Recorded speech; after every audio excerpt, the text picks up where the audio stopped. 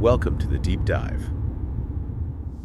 You scroll through the news every day, and it just feels like a jumble of random facts, doesn't it? It absolutely does.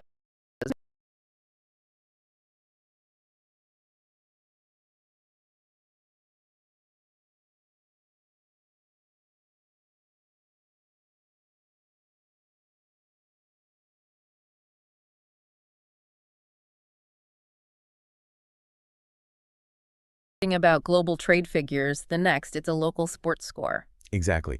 And it's so easy to miss the connections. The Yeah. challenge isn't getting the information, it's figuring out how it all fits together into one coherent picture.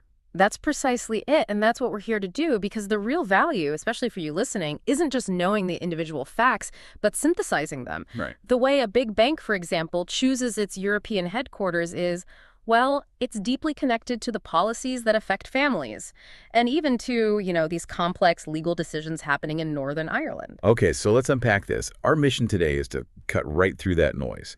We've gone through a whole stack of recent sources to give you a really detailed snapshot of Irish life and finance.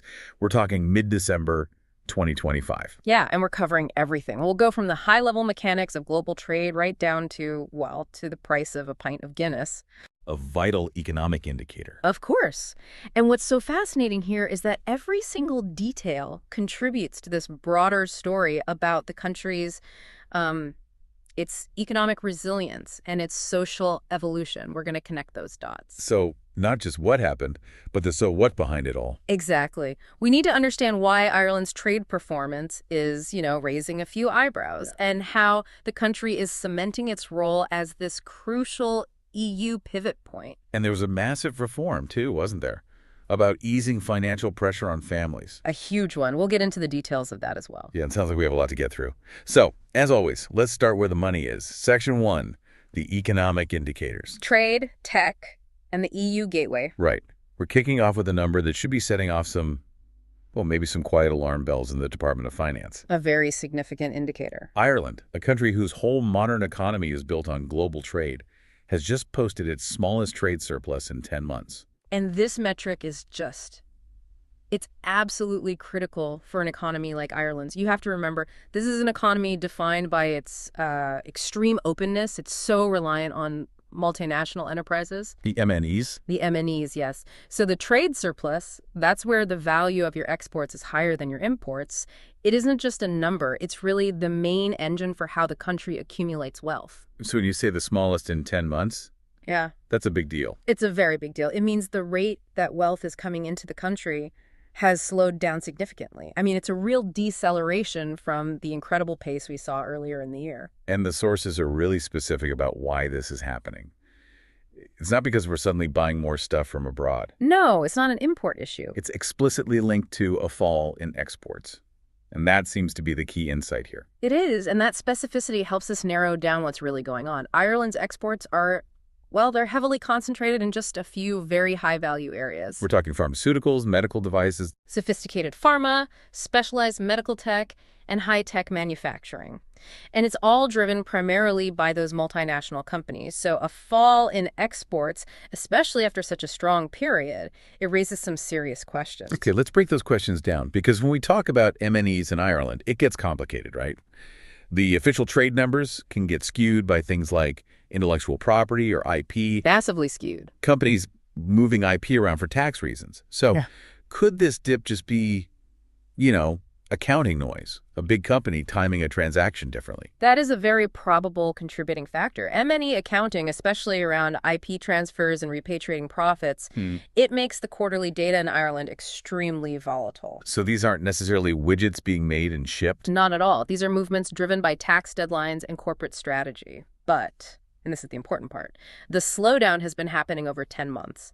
That suggests it's something more than just a one-off accounting thing. Okay, so if it's not just noise, what are the other possibilities? Well, if we look at the underlying structure, a prolonged fall like this points to two more concerning scenarios. And the first one is something Ireland can't really control: weakening global demand. Exactly. If the U.S. market or key markets in Europe are slowing down, then demand for the high-value drugs or the microchips that are made in or channeled through Ireland, that demand is going to soften. And with inflation and recession fears in other big economies, that seems plausible. Very plausible. It's an external headwind. In that case, Ireland is just reacting to these bigger macro trends. But the second scenario, that's maybe more of a headache for policymakers at home? Yeah. Internal issues. That's where the domestic challenge lies, yes. If this fall in exports is sustained, it could point to supply chain problems or maybe labor shortages in those really high-skilled sectors. Or even just the rising cost of doing business, like energy prices. Precisely. Things that make Irish production less competitive globally. The big M&Es usually have huge buffers, but they might be facing real operational headwinds that just weren't there at the start of 2025. So if it's scenario one, the global slowdown, Ireland basically has to wait it out. More or less, yes. But if it's scenario two, the domestic issues, then getting that export momentum back requires real policy action. Things like housing, infrastructure, labor supply. And that's much harder. But either way, the main signal this metric is sending is that prudence is needed. Prudence is the word. It is. The whole Irish economy relies so heavily on those massive and often volatile corporate tax receipts and the big trade surpluses to fund everything else. All the domestic spending we're going to talk about later. All of it. So Yeah. any dip like this has to be scrutinized really carefully. Policymakers will be asking, is this a temporary correction after an unsustainable high, or is this the start of a real softening in that export engine? From the listener's perspective, why should you care about this number? It feels a bit abstract. Because that trade surplus gives the government fiscal space. It's room to maneuver. A healthy surplus means the government has the flexibility to do big things, like the childcare subsidies we're about to discuss. And if that surplus shrinks, That flexibility vanishes. And that could force some really painful choices about national debt, about infrastructure projects, public sector jobs. A steady ship really depends on keeping that trade balance positive. it's a pretty sobering backdrop. But almost immediately, the sources give us this powerful counter-narrative showing where Ireland is actually gaining momentum. It's a huge piece of news. The fintech giant Monzo has received an Irish banking license. And this is just a textbook example of Ireland using its regulatory stability to pull in that future-focused investment. It's a direct counterweight to the potential dips in those traditional export sectors. And this is where it gets really interesting for me, because this isn't just any old license application. Monzo is a behemoth in the UK challenger bank space. They've been a massive disruptor. A huge name in fintech. And the explicit reason they gave for setting up in Dublin is for expansion into the EU. This is the definitive post-Brexit story playing out right in front of us. It's a structural realignment of European finance. Explain that. What do you mean by that? Well, when the UK left the European Union, its financial services firms lost their passporting rights, and those rights were critical. Passporting. That basically let a bank authorized in, say, London, operate freely across the whole EU, right? Exactly, across the entire European economic area. By getting an Irish license from the Central Bank of Ireland, Monzo instantly gets all of those rights back. So Ireland isn't just another office for them, it's the hub. It's the regulatory gateway for their entire European ambition. The absolute operational and regulatory hub. But why Ireland? Why not Frankfurt or Paris? They also offer that EU access. It comes down to a few key factors. The first one is obvious. The linguistic and legal familiarity, common law, English as the main language, close cultural ties. It just makes the whole transition much smoother for a UK-based company. And the second? Expertise. Ireland's central bank has built up this reputation for being very robust, but also pragmatic. They know how to handle these complex financial structures and the regulatory needs of the big multinationals. They can handle the speed and scale of a fintech operation like Monzo. So we're seeing this shift, then, from the old traditional banks to this very digital model.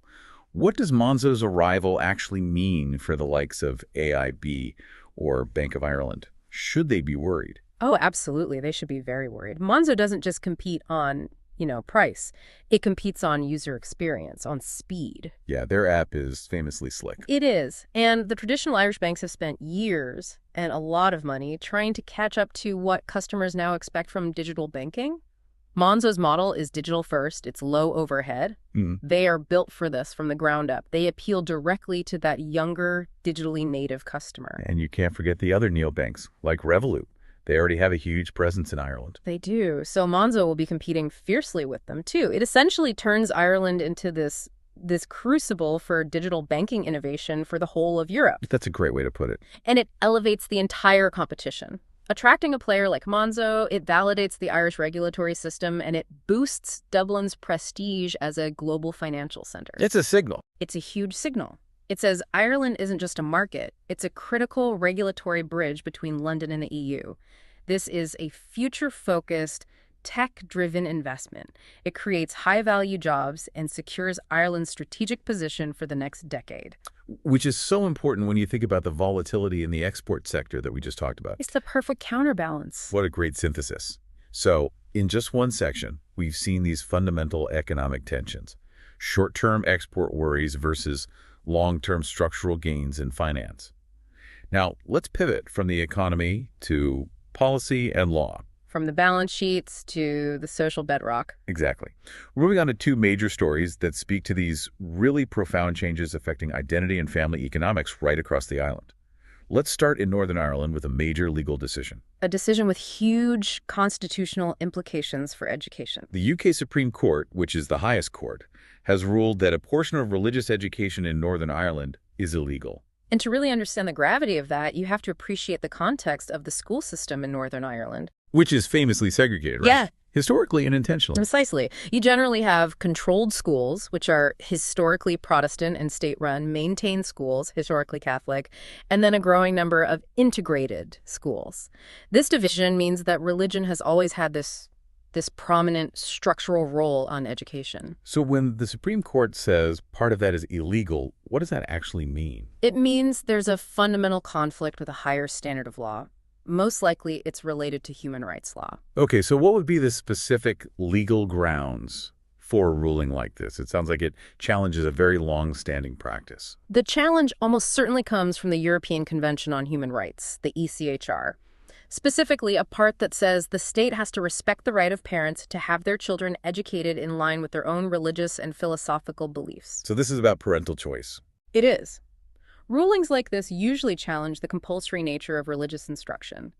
It's not about teaching about different religions in an academic sense. It's about mandatory instruction in a specific religion, especially in a state-funded school. So if a state-funded school is making, say, a non-religious child or a child from a minority faith take part in specifically Christian worship, Yeah. the court is saying the practice is illegal under UK law. That is the core of the conflict. It forces the state to guarantee religious neutrality and non-discrimination within the curriculum. The illegality comes from a breach of fundamental rights. And given Northern Ireland's history, this is it's explosive. It touches on the very foundation of identity and the relationship between the state and faith-based institutions. Absolutely. It sounds like a victory for secularism. Yeah. But the practical side of this must be incredibly difficult to implement. What happens now on the ground? The immediate consequence is that there has to be a significant curriculum overhaul. The Department of Education can't just ignore a Supreme Court ruling. They have to mandate changes to ensure that the religious education curriculum is, objective, impartial, and non-discriminatory. So more teaching about various faiths rather than instruction in one faith. That's usually the direction it takes, yes. But the political dimension here is huge. I can only imagine, given all the sensitivities around identity and tradition there. It enters a highly politicized environment immediately.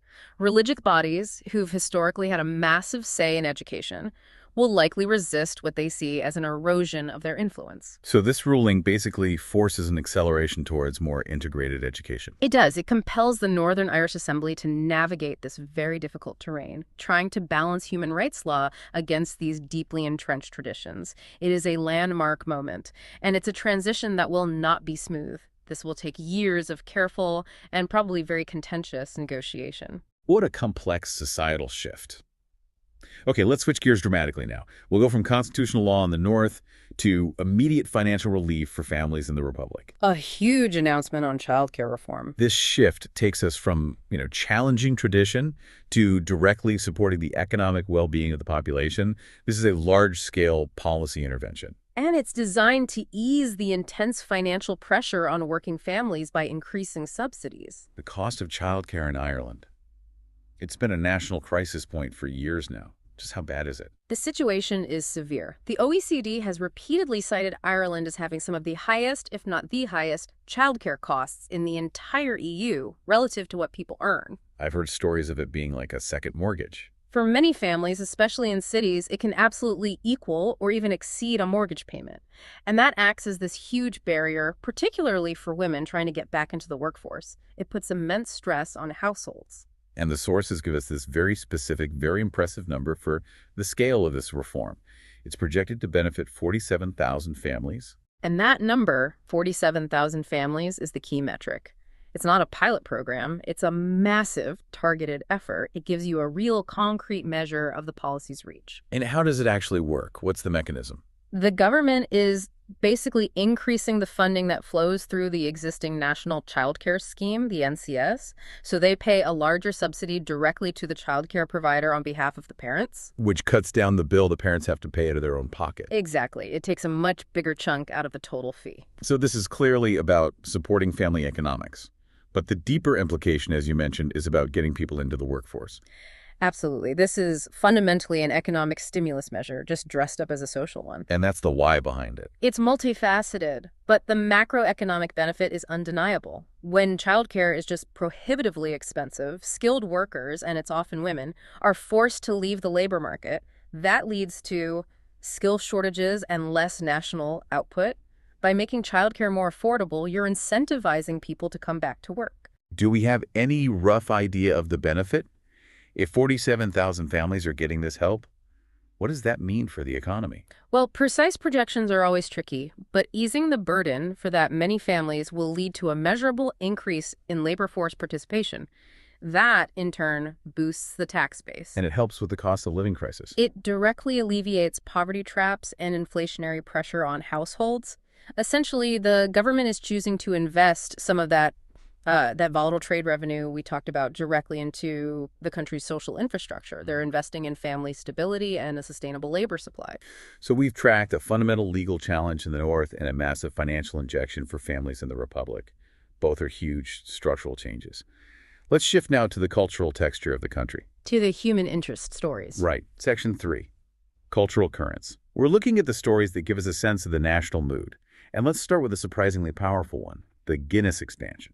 This is one of those headlines that seems simple on the surface, just a bit of retail news, but it really encapsulates this much larger debate about globalization, price, and local identity. So the core information is that Wetherspoons, the huge and often controversial UK pub chain, is going to start serving Guinness for the first time in 6 of its Irish pubs. And for anyone listening outside of Ireland, you have to understand, Guinness isn't just a beer, it's a national icon. The whole process of pouring a perfect pint is almost a ritual. The pub itself is a core social institution. So a big chain like Wetherspoons coming in and serving the iconic drink, that's a major cultural event. It is. And the detail that really brings this to life is that the prices were specified in the announcement. Oh. Wetherspoons operates on a massive scale. They use their buying power to offer prices that are often way lower than a traditional independent Irish pub. By announcing the price, they're essentially starting a subtle price war. Which raises a fascinating question. Can the traditional pubs, with their smaller scale and higher overheads, actually compete with a corporate giant that's undercutting them on the national drink? And that's the heart of the local anxiety. The traditional pub experience is about personal service. It's about atmosphere. It's not the same as a standardized chain. The fear is that if Wetherspoons can sell Guinness consistently for less, it will put unbearable pressure on those smaller, family-run places. It's a classic debate, isn't it? Yeah. Consumer benefit from lower prices versus the potential loss of cultural fabric. Exactly. It's a story about the homogenization of the pub scene, so it's much more than just retail news. Okay, from the cultural debate over a pint, let's move to something very different. National prestige and state capability. The Air Corps upgrade. So Ireland has a policy of military neutrality, but it still needs robust infrastructure to carry out its diplomatic and security duties. And the core news here is that the Irish Air Corps has a new VIP aircraft, the Dassault Falcon 6X. The Falcon 6X. That's a modern long-range executive jet. For a neutral nation, isn't that a bit of an expensive status symbol? It's often painted that way, but strategically, it's an essential tool for a country that wants to be influential on the global stage. Ireland's neutrality doesn't mean isolation. Not at all. It's an active member of the EU and the UN. It's heavily involved in global trade, in peacekeeping. This new jet reflects a commitment to modernizing governmental transport. It's about ensuring secure and rapid travel for top officials, the Taoiseach, the president, to critical diplomatic missions. And the high spec of the jet, the long range, that signals a need for independent global reach, doesn't it? So they don't have to rely on chartered flights or other countries in a crisis. That's precisely it. It secures sovereign transport capability, and these jets are also highly adaptable. Their primary use is for government transport, but they often perform other vital roles. Like Rapid, long-distance medical evacuations, for instance, which require speed and high altitude, or swiftly deploying expert teams during an international crisis. It's an investment in diplomatic efficiency and national responsiveness. that adds some important context. Okay, from the highest levels of government to the grassroots of Irish identity, the GAA. The Gaelic Athletic Association, it really is the social glue of the island. It's so much more than just hurling and Gaelic football. It's community, it's history, it's this source of intense local pride and rivalry. And the specific story here is a very human one. Mark Coleman, a player, expressed optimism about the Cork team's prospects right after a defeat. And this seemingly small note just provides this essential cultural texture. It highlights the resilience, the forward-looking spirit that's so embedded in Irish sports.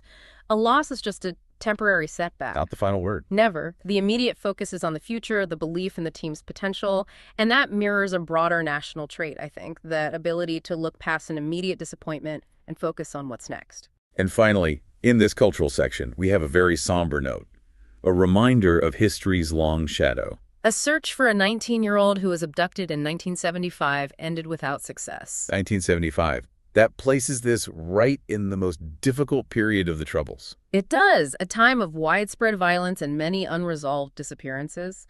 The fact that this search, happening almost half a century later, failed to bring any closure, it's just a devastating blow for the family and the community. And yet it speaks to this persistent hope, doesn't it? That the state and the community are still pouring resources into finding answers all these decades later. Yes, it does. It reminds you that time doesn't lessen the need for truth. The failure to provide closure, despite all that effort, is this powerful, somber moment of reflection. It's a necessary counterweight to the headlines about economic success and policy reform. A really powerful set of contrasts in this section. Okay, as we near the end of our deep dive, we land on a topic everyone can relate to, especially in mid-December. The weather. And specifically, that annual feverish hope for a white Christmas. The annual ritual where festive hope clashes with meteorological reality. And our sources capture that conflict perfectly. There was this initial flurry of speculation, a weather forecast, suggesting possible snow on Christmas Day. The dream. The dream. But it was immediately qualified with that crucial caveat, not yet guaranteed. And then, of course, the voice of scientific certainty stepped in to manage everyone's expectations. Met Arian, the official meteorological service, weighed in and stated clearly that a white Christmas in Ireland is unlikely because of the current weather patterns. The bearer of bad news. Why is that? Why is Met Arian so often dashing our hopes for Christmas snow? It really just comes down to Ireland's geography and the overwhelming influence of the Atlantic. The jet stream usually brings in these mild, wet, and windy conditions. Not exactly snowmaking weather. Not at all. For a white Christmas, you need a very specific, sustained flow of cold air, usually from a big, high-pressure system over Scandinavia or Siberia.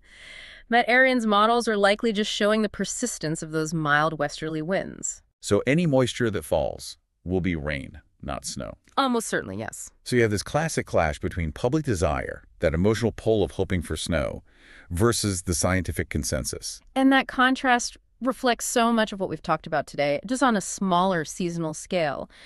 The human tendency to hope for the ideal, despite the practical reality. It's like hoping for a massive rebound in exports. Exactly. People hold out hope for that perfect dusting of snow, just like policymakers hope for a sudden economic reversal.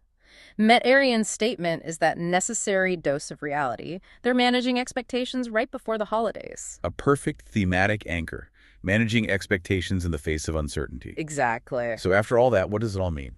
We have covered a huge amount of ground in this snapshot of Ireland.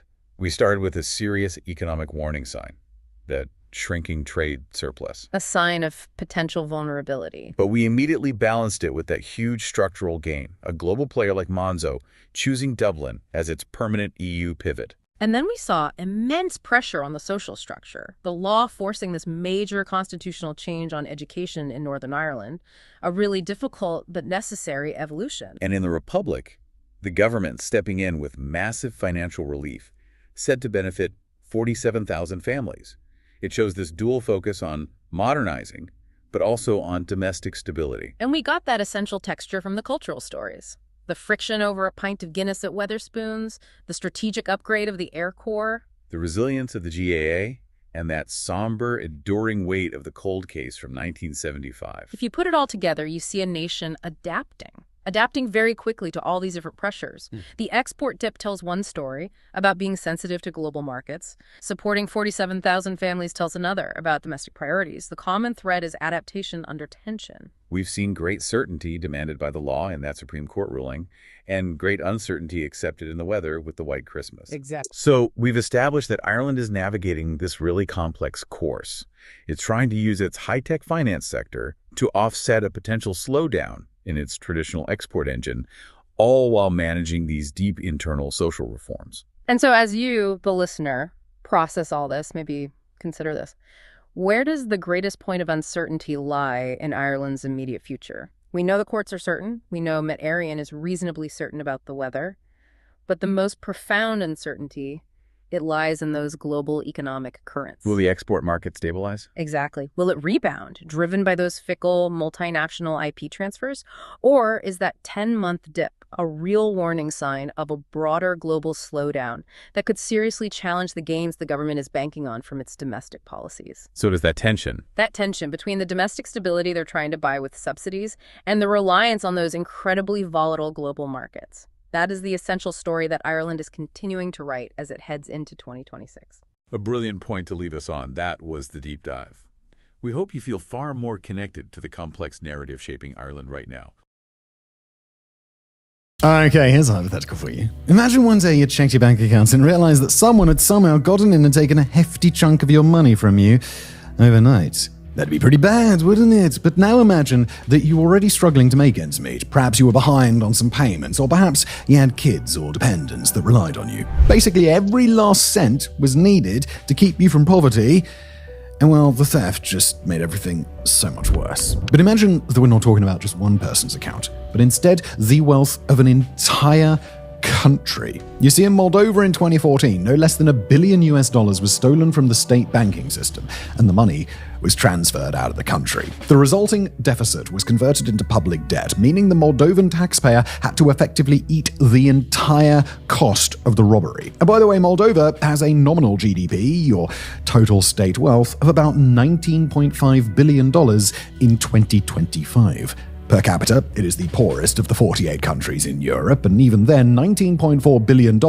is still twice what Moldova's GDP stood at in 2014. So yeah, in 2014, Moldova's entire state wealth was $9.4 billion, meaning that that year's robbery had taken away around 12% of its entire GDP. Now, finally, imagine that the person held as responsible for such an apocalyptic level of fraud was not in prison, not living in shame, but instead living comfortably abroad. No doubt, they got a lot of money, all while supporters organized protests back home in his defense, and that even there was a political party which still bore his name. Well, if you can imagine all this, you can imagine the case of Ilan Shaw and the Great Moldovan Embezzlement Scandal, one of the worst state robberies of all time. As you might know, the fall of the Soviet Union and communism came with great ills for most of the former constituent republics and their populations. While most managed to avoid complete political meltdown, what came post-1989 was years of social crisis, corruption, lawlessness, massive inequality, economic destitution, and often mass immigration. Moldova, a small nation on the eastern fringe of Europe, suffered just as much as anybody else. Even in the withering days of the USSR, it was one of the poorest Soviet republics, having no heavy industry of its own and being largely reliant on Moscow for subsidies. That safety net went out the window when the Union disbanded in late 1991. Unlike many other transitioning states, Moldova even suffered domestic political instability as separatists in the Russian-speaking region of Transnistria fought a 2-year conflict to secede from the mostly Romanian-speaking rest of the country. This resulted in around 1,000 deaths, steep ethnic division, and a Russian military presence in the breakaway region. And unfortunately, things didn't get a whole lot better after the conflict entered frozen status Christmas in July 1992. In the following decades, steep emigration caused Moldova's population, excluding Transnistria, to shrink by approximately 35%. The number of inhabitants tumbled from 2.9 million in 1989 to around 2.4 million by 2024, with the median age rising from around 28 years to around 38 in the same period. At the same time, the state suffered from an atrocious rate of corruption, with 37% of Moldovans reporting having paid a bribe of some kind in the year 2010, according to Transparency International. Average life expectancy faltered too, falling to just 66 years in 1996 before mildly rebounding to around 72 today. This gives Moldova the lowest life expectancy in Europe, lower than Russia, and even lower than the world average at around 73 years. And yet, amidst all those troubling statistics, one stood out perhaps more than any other. In 1990, on the eve of independence, Moldova's GDP was a paltry $3.5 billion.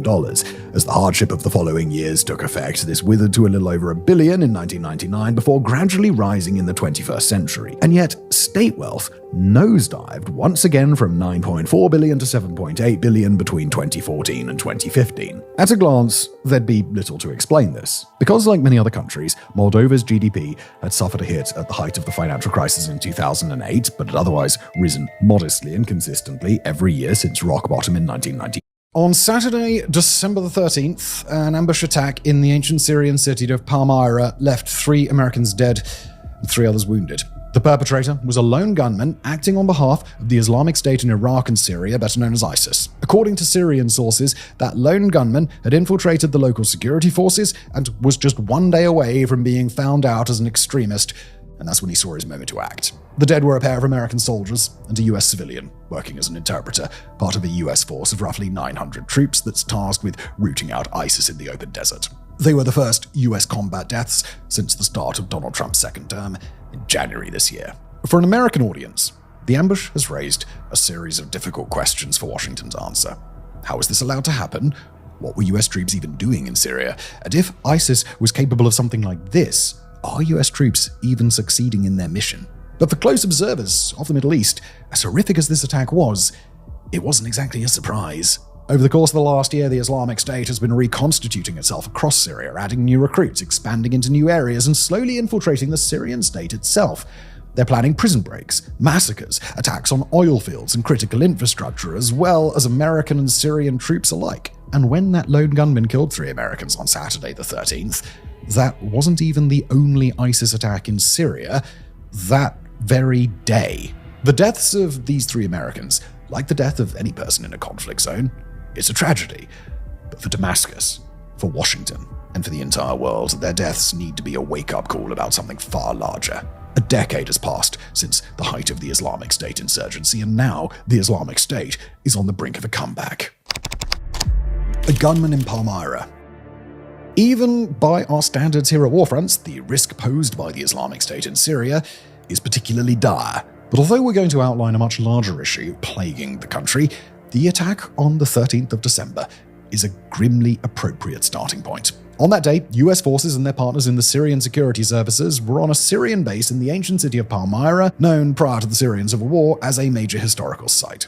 The city had spent nearly 2 years under Islamic State control from 2015 to 2017, during which time ISIS fighters set about destroying major historical sites and well-preserved monuments and structures. The destruction, according to the Islamic State, was an attempt to destroy Syria's cultural heritage while pillaging valuables and selling them off to support the Islamic State war effort. All that is to say, Palmyra has been very important to the Islamic State since the peak of its power, and although the city was later recaptured by the Assad regime, partially restored, and then passed into the hands of Syria's new transitional government, it's still located in an area where ISIS cells are known to be active. On that same base, with the Americans and their partners in the Syrian security forces, was a man who had only recently signed up to fight for Syria's interior ministry. When he joined around 2 months ago, he initially worked as a base security guard, although he had been reassigned to a local security unit just days prior to the shooting. His reassignment had happened because his higher-ups were onto him. He had been targeted as a suspected affiliate of the Islamic State, according to Syrian officials, because an unidentified infiltrator had recently started leaking information to ISIS contacts. Instead of detaining him immediately, the Syrian forces had decided to observe him in order to find out who he was talking to, who he was meeting with, and where he was sniffing around, while reassigning him to what was thought to be a safer position of guard duty. There, he was supposed to be sufficiently far away from US forces, and according to Syria's Interior Ministry spokesman, the man had been a single day away from being removed. In short, the attacker was a known quantity, suspected of being an asset of the Islamic State, and believed to be an active security threat to the US personnel at the base. All that surveillance, however, ultimately came to nothing. During a lunchtime meeting between US officers and their Syrian partners, the ISIS infiltrator arrived at their location and opened fire, killing the 3 Americans before there was even a moment to respond. Before he was neutralized, the attacker also managed to wound 3 other Americans and 3 members of the Syrian security forces who had tried to confront him. Within a few moments, armed responders at the scene were able to react and the gunman was shot and killed. He has not yet been identified at the time of writing. The 2 deceased US soldiers were both members of the National Guard, hailing from the state of Iowa. The civilian interpreter has not yet been publicly named. It was the first attack to kill US troops in Syria since the fall of Bashar al-Assad in December of 2024, and America's deadliest day in Syria since January 2019. The hours immediately following the attack were marked by a string of raids and arrests by Syria's military alongside its internal security forces. Those troops swept the wider region of Badia, where the attack had taken place, and zeroed in on a number of alleged Islamic State cells that were already known to the Syrian government, but that were under observation, similar to the gunmen in Palmyra. 5 people were arrested inside the ancient city. Also across the following day, Islamic State operatives carried out multiple small attacks across Syria, the most notable of which took place on Sunday the 14th, when 4 members of Syria's internal security forces were killed and another was wounded in an ambush in the province of Idlib. We'd also be remiss not to mention a terror attack halfway across the globe, also on Sunday, when at Australia's Bondi Beach, a father and son who'd each pledged their loyalty to the Islamic State killed 16 people and injured 43 during a Hanukkah celebration. It was Australia's deadliest mass shooting since the Port Arthur massacre in 1996, and while it's not yet clear whether any higher-level Islamic State operatives were aware of the attack before it happened, investigators have already revealed that a pair of Islamic State flags were found in the car that the gunman had brought to the scene. We should note that another planned attack in the west, disrupted in Germany's Lower Bavaria region, which planned to attack a Christmas market, does not appear to have been linked to the Islamic State movement, according to German authorities. All in all, that weekend was one of the bloodiest 2-day spans around the globe for the Islamic State movement since the late 2010s. But the weekend's events also point to a larger and more troubling reality, and one that diligent Syria analysts and radicalization experts have been warning about for quite a while. The Islamic State is in the process of reconstituting, building itself back up after several years spent lying low, and the nation of Syria is believed to be the heart of their resurgence. Not only was Syria the home of ISIS's attempts to build a caliphate in the mid-2010s, stretching between Syrian and Iraqi territory for multiple years, but it's a nation that's only just emerged from a devastating civil war where a weak central government and nationwide chaos have created the perfect environment for an extremist movement to thrive. Today, Syria is known to be home to a rapidly rebuilding network of ISIS cells, and those cells have started to graduate from extortion, fuel tanker ambushes, and the laying of roadside bombs into a series of more direct confrontations with Syrian forces. Now, although Syria's current leadership after the fall of the Assad regime has presided over its fair share of atrocities, we've got to be very clear, this is not a situation where an Islamist movement took over Damascus and immediately started supporting a more radical Islamist movement in the countryside. Say what you want about the Syrian transitional leader Ahmed al-Sharab and his inner circle, and to be clear, there is a lot that you could say, but they and the Islamic State movement have been exceptionally bitter enemies for the last decade. Syria's state security forces haven't been totally adequate in dealing with ISIS, just see this latest round of attacks, but they do appear to be doing the best they can to bring down the movement, even as they make frequent and fatal miscalculations, and also perpetrate unrelated massacres and atrocities on several of Syria's minority groups.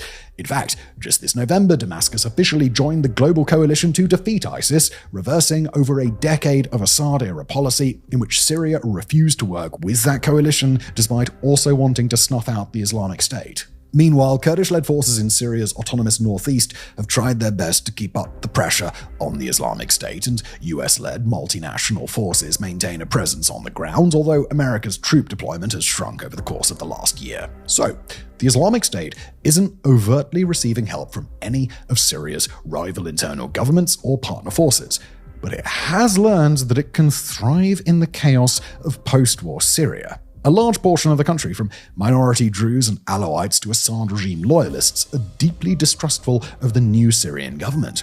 Syria's forces are disorganized, undertrained to serve in a counterterrorism role, and trying to work alongside extremist paramilitaries that bear responsibility for the worst of the country's recent massacres. Syria, as well as its major backer Turkey, are placing pressure on Kurdish-led forces in the northeast, forcing those Kurdish forces to redirect their soldiers away from anti-Islamic State duties at a time when a shrinking foreign troop presence plus a weak government presence in the sparsely populated southeast have already allowed the Islamic State to run wild. In short, Syria has become the perfect environment for the Islamic State to rebuild, and they've been doing just that non-stop for the last year and more. ISIS resurgent. Now, even before the Assad regime collapsed, Middle East experts were already sounding the alarm that the Islamic State was coming back. Not only that, but they were emphasizing that the Islamic State was different now, more decentralized, more cunning, and more operationally aware. This was no longer the same group of young, hot-headed ultra-radicals that had tried to establish a caliphate, believing that they could stand up to global air power and withstand a concerted worldwide attempt to eliminate them. This was a group that had learned the lessons of its initial defeat and had undergone a complete rethink of its tactics and strategy in order to survive. Today's ISIS organization, that is, the Islamic State of Iraq and Syria, is just one node in a far larger Islamic State network around the world. Using the internet, major Islamic State outfits in the Sahel, West Africa, Somalia, Mozambique, Afghanistan, the Philippines, and elsewhere can collaborate with global financiers, recruiters, and operational planners, supporting each other through a system that leverages digital stealth, money laundering, secretive finance networks, and even artificial intelligence to great effect. On the ground, ISIS has learned to decentralize itself across Syria, spreading into cities, towns, and villages all over the nation, staying low to the ground and using encrypted communications to avoid detection. They've learned to operate like organized criminals, as well as jihadists, funding themselves through armed robbery, extortion, kidnapping, drugs, weapons, and human trafficking, and whatever other illicit enterprise will pay the bills. They've been able to let go of their aspirations to establish a caliphate at least any time in the near future, and they've recognized that in practice, all that their attempted caliphate achieved was to gather their fighters in full view of coalition bombers. They've established cross-border transnational networks in Iraq. They've worked out mutually beneficial arrangements with other extremist groups they once might have fought, and although it's practically impossible to know their recruitment numbers with any certainty, they appear to have swelled their ranks with thousands of new fighters over the last few years. This is a problem that international leaders have known about all along. In July 2024, US Central Command warned openly that ISIS was working to reconstitute itself, and under America's Biden administration, US troop deployments surged into the thousands to try and address the problem. Since the start of the Trump administration, however, those deployments have shrunk again, and Washington has made clear that it might withdraw entirely. While the US has engaged in high-profile precision airstrikes and ground raids in 2025, those actions have mostly targeted senior-level ISIS operatives who are important to the movement, but who are very easily replaced in an operation that's built to be decentralized because ISIS knows that most of its high-ranking operatives will be killed sooner or later. Syria's new security forces, as we've mentioned, have worked to keep ISIS as constrained as they can, and they too have carried out regular raids and mass arrests while breaking up hidden cells. But they've often found themselves on the receiving end of Islamic State ambushes, and their preference to monitor cells in hopes that cells under surveillance will reveal the existence of others has a tendency to backfire. While Kurdish-led forces continue to deal with the Islamic State where and when they can, they've had to shift into a far less proactive posture, while starting to release and repatriate ISIS fighters and supporters held in massive camps in the northeast. All told, even though security forces are still trying to deal with the ISIS threat, it just hasn't been enough. Judging by their recent actions, it appears that ISIS fully understands that this situation presents it with an opportunity, not just to pursue its objectives quicker or more openly, but to broaden its ambitions in this permissive environment. For one thing, it appears that the presence of an ISIS infiltrator within Syria's security forces was far from a one-off occurrence. According to Damascus insiders, hundreds of ISIS loyalists may have wormed their way into the Syrian military or the interior security services, taking advantage of rushed recruitment processes and insufficient vetting. They've also taken the opportunity to move deeper into Syrian cities with larger, better armed cells now able to hide out inside major population centers. Perhaps most troubling of all, their long-time focus on Syria's ISIS prison camps appears to be shifting from a focus mostly on observation toward future operations in the near term. Roughly 25,000 refugees, mostly women and children, currently live in Syria's Al-Hol camp, where a well-organized faction of women loyal to ISIS are known to carry out internal repression and indoctrination. As one camp administrator put it, speaking to the New York Times just weeks ago, quote, "All of the women here are radical. They all stayed with the Islamic State until the end. But the bigger problem is that the mothers are educating their kids according to the Islamic State ideology." End quote. Not far away, over 8,000 ISIS fighters are confined in massive prisons, technically watched over by Syria's autonomous Kurdish-led faction, but in practice, watching the number of guards and their available resources continually shrink. Put yourself in the position of a high-level ISIS operative, free in the countryside, with dozens or hundreds of armed fighters at your disposal, and the objective is clear: orchestrate a jailbreak as soon as possible. Syrian and international officials attest that multiple jailbreak attempts and prison attack plots have been thwarted this year alone, and while that does show that Syrian and partner forces can stay ahead of those attempts for now, it also shows that the prisons remain a critical priority for ISIS. In January of 2022, a major Islamic State attack in the Al-Sinnar prison led to the escape of hundreds of prisoners, with 346 ISIS fighters and 159 Kurdish paramilitary troops killed over the course of the battle. Today, if ISIS were to try something similar, Kurdish forces wouldn't be able to put up the same sort of fight, essentially because they've got fewer resources and personnel at their disposal. Worse yet, with the US disengaging from Syria and from Kurdish forces specifically, it's not clear that they'd get much help from the outside. ISIS, by contrast, appears to have learned a lesson from that battle. If they're going to try a jailbreak on that scale again, then they'd better make sure it works, and they'd better leverage maximum firepower to make that happen. Of course, even if the Islamic State did free all those prisoners, it's highly unlikely that they would try and restart the caliphate of the 2010s. But that's mostly because ISIS now has a much better understanding of when and how it can cause damage. Even though the Islamic State's eventual goal is to build, well, the Islamic State, it learns that it can get a lot further by creating chaos than by trying to capture territory too early. And as we're discussing insurgency and counterinsurgency, it's here that the numbers in Syria really start to favor the Islamic State in a way that should be chilling to onlookers all across the globe. Look at the impact of one single jihadist who was able to infiltrate one single camp and carry out one single attack on December the 13th. The leader of the United States is vowing, quote, "very serious retaliation." The attackers shared the global news cycle with another Islamic State-inspired attack in Australia, and while the group might have to absorb a bit of short-term pain, its attacks are likely to benefit ISIS in several ways at once. Over the course of the weekend, through a handful of attacks and primarily the work of just 3 men in Syria and Australia, the Islamic State may be able to accelerate America's withdrawal from Syria, erode international trust in Syria's security forces, intensify the disagreements between the Syrian government and the Kurdish-led northeast, spread panic and terror in Australia, and force world governments to expend significant resources on domestic counterterrorism and surveillance. Now multiply that impact tens of thousands of times to account for all the ISIS fighters spread out across Syria and all the fighters who may soon be broken out of their prison camps.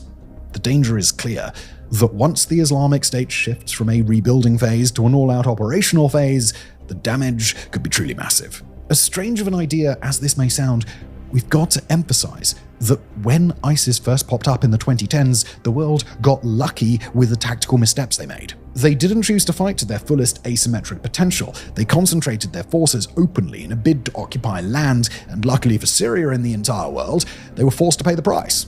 But the ISIS of the 2010s is very different. It's smarter, it's more cunning, and it's willing to delay its high ambitions for as long as is necessary to cause maximum damage today. The world has been far too slow in countering this resurgent threat, and although now the world might be in the process of waking up, it's waking up too late.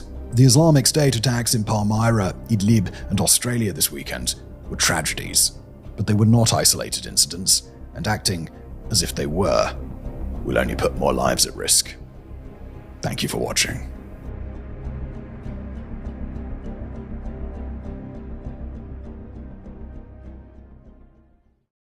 Rebuilding Syria was never going to be an easy process, but 4 months after the fall of Bashar al-Assad, you'd be well within your right to believe that Syria is doomed. From incredibly brutal sectarian violence in the nation's northwest, growing mistrust of a leader with an exceptionally dark history, to the crush of international sanctions and the ongoing tug of war over Syria by more powerful world nations, this fragile nation faces a very grim set of circumstances. Right now, it feels as if Syria is on a knife's edge, still capable of growing into something greater than it once was, but just as likely, if not more so, to descend yet again into madness. But today, in 2025, just as it was through the entire Syrian civil war, and even before that, explosive headlines across the globe miss one absolutely critical fact about this nation.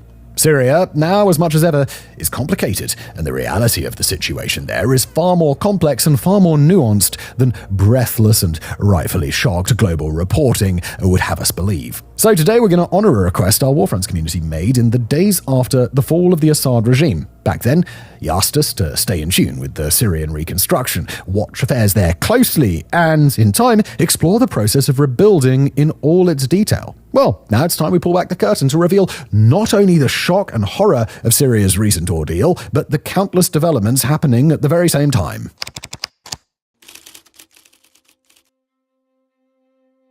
Did the Syrian war ever actually end?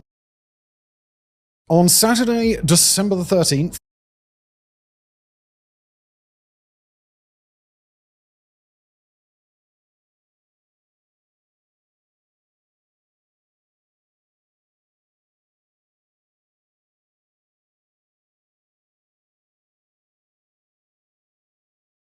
my father would tell me Jews control the media and the banking institution, the Rothschild family.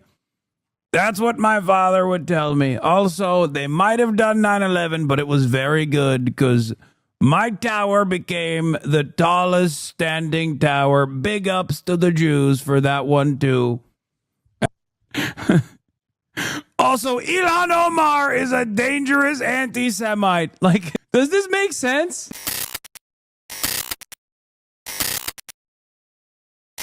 Oh, here, by the way, speaking of Israel, Hassan, yeah, Israel's number one enemy. I'm such an op to Israel that Kayagate was national news in Israel on October 7. Okay, chat. Like, think about how insane that is. Shocktober 7 made it to the Israeli airwaves on October 7. I feel like they would have probably had more consequential things to cover, like the Day of Memorial or something like that. Nope, that it still made its way to the Israeli airwaves that day. You are joking, right? No. Now I met Alan Dershowitz, and he said the legal thing about 4 more years, and I say, Alan, I agree with you, so we can do it. I'm not saying nothing. Okay. Oh, Alan Dershowitz, you say? Oh, Alan Dershowitz, you say? Jeffrey Epstein's friend, Alan Dershowitz? Also, I think this is the first time I heard Miriam Adelson speak. I did not think that was what she was going to sound like. I'll be honest. Like, because I know Sheldon's not Israeli, right? I knew that Miriam is. I just didn't know how Israeli she was. Yeah. Alan kept my pants on the entire time I was with Jeffrey Epstein Dershowitz. Alan, we must lower the age of consent constitutionally. Dershowitz. Where's Alan? Alan is here. Oh, he had a flight. 4 years. Alan is 4 years. Think about it. Thank you. Maybe I will be the first one who told me, or second. Yeah. She said, think about it. I'll give you another 250, but... I can't. This is a flex, brother. This is a flex. They're dabbing on us. They're flexing on us. It's just, well, how can you read this as anything but just a straight up flex? You've been so good to Israel. Maybe you do 4 more years, huh? Come on, dude. Come on, dude. Brother, the anti-Semitism is about to become so rampant. Did you see this? I said, this is our first Jewish president.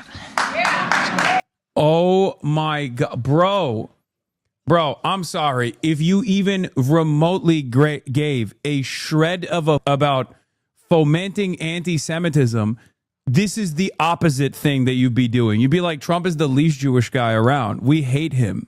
Okay? Are you kidding me? Are you kidding me? Oh my God, brother. They every day, it feels like when they did the Shabbat Shalom shit, or what was it? No, it was Mahmoud. Didn't they say Shabbat Shalom? What did they say? Shalom Mahmoud or something? What was it? Yeah. When they were deporting or trying to deport Mahmoud Khalil, and they were like, and the DHS account literally wrote straight up, Shalom Mahmoud. Yeah, better think twice before you protest against Israel next time around. Like, when they posted that, I was like, what the fuck are they doing? What the fuck are they doing? This kind of stuff, dude, this kind of stuff is so insane. Who's the dude with the specs? That's Mark Levin. Like, I can't, it feels like they're just literally, hitting the button over and over again. They're like, what are you going to do? Yeah, no. On the one hand, they're like, excuse me, it's very anti-Semitic to literally reflect on the things that you are seeing on camera and repeat it, while also it almost feels like they're inviting the conspiracy over and over again. And I said, this is our first Jewish president. Now he's the first Jewish president to serve two not consecutive presidencies. We thank you for everything. That's right. Bad things happened on the second one. Namely, the election was rigged. And we found out, and you see that happening. But and you are the greatest president. Thank you very much. And God bless you. I miss you. This is insane, dude. Like, dude. This is every Nazi is coming in their pants looking at videos like this to be like, see, we told you. So we have Jewish person Adin Ross doing Jewish money grubbing gestures, and we have Trump being declared Jewish. This is my favorite time to be Jewish. Yeah, is not exactly the best time. Let's be real. It's like they looked at a David Duke handbook and were like, let me open the chapter that says Zog, a Zionist occupied government, and look at what some of the most common conspiracies are around this sort of thing. And then let's just lean into it publicly as a joke. I'm sure at a time when like anti-Semitism is peaking, no one will look at that and think, holy shit, it was real all along. Okay? Like, what are you doing? Fantastic. Trump privately spoke with his former impeachment attorney, Alan Dershowitz, about potentially being president a third term. Dershowitz presented Trump a draft of his upcoming book called Could President Trump Constitutionally Serve a Third?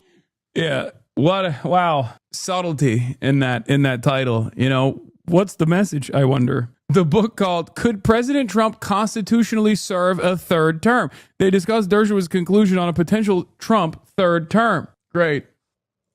you like Israel. Hold on. And he loves it. You can see who pulls the strings. This makes me feel sick. Puppet. Israel, good boy. U.S. woof woof. Sickening. A lot of innocent blood on their hands. United States of Israel. I just don't think these guys are thinking far enough. Maybe I'm crazy, but I genuinely don't think. I think these dudes feel untouchable. I think they're hopped up on their own farts and legitimately think that this is not going to make people extra anti-Semitic. It's crazy. There's no grand conspiracy here. I don't think it's about like fomenting anti-Semitism in the West so that, you know, Jews feel less safe and therefore feel more secure in Israel or feel like they have a sense of, you know, they have an obligation to defend Israel or anything like that. I know that it was the common meta in the past, but I don't think I don't think the Zionists realize that this kind of anti-Semitism, this kind of fomenting of anti-Semitism will eventually have blowback, will eventually have consequences, demands of severing ties with Israel as well. And without Western support, if Israel thinks they can continue this song and dance, if Israel thinks they can continue behaving this way, then they're wrong. Israel will not get the unlimited support from the West. Israel will not consistently get the unlimited support from the West if... Wait, what the... Sorry. Bubba. Hold on. I One second. 6 years ago, I was up here, gotta get the door. Hold on. Oh. and I said, this is our first Jewish president. Now he's the first Jewish president to serve two not consecutive presidencies. We thank you for everything. That's right. Bad things happened on the second one. Namely, the election was rigged. And we found out, and you see that happening. But And you are the greatest president. Thank you very much. And God bless you. I miss you. Oh, thank you very much. Thank Christian you. is Thank you staying. very much. Christian is staying here because Austin is too cheap to get him a hotel room. And he was at the door, and he had no way of he was at the door and had no way of getting inside. As president of the United Trump says Congress is becoming anti-Semitic. He says Omar hates Jewish people at the Hanukkah event. Brother, oh, you don't know a damn thing, okay? On the one hand, he's got Mark Levin kissing him on the cheek going, this is my Jewish president. And then he turns around and he's like, Congress is getting anti-Semitic. I don't think he realizes what his fandom looks like right now. States, I will always support Jewish Americans, and I will always be a friend and a champion to the Jewish people. I have been, and I will say, if you go back 10, 12, 15 years ago at the most, the strongest lobby in Washington was the Jewish lobby. It was Israel. That's no longer true. You have to be very careful. You have a Congress in particular which is becoming anti-Semitic. You have AOC +3. You have those people. How is this anything but we hate every minority except for the Jews? You have to be woke for the Jews. Okay, you can be as racist as you want. We love racism. We love it. Don't we love racism, folks? But not the Jews. Like, if you're a Republican and you hear this, you're like, okay, the f*** is going on here? Ilhan Omar, she hates Jewish people.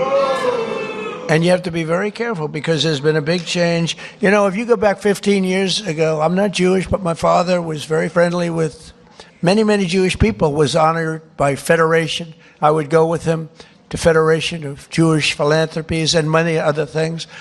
And we grew up respecting and loving Jewish people. You don't even think about it. In Brooklyn and Queens mostly. And my father didn't go to Manhattan. He never went to Manhattan from the standpoint. He could never understand how in Brooklyn you could buy a piece of land for $3 a foot and how in Manhattan you had to pay $1,000 a foot. He said, I can't get that. I don't like it. I like to buy it for $3. So it was different. It's a different thinking. In a way, I'm glad he didn't do that because he let me have some of that fun. And I had a lot of fun in Manhattan. We did great. But my father would tell me the most powerful lobby that there is in this country is the Jewish lobby. My father would tell me Jews control the media and the banking institution, the Rothschild family. That's what my father would tell me. Also, they might have done 9/11, but it was very good because my tower became the tallest standing tower. Big ups to the Jews for that one, too. Also, Ilhan Omar is a dangerous anti-Semite. Like, does this make sense? Also, yeah, he did say the 9/11 thing. That wasn't a joke. I mean, not that he didn't say Jews did 9/11, but he did say that 9/11 made his tower the longest tower in Wall Street, the tallest tower standing in Wall Street. On 9/11, by the way. Like, he called into a radio show on 9/11 the day of and said those words.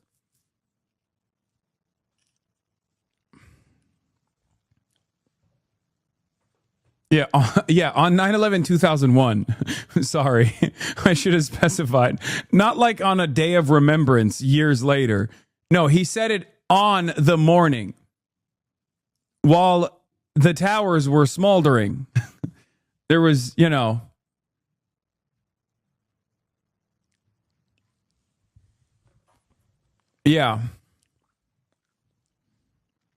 They control the media and the banks. They did 9/11, but they did it good for me. Also, I can't stand these anti-Semitic people like Ilhan Omar and Rashida Tlaib, they're anti-Semitic.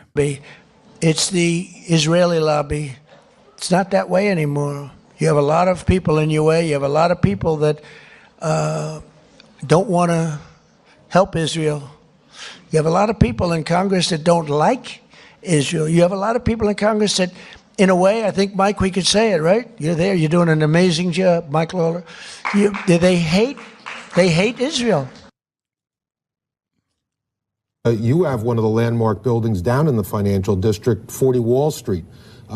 Did you have any damage, or did you know what's happened down there? Well, it was an amazing phone call I made. 40 Wall Street actually was the second tallest building in downtown Manhattan, and it was actually, before the World Trade Center, was the tallest. And then when they built the World Trade Center, it became known as the second tallest, and now it's the tallest. You think I was joking, right?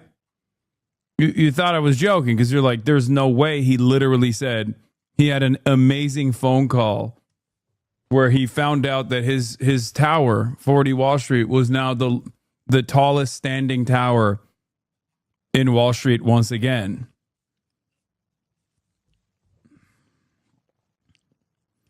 I got an amazing phone call from a friend, Mohammed Atta. He said, Donald, you're not going to believe it. Donald, you're not going to believe what I'm about to do. It's going to be the best thing that's happened to you. I said, Mohammed, what are you saying?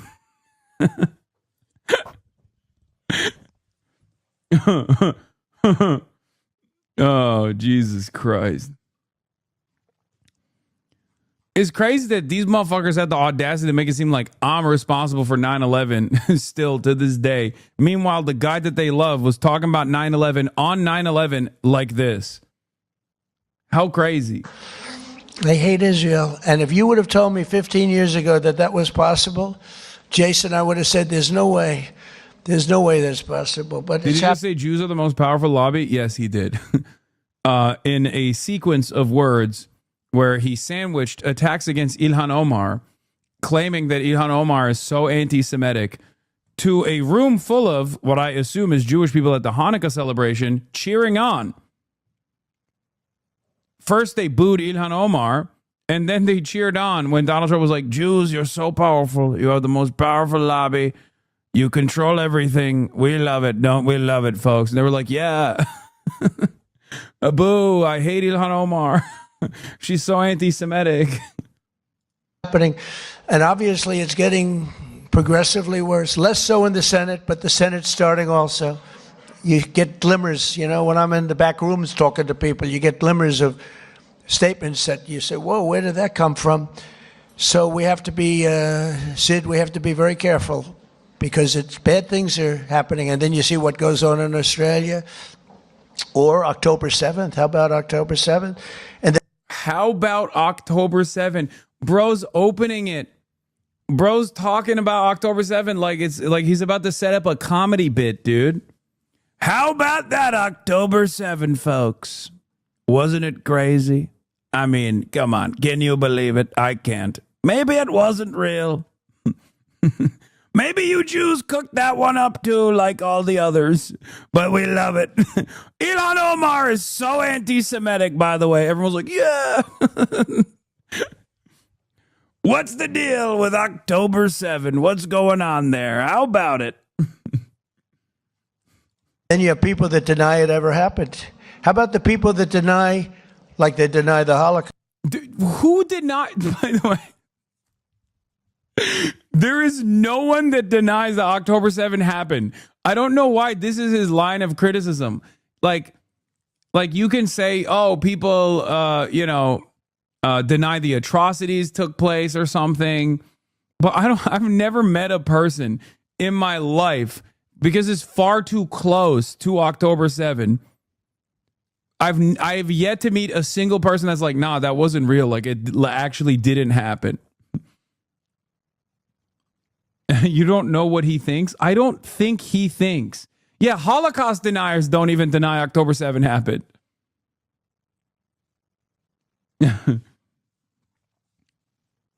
I don't even understand. Just let a white boy riv. How about those people, folks? They deny October 7 ever happened. They think that day nothing happened in Israel. Yeah, you got to give it a couple.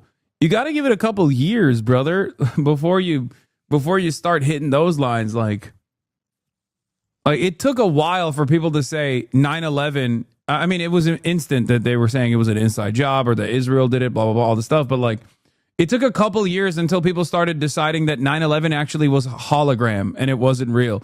Like, they didn't instantly hit that line. You know what I mean? It's too soon for you to say people deny the existence of October 7. But, you figure, well, that's just many years. Well, October 7th is not many years at all. And you have people that deny October. I saw tape that I wish I never saw it, actually. I wish I never saw it. I got to see tape that some of you got to see, but as president, I got to see things I wish I never saw. But there's no denying it. But then they'll say, oh, the tape was a rigged tape. It was a tape that never existed. They made it up. It's just propaganda. I don't know if they believe it. I don't think they believe it, but you have to be very, very careful. Bad things are happening, and we're not going to let that happen. While I'm president and the DOJ and Harmeet, we're not.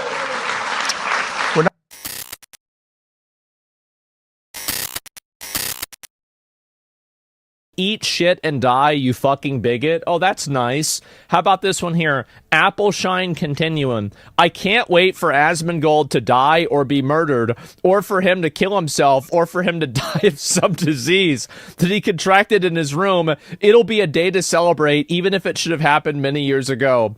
So 30, trans woman, any, she, they, he, it, fey, z, any. Is this and yes. Okay, so we have a walking mental disorder. Like, I kill everybody. I kill everybody. I don't like this. I don't know what I am. What is wrong with you? Really? Like, see, the funny thing about this, to see these people, is that, like, I mean, eventually I'll die. Eventually, one day, maybe I get hit by a bus, maybe I get cancer, one day I'll be dead. And then, you know what's going to happen? Nothing. Nothing's going to happen. Nothing's going to change. The same thing is going to keep happening. The same thing as Charlie Kirk got shot, and then you had a million other people doing the same shit that Charlie Kirk did. This entire idea, the entire concept of, oh, well, we're just going to shoot this one guy and it's all going to go away. That doesn't work. I'm sorry. So, it's just going to keep going. Somebody else is going to do it. Then you're going to get mad at another guy. And before you know it, that's all it's going to be, right? They'll probably out themselves before you. I don't know. The people like this are morons, right? And, that's it. There's just going to be another one. Yeah, that's it. And so, some sort of, certification based on G and get these idiots out of oblivion. Oh, no. Again, I will. My goal in life is to, not one of my goals, right, is to make sure to be the harbinger of a person or a movement that will put all of these people in mental institutions. That's what's going to happen. We're going to forcefully imprison and put every single one of these people in mental institutions. And the world is going to be a better place. Everybody's lives are going to be better, including their own. You think this person's happy? No, fuck no, they're not happy. They're on this website getting mad all day. Like, they're not happy. This isn't good for them. Like, I'm trying to help them out. Like, actually, yeah, we're gonna get every single one of them. And I understand that, again, it might not end with me. It might take somebody else afterwards, but eventually, one day, by, progressive, it's like in Dune, right? You have to measure success over decades, right? Like, it's not something that's going to happen overnight, but one day we'll be able to look back and we'll be able to say, you know what? Things are a lot better now than they were with all the crazy people gone. And so that's it. It would be overflowing and jam-packed. That's fine. And so that's it. And so anyway, I'm my brother, exactly. Abe strong together. And so that's what's going to happen. We're going to put all these people in institutions. These people are nuts. And so anyway, yeah, and it doesn't matter if you kill me, kill somebody else. It's just going to it's going to happen no matter what, right? So cry about it, bitch about it, have your little pity parties on TikTok or on Blue Sky, on Twitter, on Reddit together. Oh, he's so mean. This is so bad. But it's never going to make a difference. It's not going to matter. Nobody's going to care. So, yep, there it is. And saw you going back in time. We're almost there. Yes, think about it like this, right? So nowadays, you can say almost anything you want on social media. Was that something that you could have imagined 5 years ago? I couldn't have. Absolutely not. And so really, you have to, whenever you work towards a goal, you have to look at it in terms of a long-term perspective, a long-term process. So really, I mean, I don't really see the problem with that. That's just how things are. So battle's ongoing. Yeah, and that's what's going to happen. So we have another one. Fuck them. Fuck ICE. Fuck Asmongold fans. Fuck these bitch-ass, spineless, mindless little fucking chat vermin. I hope someone wakes you up by punching you in your neck. Suck my dick. So Plasma Sword, Twitch TV. I would look this person up, but I really don't give a shit. And so anyway, you know what? Let's look them up. Let's find out what this person is doing. Let's see here. Plasma Sword. Is this who it is? Yes, this is who it is, with 500 followers. Well, I can see why you're mad. I definitely can. And, wow, I'm trying to look and see here. Obviously begging for money, not a big surprise. And we have last month's, oh, I don't want to see this. And, oh, big surprise, it's a really shitty VTuber. Nobody could have ever predicted this. So, there we go. Rate his channel later. So, and I don't know. I mean, I think that really hoping that people would have violence attached to them, probably should be bannable on Twitch, but that's okay. Dana Claus, who are all these people that wants Asmon killed, and how do we donate to the cause? Everybody's mad. They're all mad about me. They're all mad about me, and for what? For what? You should be mad that people are listening to me. That's the reason why you should be mad. Someone fucking kill Asmongold. You know what's crazy about this is the fact that Blue Sky lets these people on there. That's what's crazy to me about it, is that even on Twitter, these people get banned regularly. But for some reason on Twitter, this just goes wild. It does. Law enforcement time? I know. Isn't it outrageous? And so wasn't Blue Sky to be a safe space? Yeah, for nutcases. Apparently, right? And so why is listening to a bad thing? I don't get it, because they disagree with me. It's that simple.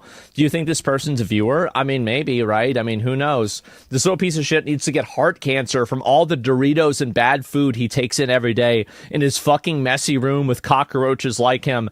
And not only can you do it again, you can do it here freely. Asmongold can go kill himself. Okay, that's good. And yeah, and or any self-respecting human cares, right? Of course, how has nobody murdered Asmongold? So we have all of these people. This is what's crazy to me, is that how is it that you have all of these people doing this on Blue Sky and there's never any moderation? These are people that are openly stating and advocating for killing people, right? This is, it's in plain English, right? It's not even an implication. And for some reason, it just happens. Well, here's the thing, guys, is that you can cry and bitch and get upset, but at the end of the day, it's still going to happen. It is. It's still going to happen. And one of these days, there will be a person out there that will be willing to go as far as I think they need them to go. And whenever that happens, I will be there. I will be. I will be there. And all of these nutballs are going in the box. All of them are going in the box. Everything is going to be better. The world that we live in is going to be an absolute paradise. and that's it. Where's the FBI? Well, the problem is that, I mean, here's really the issue. It's that people that talk about and do this stuff, they really just kind of do it all the time, and there's never any moderation. I mean, I think this really should be a moderated thing on the website, right? At this point, Lauren Aswell has been eaten alive by cockroaches? No, absolutely not. I want everyone to understand me. I fucking hate Asmongold. I never liked him. I never like him. He's a fucking moron, and he ruins everything he touches. His audience is disgusting. His content is trash. He is a garbage human being. His existence is a net negative on society. Fuck him. Oh, wow, would you look at that? It's snazzy. He's a bedwetter. Diaper sexual. Ah, jeez, guys. Oh, man. I got him mad, huh?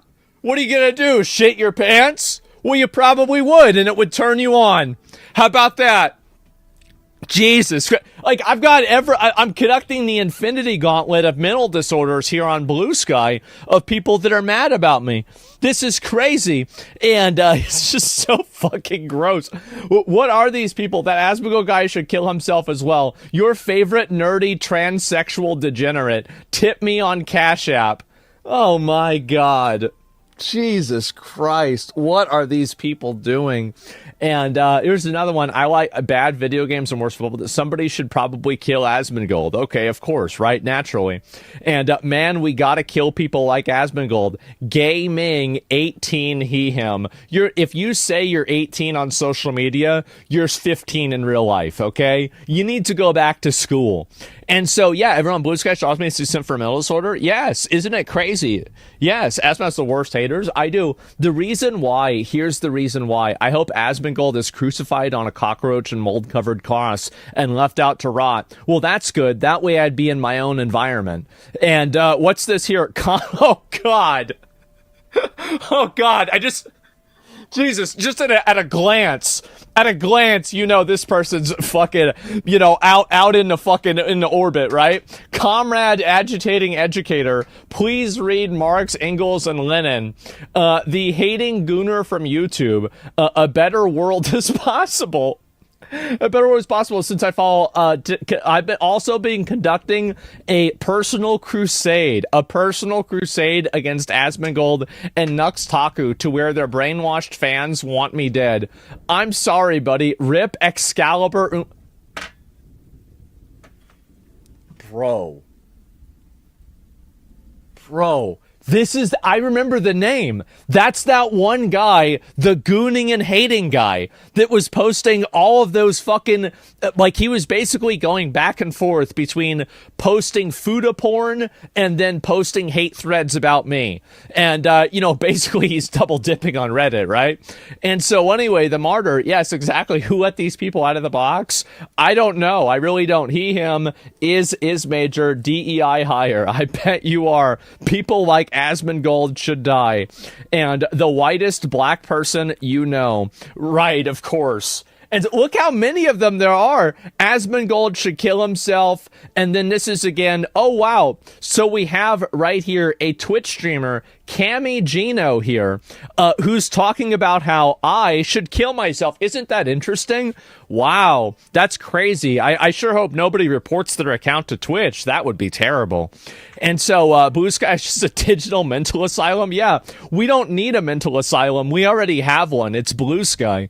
And so it's so stupid. Twitch should know about this? No. Do you want to know why Twitch doesn't know about this? It's because this person's an irrelevant retard. So nobody was there to see them say this, to be able to report it at all, right? It's like if a tree falls in the forest and nobody hears, did it make a sound? Well, if a random loser furry on Blue Sky calls to kill Asmongold and he doesn't get banned for it, is it because the website agrees or that nobody heard it? Well, I think it's the second one. So yeah, there you go. The Eye of Sauron is now upon them. Absolutely. And again, I found out someone watched Destiny or Asmongold, I'd probably beat them to death with hammers. Shitpost, he, him. Okay, right, of course. What a surprise. We have another pronoun enjoyer.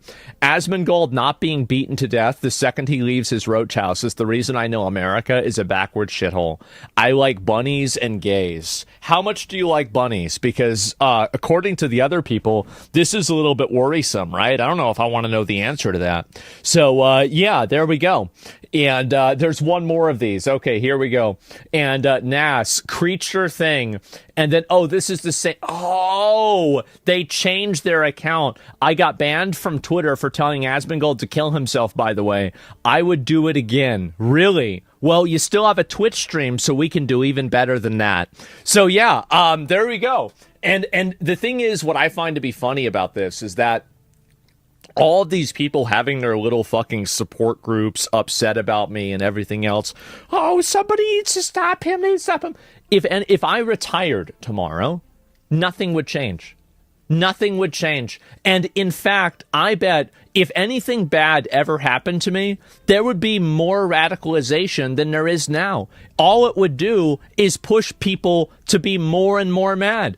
And I will say this, is that eventually, here's what's going to happen, is that we're going to have to address the mental health problem in the country. We are. We're going to have to address this, and it's a big problem. It's a huge problem, and you can see that just on Blue Sky here. We're going to have to deal with these people. We are.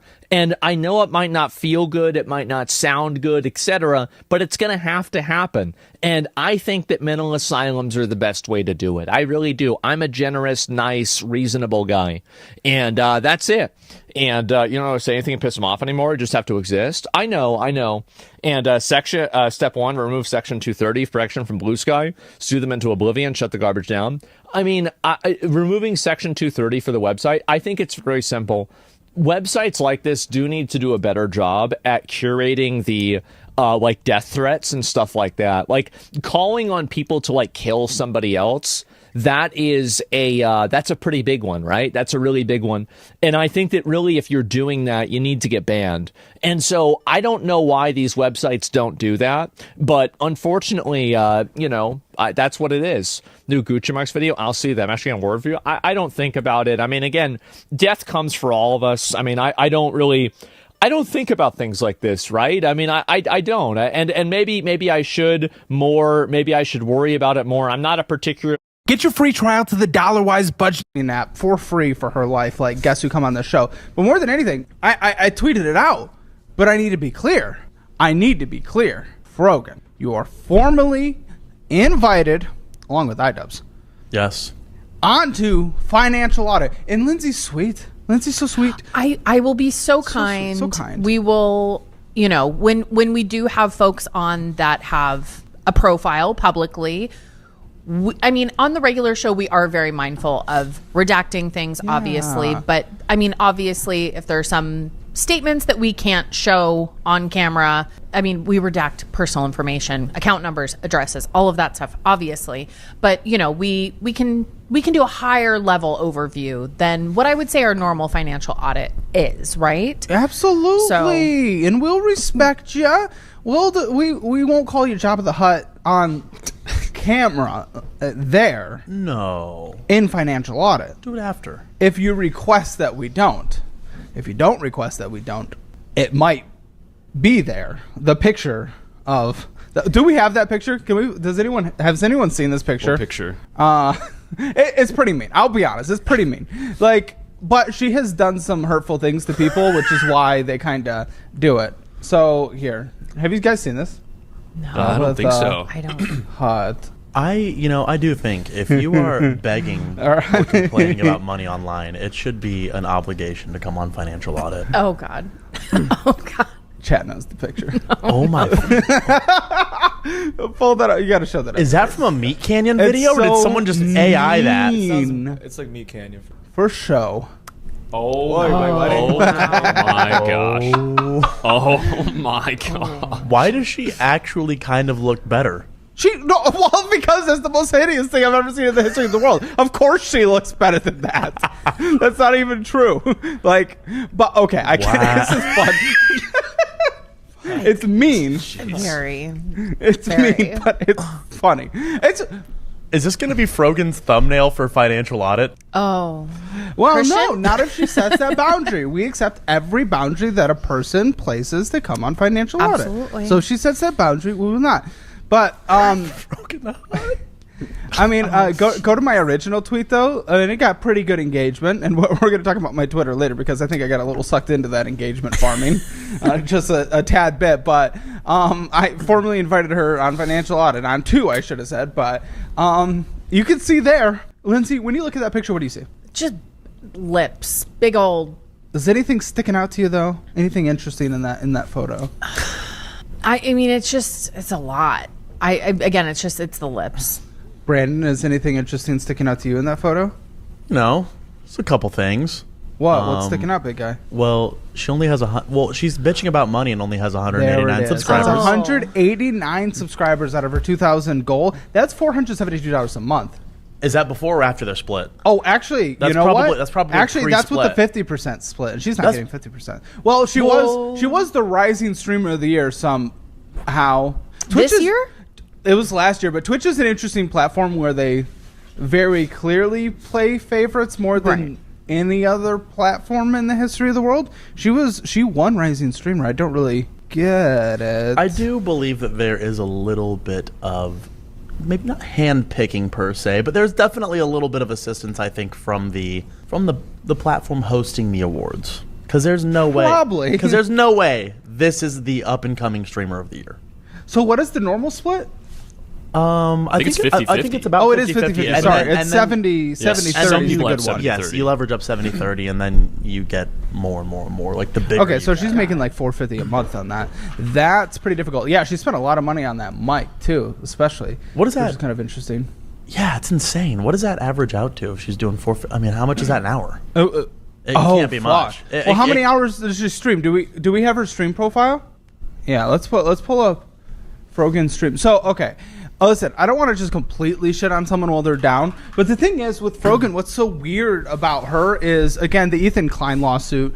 She's trying to play a lot of sympathy there, even though she objectively just stole his content without providing any commentary so that people could watch his content nuke on Hassan, who she moderates for, without ads. Now, I get it. You want to support the person you mod for. You're friends with Hassan. We don't have anything against Hassan. We honestly don't have much against you. We're just kind of memeing on you. But the fact is, once you go and you start stealing content coming from a content creator, not the biggest fan of that.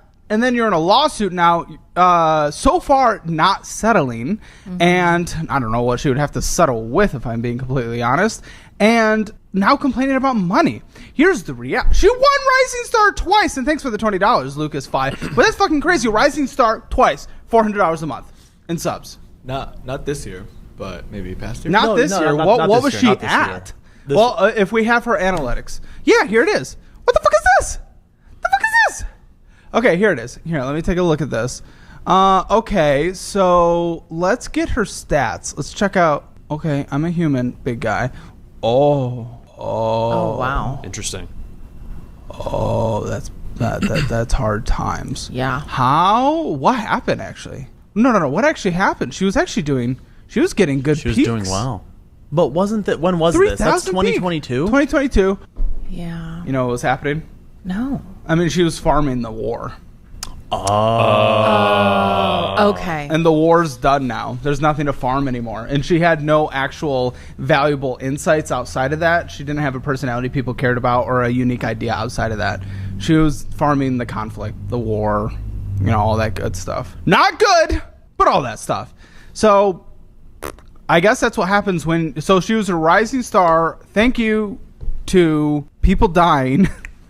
And then trashing other people. Right. I guess the rising star just only goes down. Because even July 2024, when it was still going on, because this is kind of when the peace arrangement started. I mean, it's not perfect, obviously. There's still things that happen here and there, but it's just this is crazy, man.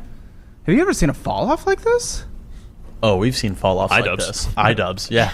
Yeah, but iDubbbz was on top for a long time. She didn't get to enjoy it very Well, much. and iDubbbz was just a YouTuber primarily before he started streaming, right? I think Frogan's just a streamer, if I'm not mistaken. Yeah, streamer and moderator, unpaid moderator as far as we know. It's community service. I guess. I mean, we pay our mods. We're not jerking ourselves off, but we're looking for new mods right now because they definitely fumbled the bag. But we pay our mods like an actual, like, literal salary. But we also have a successful business across the board.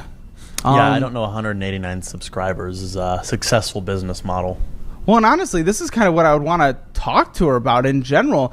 What she really fumbled there is you got to be able to build some kind of longevity, and she didn't. She had that moment, and that's fine. You know, we have our moment right now with financial audit. 2 years from now, we might not, and that's okay. I can accept that. But you got to take away. You got to build businesses. You got to build sustainability. She didn't. But I think that... go ahead. You go ahead. I do think that is, an issue that a lot of creators have is they get that pop on social media, but they're not monetizing in other avenues. I mean, you can do merch, you can do product. Like, there are things that you can do to help supplement those down months in the content creation, but a lot of creators don't look at it like that. I don't think a lot of them are the business-minded people that maybe you are. That's the hard part. I think it is an issue. You got to look at it as a business to a certain point. Because the window can be extremely short. Yeah. It can, and I think, the other part of this is, not being super familiar with Frogan's content and being behind the scenes here and seeing how meticulously we all look at data and what people are liking, what people are not liking. I mean, I would have to venture a guess that has a big part to do with Frogan's fall off. Well, she didn't really have anything. It was just the war. She didn't have a personality. She didn't have right. She didn't have her personality an interesting thing. Has been glazing Hassan. Yes, and Hassan's one of the biggest streamers in the world, and it's because he has a personality that people like. He talks about things that people like. He has a perspective that people like. If you just do copy and paste, it doesn't really work. It's not working for iDubbbz. iDubbbz said he wanted to be the white Hassan. I would say Hassan's already white, but but I get it. It doesn't really work anymore. Yeah, and I'm sure she was doing some Ukraine war stuff. I am getting a haircut later. It is true. I know the hair's not great right now. I had to do my since we learned on last Thursday that Hammer is in fact a Jewish name. Yes. Did not know this. Yes. Did not know this, by the way. He's been wearing hats the last week. It's a yarmulke, Brandon. I went and redid my Jews. That's what I call my curls. Yes. Over the weekend. So I'm getting a haircut, and I'm making the Jews a little nicer. Getting them done for Hanukkah. Okay, so, and then here, pull this, share the screen if you could. So this is her lawsuit fund. She only raised 20% of what she went out to raise. Listen, as someone that loves paying my lawyers a lot of money for a lot of things, $38,000 is not going to get her very far. No. In fact, actually, that is literally 1 month of our legal expenses on average. Well, that is not going to get her very far. Like generally when it comes to legal expenses, the rate isn't the rate. There's like a rate for them to email you back. There's a rate for depositions. There's a rate. But once you get up to trial, that rate can Which sometimes is next double. Fall, I think, right? Early next fall.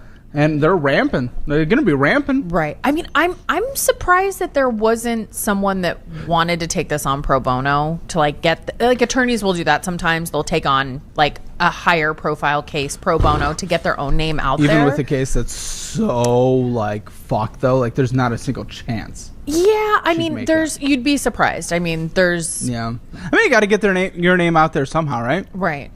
All right. Do you want it to be Frogan, how you get your name out? I don't know if you want it Frogan to be how you get your name Maybe out. not. Well, Frogan, but it wasn't initially. It wasn't just Frogan. No, you no, had no. you had Denims, you had Casey Tron. I mean, Denims is so hot.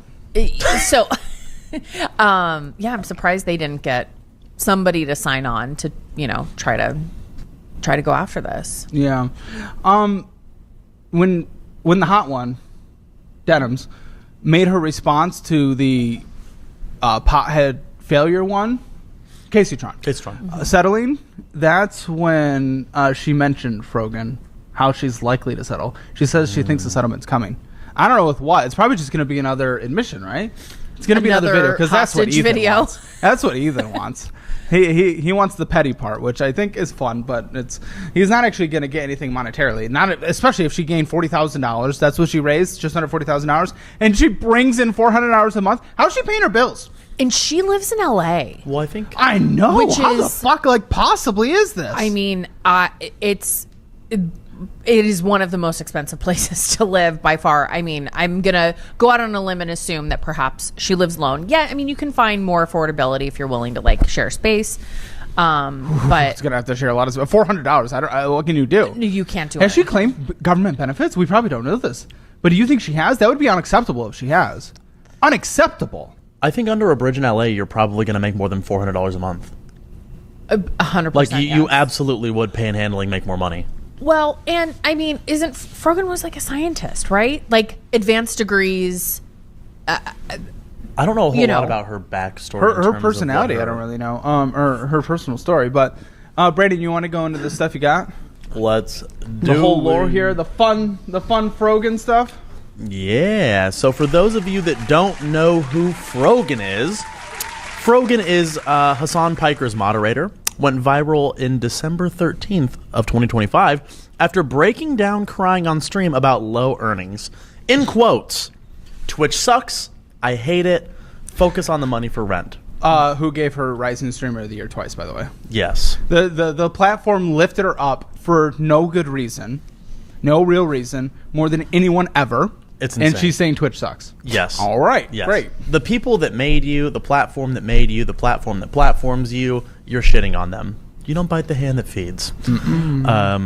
And since this clip has exploded and you have formally invited Frogan on Financial Audit, of course, other creators have been weighing in to the likes of XQC, Asmongold, and I think we're going to watch the initial clip of Frogan having a full-blown breakdown because she's broke. So let's check this thing out. Which, by the way, before this plays, I've seen people call out them nails. The nails, as a person that gets their nails done, those are not cheap. Big guy. We're going to get into those nails. I know. I've seen some things. Nails. I'm excited. We're going to get into those nails. I'm excited. We love nails here. We love big nail fans. We do, but when you're broke, it has to be the first nails. thing to go. Yes. Like, if you are coming up on hard times financially, nails have to be first. Like, it's the easiest thing to cut out. It's such a sad sob story. I know. She can't get her nails done. Nails did in LA. Who are you in LA if you're not getting Lindsay, your nails what does a did? set of nails cost in LA? Because I know in Texas they can get expensive. Those nails are on the... If she's going to, like, some back alley nail shop, at least $125. At least. Sometimes it can definitely go up from there, depending... And the women I know tend to do it often. It's like an every other week, I don't know. It's like it's more than once a month traditionally. Those usually do once a month. Okay. And doesn't it cost to get them removed? Papa Gut in chat. Sorry to pull you up. Papa Gut in chat. He brings up a good point. He brings up a legitimately good point. Why can't Frogan live at home and still stream? Why can't Hassan give her a room? Well, okay. Well, her parents would probably support her. Why can't If that's her big thing that she wants to do, just live at home. What's wrong with that? I mean, she's how old? Well, she 30s? looks about 50, but no, she doesn't. She's 27. Okay, I misjudged that then. She's turning 28. Why does it not have like an actual definitive? Which chat Papa Gut is calling in later, so be prepared. We're excited for that. We're very excited about that. Papa Gut, we need to talk. Oh, Brandon has beef. Papa Gut, we're talking, big guy. Yeah. Okay.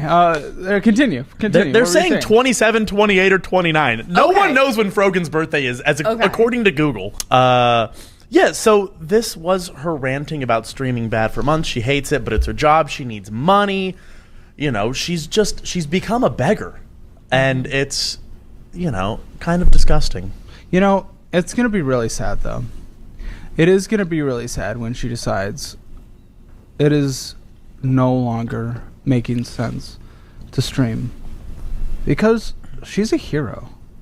She is a hero out there. Talking about things in a way that no one else does, with a really unique perspective, in a very interesting way, and adding very valuable commentary to videos. It's gonna be a very tragic day. It's gonna be a very tragic day when Frogan goes off the internet. And honestly, I don't know if I'm ready for that. It's gonna just. I'm going to cry. I don't know if we can lose a hero like this. The voice of a generation. The voice of a generation. Yeah. We need to all go subscribe. We salute you, Frogan. Channel right now. We salute you.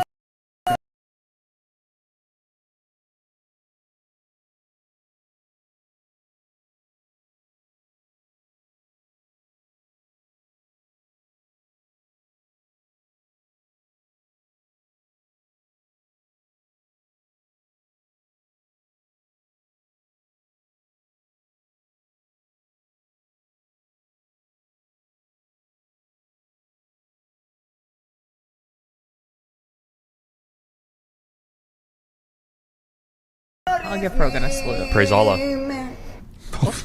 No. We. Okay.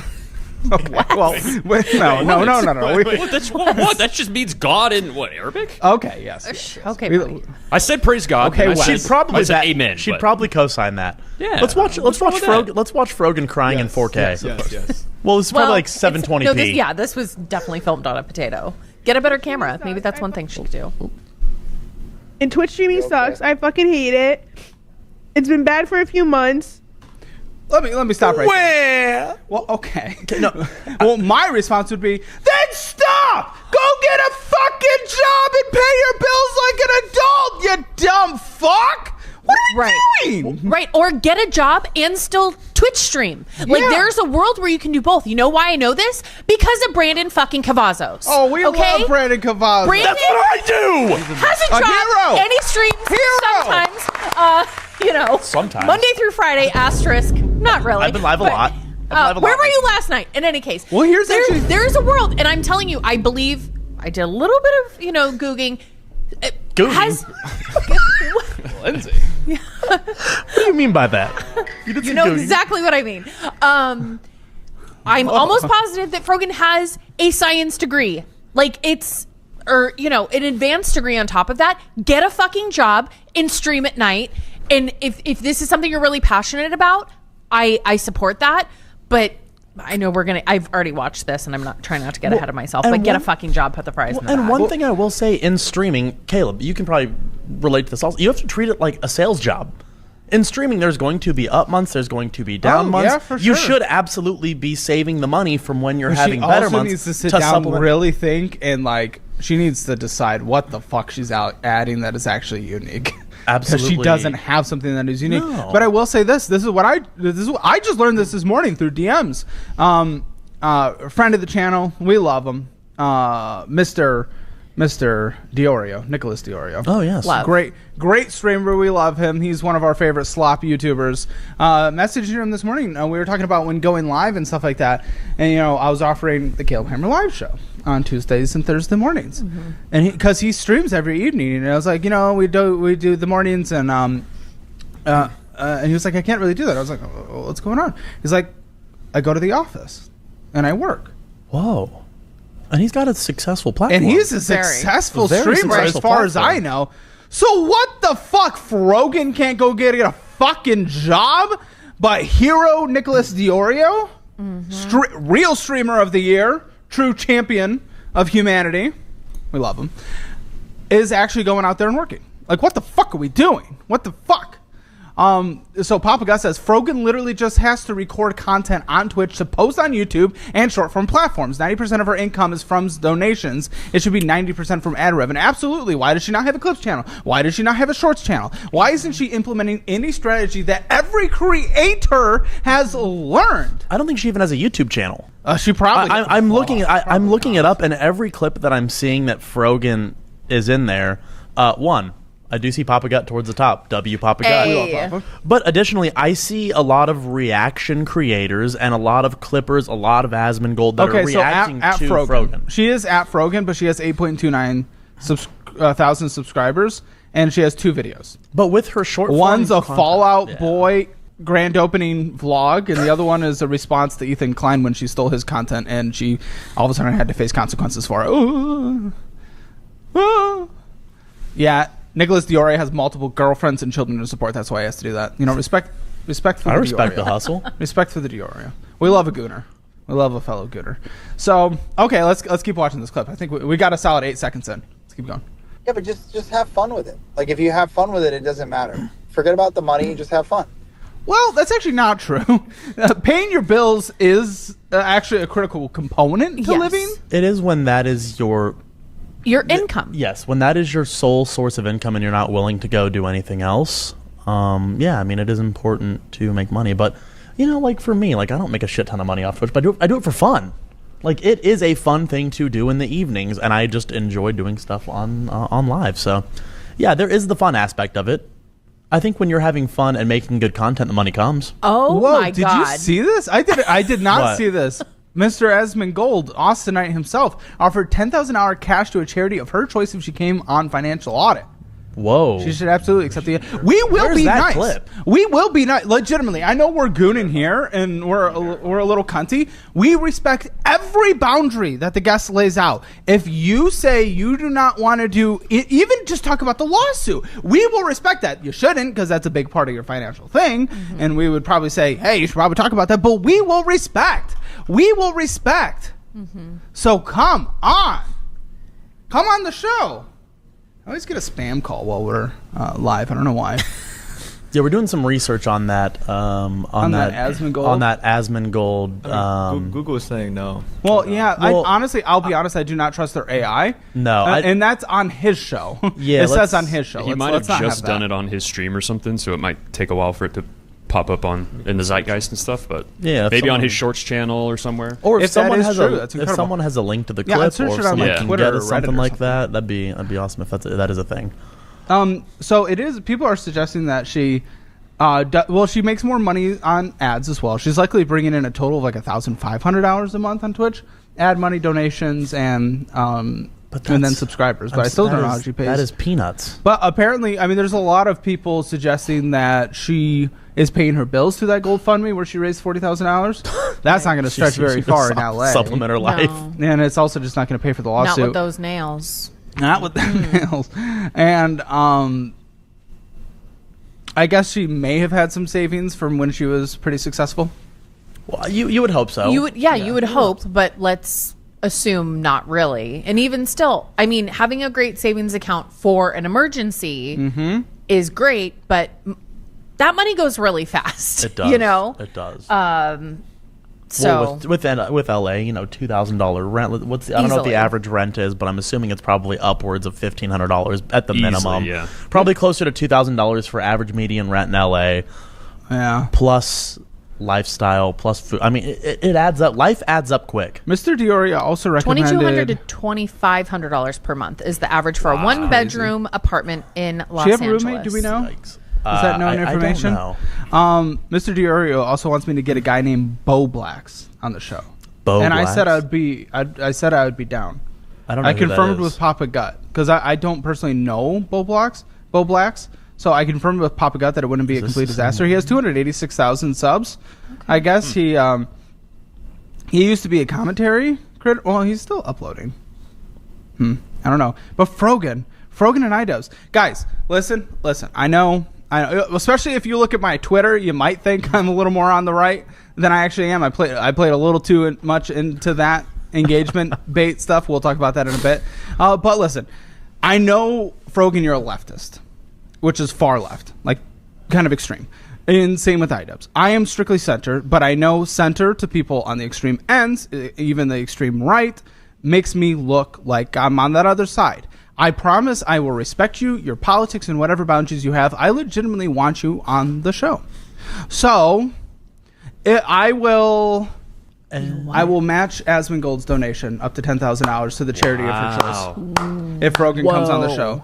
So $20,000 to the charity of her choice, and it can't if that be is her own correct, it's as legal GoFundMe. thing. Yeah, it cannot be. It cannot be her legal fund. It has to be a 501c3 charity. And Caleb, I will match it $10,000.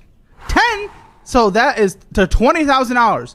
If there's anyone else out there that wants to contribute to this, I will contribute $100. we are at $20,100. Clip it, chat. $20,100. Let's keep going. I am seeing a lot of comments in the chat that are saying that Asman spoke about this on his show last night. So I think when he made the claim about the $10,000, there's usually clips somewhere if Yes. people want to keep looking. Yep, keep looking for those. But what I'm seeing right now is that this is a new development as of last night. People say they don't know if it's clipped yet, but yeah, let's definitely try to find out. It's going to be now. It's my job, though. I have to focus on the fucking money. I know you do. Work, babe. Yes. Hey, Frogan. That's put what the work fries is, honey. in the bag. I know capitalism is evil, but even in socialism, you got to still pay for things. Caleb, why don't you just redistribute your wealth? I should. Let me write even more millions in tax checks to subsidize someone that refuses to get a job. Yeah, that sounds great. But that's unfortunately, like, you can't control the money. You can only control the content. Like, you can't control how much money people give you. That's not going to be something. To a certain point, there are things you can implement in content that is going to make you more money. One, sitting and begging for money. That's not a thing. We don't beg for money. We don't beg for money. I mean, there is that whole culture of like the Jason Nashes that just sit on live all day, like beg. Yeah. TikTok live. Yes. Begging for galaxies. 100%. Yes. So yeah, that is a business model, but I can't understand how Frogan's not seeing what value are you adding to people. Right? Like these subscribers, if you want to get to 2,000, like what value are you adding? And it just seems like she's not really getting into what she could be doing. Oh, fuck. Joe Rogan just followed me on Twitter. No. Oh, it's happening. Let's go. Is it because we're talking about Frogan? He thought we're talking about him. What? Is Joe in the chat? Hi, Joe. This always happens while we're live. I know. That I get DMs and interesting things. I'm not going to say who I talked to on Tuesday last week, but it was pretty cool. Or Thursday. It was pretty cool. It was a crazy. creator I've watched and looked up to forever. And Caleb JRE coming soon. Oh yeah, it could happen. That's a dream. That's kind of fucking stupid, I'll be honest. But what's not is actually getting a checking account that gives you free money. Free savings grow at a get that. I got a screenshot. I just got a screenshot this momentous occasion. This is pretty cool. Incredible. That is wild. I'm a big fan of the comedy Mothership. The Great greatest, shows the there. greatest comedy venue in America. Oh, I love it. It is the it's best so good. comedy venue in America. So it's a treat every time we get to go. Okay, let's keep watching.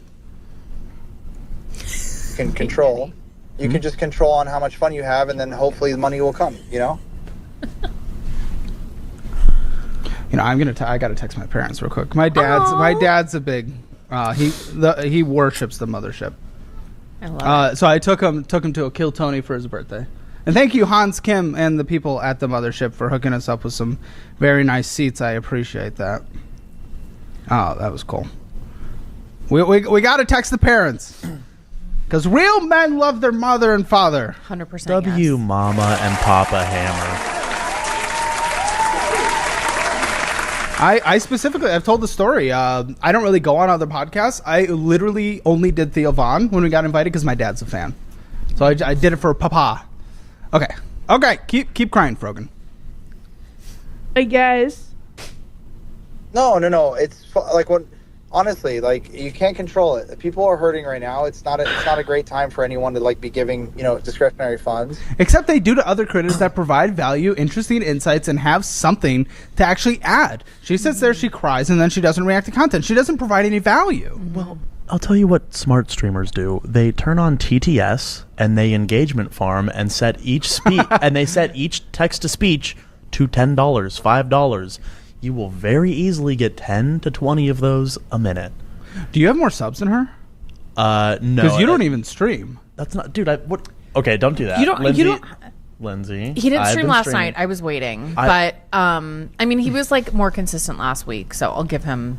a cookie for I'm that. streaming tonight. I've been more consistent the past month. Hold on, Calm the fuck down. should we say that if he doesn't stream tonight, he has to give us money? Because that worked last time. Chat. Let's see if Brandon agrees to this. Okay. If Brandon does not stream tonight on his own Twitch, which I don't know why he's on that platform, what a joke, he has to contribute $5,000 to the Frogan Charity Fund. If I don't stream tonight, $5,000 to the Frogan Fund? Yeah. Take it. Okay. Okay. Good. Great. Okay. So if you now just what you have have, fun, now like you have to sabotage him and say, "Hey, buddy, we're going to kill Tony." And I will not do that. You're gonna make money. Like, do your fun stuff. I love when I see you. I was just fucking with you, but I really do like when you do like silly stuff. You're really funny at that stuff. Like the Joker thing that we did together, that was hilarious. Okay. What's the Joker thing? It's just her laughing. I think it was makeup. Like Joker makeup. I'm sorry. Like, I don't know. Thinking of the time where she was talking about the war, thinking that watching her do Joker makeup, like that audience is going to be the same audience, is like a little interesting to me. If the guy who has the Asmon clip, literally just like, you can do @CalebHammer or even just type my name. I'll just search for my name. I'm honestly not like a power user. As much as you'd think so, I'm not really a power user. Oh, he tagged me. Oh, he tagged you. Smart got guy. Yeah, Very I don't smart. have any engagement like you do, so we're gonna go ahead and put this in drop link. Okay. It is in drop link, my friends. I have to copy and paste that in. I didn't hyperlink it. All right, it's hyperlinked. Okay, let's finish Frogan's clip. Thank you very much for tagging me, Lucas. Thank you. Come back to streaming if you do Joker. Nobody wants you back. Everybody. Finish your fucking YouTube video first before you come. I don't know who this is. Who's she talking to? I think a mod. I don't know. I know it's someone who used to stream. I just don't know who the fuck it is. No idea. I got yelled at today by my editor. He was gonna text you. He was so mad at me. I was like, I'm sorry. I got really yelled at. Like I got fucking. He threatened. Well, at least she can laugh through the pain, and we love that for her. We love that for her. Well, we laugh through the pain. Truly sensational. Oh, let's see let's see what Asmon's got on this. Okay, Mr. Asmon. We do love Asmon. Have you ever talked to him, Caleb? Asmon. That's crazy. I know Brandon. So listen, there was I before people take that out of context again, like when Brandon talked about Nick Fuentes. You have to understand. Now I've seen people like message out there that like Brandon's like a hyper watcher, super fan, Glazer, Fuentes. Brandon likes to consume all rage bait content because that is his passion. This dude will sit over there and he will consume rage bait content from anyone. Trust me, it is not just on the Fuentes, like, right? He just watches shit so he can just like giggle constantly. Funny clips are funny clips. Yeah. Like funny, I do enjoy funny clips before people everywhere. take that and run with that, because I know how people do. The internet's fucking stupid. You have to Brandon's newer on camera. You have to remember what the internet does when you say words. Oh yeah, they're gonna cut it short. Yeah, they cut it 5 seconds too short, well, and also then they you crash didn't out. Conclude with it either. Like you did say that short. Oh yeah, but yes. Okay, but Asmongold. Let's see. And I apologize for making another Frogan flashbang, but people like her deserve to be buried in the same hate that they make. I support my veteran friends. Absolutely. 100%. These are 120. These are 120. The nails are $120. The nails were $120. No way. She's flexing her nails on chat while she's begging for That is 10% of her fucking budget, as far as we know. Yikes. If not more. That won't look good in the pie chart, Caleb. That's going to be the first time we have nails in a nice slice. My gosh. Subs at 189 of 200. Why does it matter if your nails are done as a Twitch She's streamer? flexing on the chat, and then LA? she gets called out on it, and she get her starts hair done. crying. That's insane. She claims she gets it for free. She's getting it for free. I mean, like, really, are we really going to pretend like we think Frogan is going to be good with money? Like, you know what? If Frogan is so good Now with money, $1,000. then I want her to go on. Well, I'll be honest. I think he was about to say it. I'll backtrack. But I don't think anyone would be good with money with $1,500 a month. You just can't survive. Doesn't matter where you are. You're not surviving. No. But living at home, was she maybe. good with money when she made good money? Doubt it as well. Right. You know what? If Frogan is so good with money, then I want her to go on Caleb Hammer's podcast and let me think of a good way to do He this. first name, How last about name this? you. If she goes on that podcast and he comes to the conclusion that she's been financially responsible, I will donate $10,000 to any so not charity if that she comes on. wants. If I come to the because conclusion, I think that you know that you If haven't been financially if I come to the conclusion that she's been financially responsible, I see out there a lot of people say that she just orders a shit ton of Uber Eats. So I highly doubt she's gonna. She has to be getting money from her parents. You just can't. There's no way she's surviving. It's just there's no mathematical possibility. Is there a world? Because I don't follow Frogan. I mean, looking at like Instagram, like is Frogan getting the like flat tummy tea $200 to post, kind of a thing? Like in other are there other streams of revenue? Maybe. Yeah, that's possible. I mean, she should move back to Michigan. She grew up in the. Well, it's just I just don't get as a streamer where you can work from wherever and truly Is live she really wherever. from Dearborn? I That don't is know. not fair. No, it says Detroit, but it says in one of the largest Arab communities, which is Dearborn. She founded Dearborn. I don't understand as a streamer picking and choosing to live in LA because you can work remote. You can literally work from anywhere. Why not just go somewhere that's affordable? You just want to live that LA lifestyle. You want to be close to all the glitz and glamour. Yeah. You don't have to do that when you work a remote job. She has a master's degree in public health. She could be doing shit. Exactly. She could be doing shit. And still streaming. Get a 9 to 5. Still streaming, exactly. And then like stream. Diorio. That's what he does, and he's 10 times more successful. Dude gets like 4,000 concurrent views. I mean, that's better than this live show is so far, which we appreciate everyone who's turned out. Thank you. Yes. Okay. Responsible. And guys, I want to let you guys know I don't gamble. I'm not gambling right now. We know we're not gambling. You know it. I know it. Everybody knows it. She won't accept that. She wants the money for herself. Well, I tried to be a nice guy, right? Yeah. And so making $100K and she won't win doesn't matter, right? And it's not gambling if you know you're going to win. That's right. I mean, there's no way she's good with her finances, so I don't think she could accept that deal. Mr. Gold, if you hear this, let's just make it $10 for her to come on the show. And I'll match that 10,000 to come on the show to charity of her choice, and I'll match that. And then anyone else that wants to contribute to the pile, feel free. What's next in the Frogan lore? Yeah, so we kind of got a little off track with some of those. They were important context to have there. But let's go to Asmongold's react, because Asmon actually reacted to this clip of her talking about how Twitch streaming sucks and she needs more money and it's just not sustainable. So this is this is XQC's reaction. XQC and Asmon An both optional reacted. thing that's not required and you're not entitled to in any way whatsoever. Oh, so sad. So this is Asmon's, and then we'll get an XQC's reaction on what's going on. I ain't gonna lie, this clip feels like Out in tears after low quality. Oh, that is Pulu quality. Should we just go to the next one? Let's go to XQC while we're pulling up another Asmon. Yeah, but just have fun with it. Like, if you have fun with it, it doesn't matter. I think If so you want low. the money, just have fun. It's my job. Oh, wait. though. I have to focus on the- First, let's watch. Look at that. So Asmongold did tweet under it. Only in America can an overweight woman with brand new nails cry about not having money and then complain that her job sucks because she has to watch YouTube videos. Next, she's gonna tell us that she's got PTSD from reading mean comments. She should have joined the military instead. Oh, whoa! In drop Yikes. link, I have. I know she has new clip. trashed our service members. She has specifically laughed about people dying, which is fucking crazy. I've seen people call me. People have clipped out of context, from Financial Audit when I talk about military disability. Right. It kind of fucking sucks because, I am a huge advocate for those who serve in our military, public safety, all that stuff. Huge advocate. My argument has always been there's abuse in every system, and I want to get rid of abuse so that more money can go to people who need it. So those who become disabled or have mental, or anything that served in the military, I want them to get more money, and the best way to do that, just like best way to give even more in food stamps, best way more in unemployment, is to take away from those who abuse it. That's what I always say. People clip that out of context, but not out of context. Frogan has laughed about people dying. So let's see. What's money?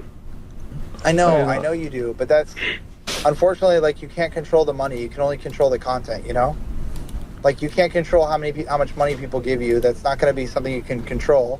You can just control on how much fun you have, and then hopefully the money will come. Chat, I'm going to be honest with you, chat. It doesn't matter if somebody I had problems with or whatever, but seeing somebody at their lowest is not, I don't enjoy it. Say whatever you want, say soy, I don't give a fuck. I don't like it. It's gonna... And that does kind of suck. One part of this that I do legit feel bad. I feel bad. This is something that she's had a dream to do. This is what she wants to do for a living. And I feel bad that it is going away. And that does suck. Here's the reality. This is where I start to lose that grace. She's choosing not to go get a job, and she's crying and begging for money. Mm-hmm. I have always accepted from the day I started this thing that the moment it doesn't work, I'm ready to go get another real job, and I'm okay with that. Mm-hmm. She is delaying that like crazy, and that's where I just lose the sympathy. It sucks that something... I see people in chat saying they're not sad. And listen, it is very rare for people to be given the blessing to be in this position that I have found myself in, that she has had in the past. People forget the humanity behind it. You become a person on the screen. You become a subject to cheer their downfall and do all this crazy stuff. You're not a person anymore. I do feel bad that her dreams, hopes, and aspirations are gone. I really do, and that does suck. And I understand the personal anguish she's going through. But you have to accept, and you have to go get a job while you focus on trying to pivot your streaming. You have to be able to pay the bills and not just... You can't be the permanent victim forever. You can't. That is not how this is going to work. That is not how this is going to work, and no one is going to feel sympathy for that aspect. Well, I think everybody that's in a position of making content creation or trying to get into that or trying to be successful in that should have a backup plan. You should absolutely have an exit strategy, have a backup plan, be smart with your money so that if you are having that pop of success, pop of popularity, you're monetizing it, you're not blowing all that money on the glitz, the glamour, $120 nails, bullshitting around while, you're having up years or having down years. Right. Very few people, I think, make this a lifelong thing. Well, and objectively, she is in a better position to find another job, or to find a job, rather, having an advanced degree in science. Yes. Though, actually, with her clips and stuff, might make it a little difficult. That could make it a little difficult because here we have this. Any of the private or public colleges in Los Angeles, she would not have a problem. Yeah, true. They would actually cheer her on. She'd probably get a bonus just for half the shit she has said. Right. I mean, in the far left extremism. We have folks on the show that, could not possibly... Her earning potential is higher. She'll probably get $110,000 signing bonus just for this clip at USC or something. UCLA. Yeah. USC's a little more. I have no pity at all for any fucking soldiers. Distress, thank you so much. I will never have any fucking pity for any fucking soldiers. The U.S. military? Who fucking who? I hope you get PTSD. Whoa. Fuck. That's crazy. You are a bad person. Horrible person. You are a bad person. Vile human. Mm-hmm. I know I don't. I do not know. I do. The ones the ones I'm whatever about the U.S. soldiers are the ones that acknowledge that what they did was wrong. They didn't know They didn't know back then. Oh my gosh. I fucking hate this just blank thought that you get in the far left extremism where no matter what, any kind of service, any kind of military, no matter what is wrong, there's things wrong with every military and every conflict. I think pretty much everyone's 100%.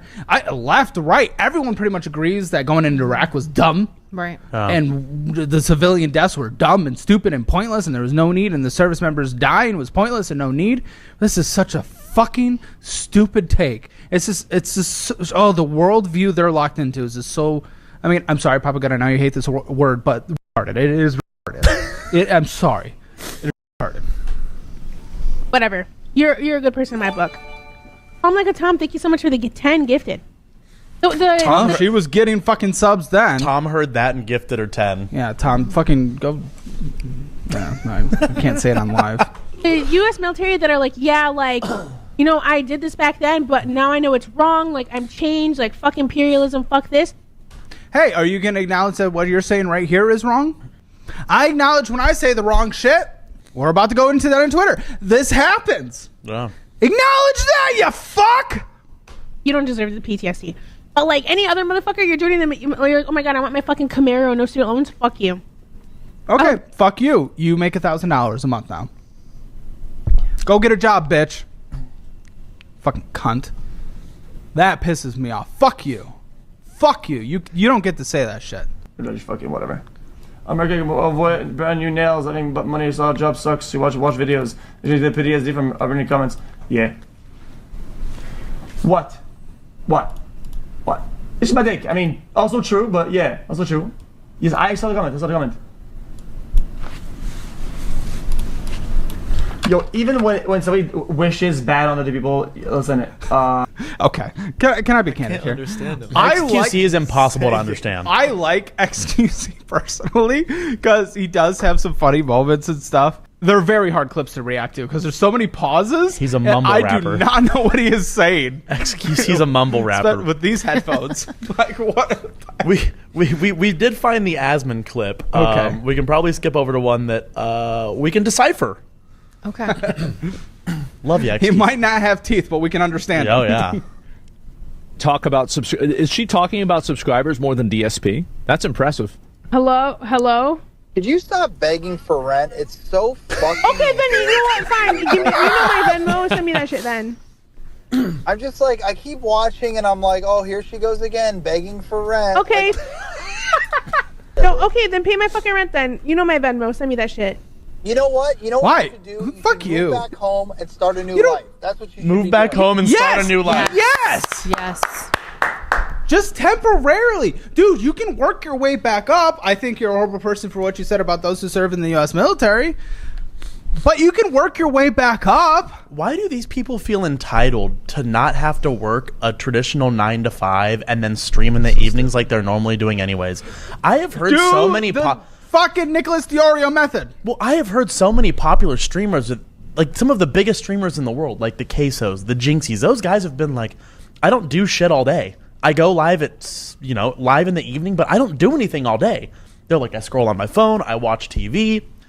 Like, she isn't doing anything all day. She's waiting to go live, and then she's going live and making $0 off it.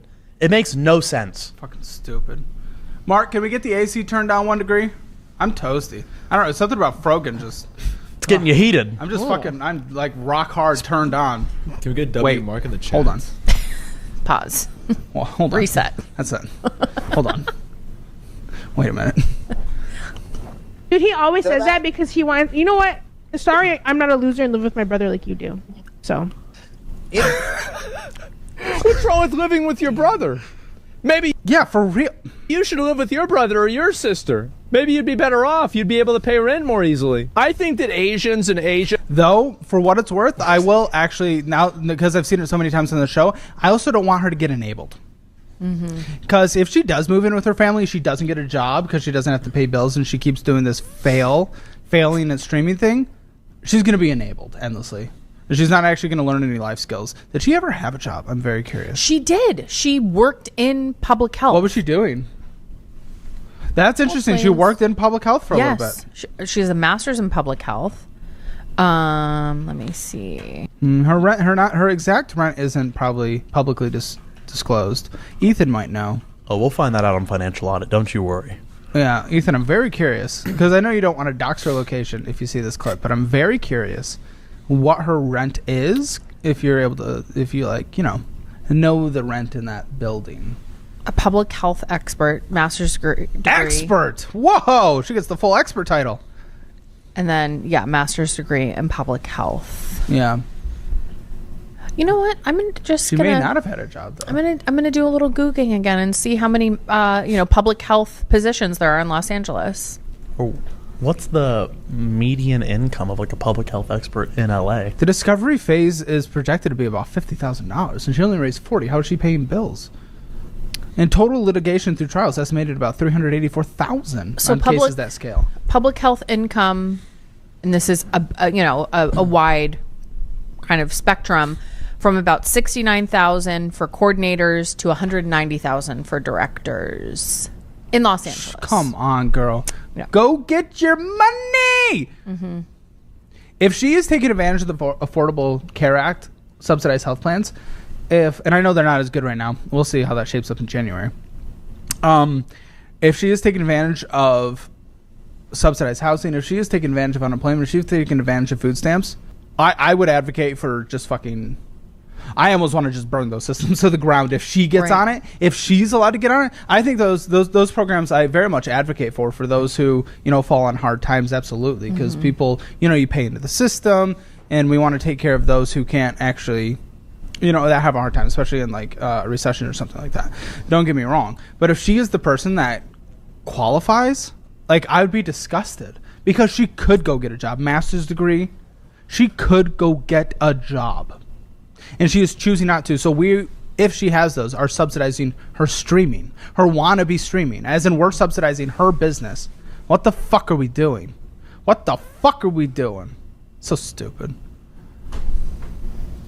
They do it way better than we do in this regard.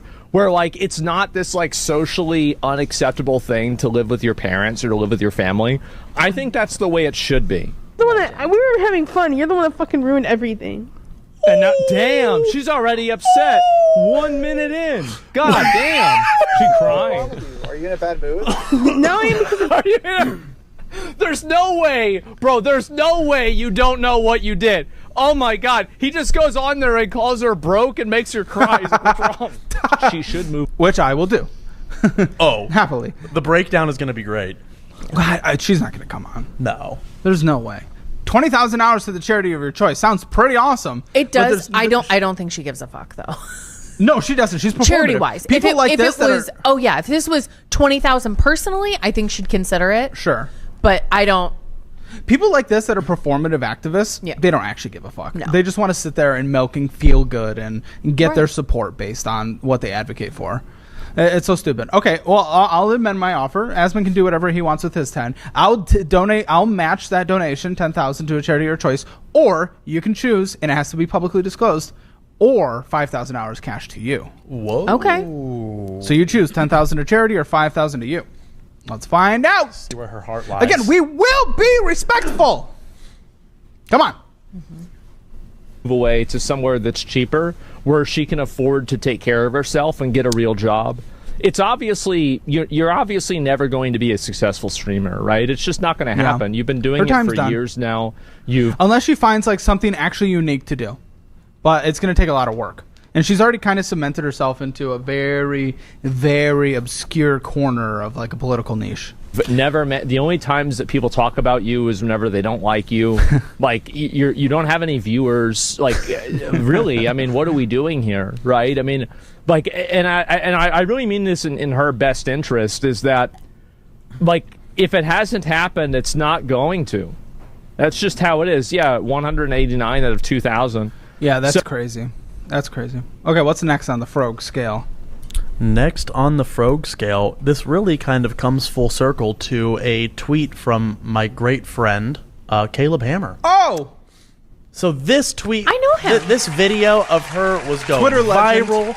Yes. The Twitter legend, who we will be diving into a little bit later. Caleb and has... calling in Papa Gut, our friend. My friend Caleb has been going crazy on the X. Crazy might be the actual correct word. It might be the correct word. So this brings us to Caleb quoting the video that you have watched of Frogan bitching and moaning and complaining about her finances, and Caleb formally inviting Frogan On She's financial invited. audit. Come on. We're ready to celebrate how historic of a streamer you are. Yeah. And maybe the it'll be a tragedy you're stream going audit through. too. My friend. You get a financial audit and a stream audit. We'll do a post show. We'll do the stream.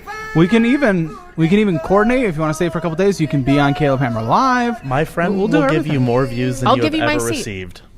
Hey, shout out Wade. You and Frogan sitting here. How much would you love that? And obviously, the commenters under that, they want to see it.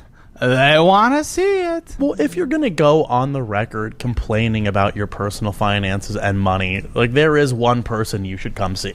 And you have become the guy. Or you can see David Ramsey. I just don't think he likes people of your ethnicity. Oh, but we love every ethnicity here. David, we're kidding. Allegedly. Says, but like we like everyone here. We liked. May I please have my Caleb Hammer Live pack on real quick? My hammered out. Oh. Yeah. Let me do that real quick. There you go. So you spent $150 on your terrorist nails?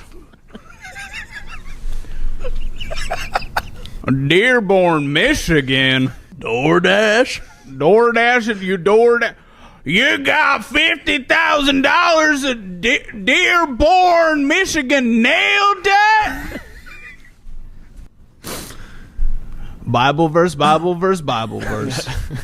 Beans and rice, beans and rice, beans and rice. Bean, you look like a different kind of bean to me. That's not the kind of bean I thought I saw when I pulled you up on the screen. What's that you're wearing on your head there, lady? Take that, flip it upside down, cook some beans and rice in it, and we know you like making your rice with your feet.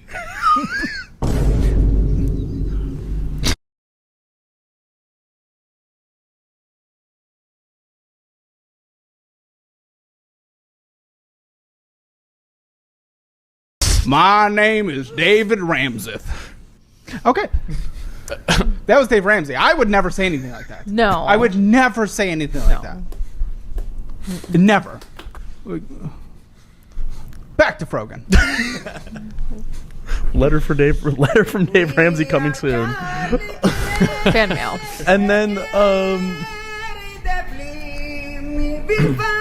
So what's next? We covered one of the parts, but essentially her nails have been exposed for $120 to $135 a set. But the person who makes them is also. You have that? Yes, I believe it's at the top of her Twitter.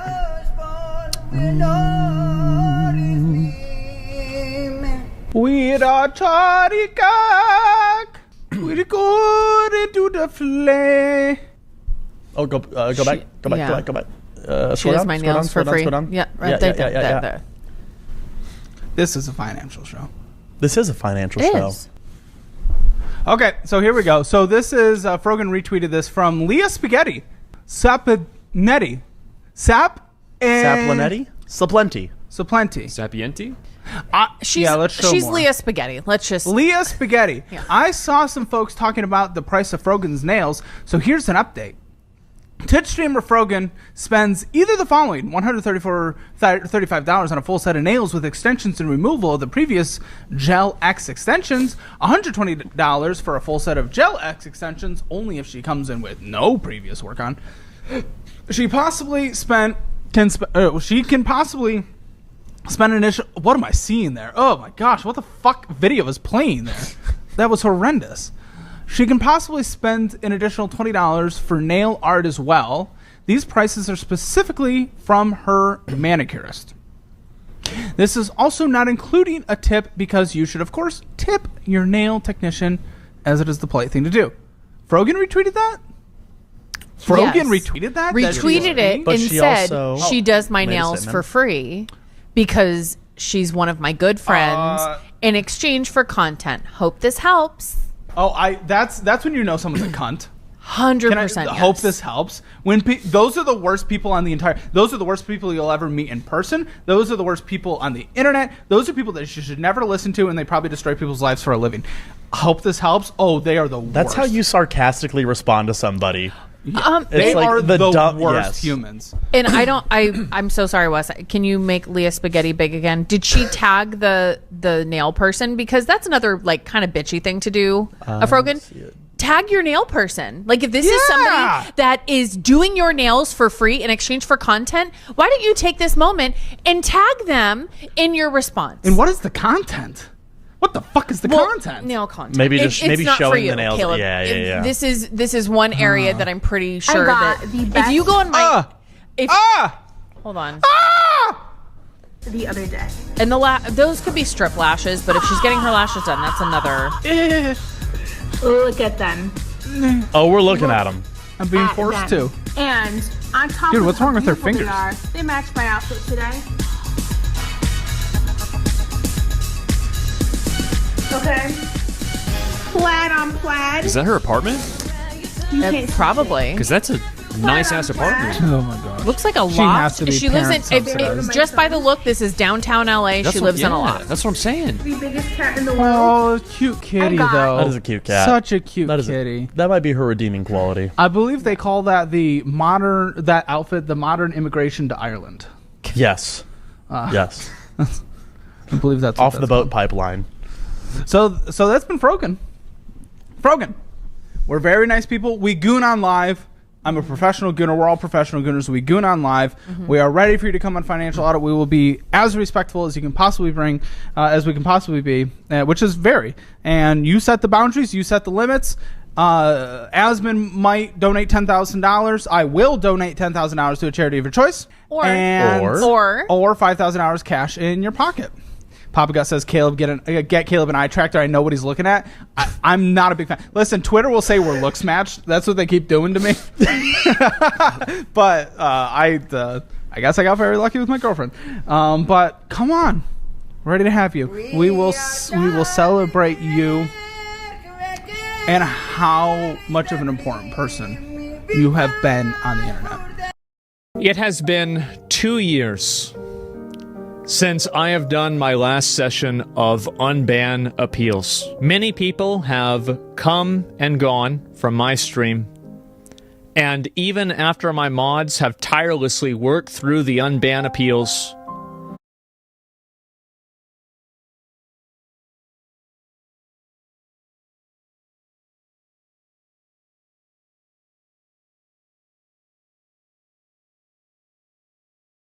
Anyone that says that, well, first of all, they're like, clinically insane. But anyone that says that is saying that because they don't want to believe that Candace Owens, like they have a parasocial investment in Candace Owens and believe that she would never lead them astray. So they have to cope with like an increasingly more insane narrative as to why she backed the... Let's assume for a moment you're right, and that all these Egyptian planes were flying around tracking Charlie Kirk and Turning Point and Erica Kirk. Why? What is your theory? I don't know. Instead of watching Candace Owens, I'd rather watch the Piers Morgan Uncensored, but let's see what the comments look like. Piers, wait till it's popular Morgan. Should call them Piers, whichever the way the wind blows Morgan. You don't need to scale the roof like Spider-Man. They have stairs that go near the roof, very accessible. Yo, E. That's E. I like that. I might actually skip this, to be honest. I want to see the Erica Kirk insight. It would be cool if you could cover some food sovereignty efforts and not just billionaire slop backlash content. How come you don't cover any food sovereignty efforts? Are you intentionally feeding off the fearmonger streak? Or have you not genuinely considered covering efforts from indigenous organizing efforts from across the globe? Can you please address my question? I feel like this topic is often ignored by you. What? Brother, I have no idea what the fuck you're talking about. I don't know what you're saying. But the answer is yes. I don't cover food sovereignty initiatives because I'm in the pocket of big food. As you can see, I'm eating right now. Why can't anybody ever be like, hey man, hey, what's up? New chatter here. Have you ever heard about this thing? No, it always has to be some like big conspiracy. Hassan must not be covering insert my hyper niche and hyper specific interest because he's in the pocket of the cruel and oppressive people that are doing my thing that I'm talking about. I don't know, man. Anyway, let's see how Clandis presented herself here. I don't know. But I don't what's know. your That's- I theory? don't Then? know. You must have an My idea. What theory they... is that we should investigate everything strange that happened on that day so we can figure out what happened. The difference between me and you is that I have the courage to take the risks and ask the questions first, Yeah. okay, before it's popular. You wait until it becomes popular and then you change your mind. Stop. And she made no request of you whatsoever, Erica Kirk, in 4.5 hours. Well, no matter what your opinion is about Candace Owens, and very few people don't seem to have one, she has a definite knack for commanding attention. Many people have been openly enraged by her theorising on the of Charlie Kirk. Many have been captivated nightly by what they see as either a thrilling real-time investigation into a colossal cover-up or a cynical strategy to exploit the most emotive and consequential news story of the year. Several of the Candace Owens claims are focused on Turning Point USA, the organisation funded by Charlie Kirk and now run by his widow Erica, who last week issued this firm request. She has been one of the main peddlers of these conspiracies, and she is making a huge amount of money on it. She is building her business off of these lies. What do you want to say to her and the other people that are putting these lies out into the world right now? Stop. That's it. That's all I have to say. Stop. Well, shortly after that, Candace Owens was invited to a lengthy private meeting with Erica Kirk, which is now the catalyst for frenzied speculation that she may be having second thoughts about some of her theories. She's also, I should add, marking the release of her new book, Make Him a Sandwich. And amid all of that, she joins me now for her first interview since the meeting with Erica Kirk. Candace Owens, welcome back to Uncensored. It's good to be with you at the end of another year. Yes, and what a year it's been, not least for you. It's fair to say your fame continues to rise, infamy, some would put it, but you're always a welcome guest on Uncensored. Let's get to this extraordinary meeting that you had with Erica Kirk. It came right after we saw her say in that CBS town hall, you should just stop with the conspiracy theories. So who approached who about you guys actually getting together? I was approached by Turning Point after Blake Neff, who works on Charlie's show, sort of fumbled this invite. It was, I'd almost say it was a fake invite publicly. And then in the middle of the night said, oh, Candace is not able to be here tomorrow. And they never messaged me. And I think there was quite a bit of public backlash with how they went about it. It just was just not the way that we try to set meetings. And so what happened after was they reached out to me, said Erica would agree to do a live stream, just the two of us. And then after Erica's PR blitz, they reached out again and said that they felt that it was better for us to meet one-on-one as opposed to us sitting down having Megyn Kelly moderate, which was the idea originally. Right. And so where did you have your summit meeting? At a hotel here in Nashville.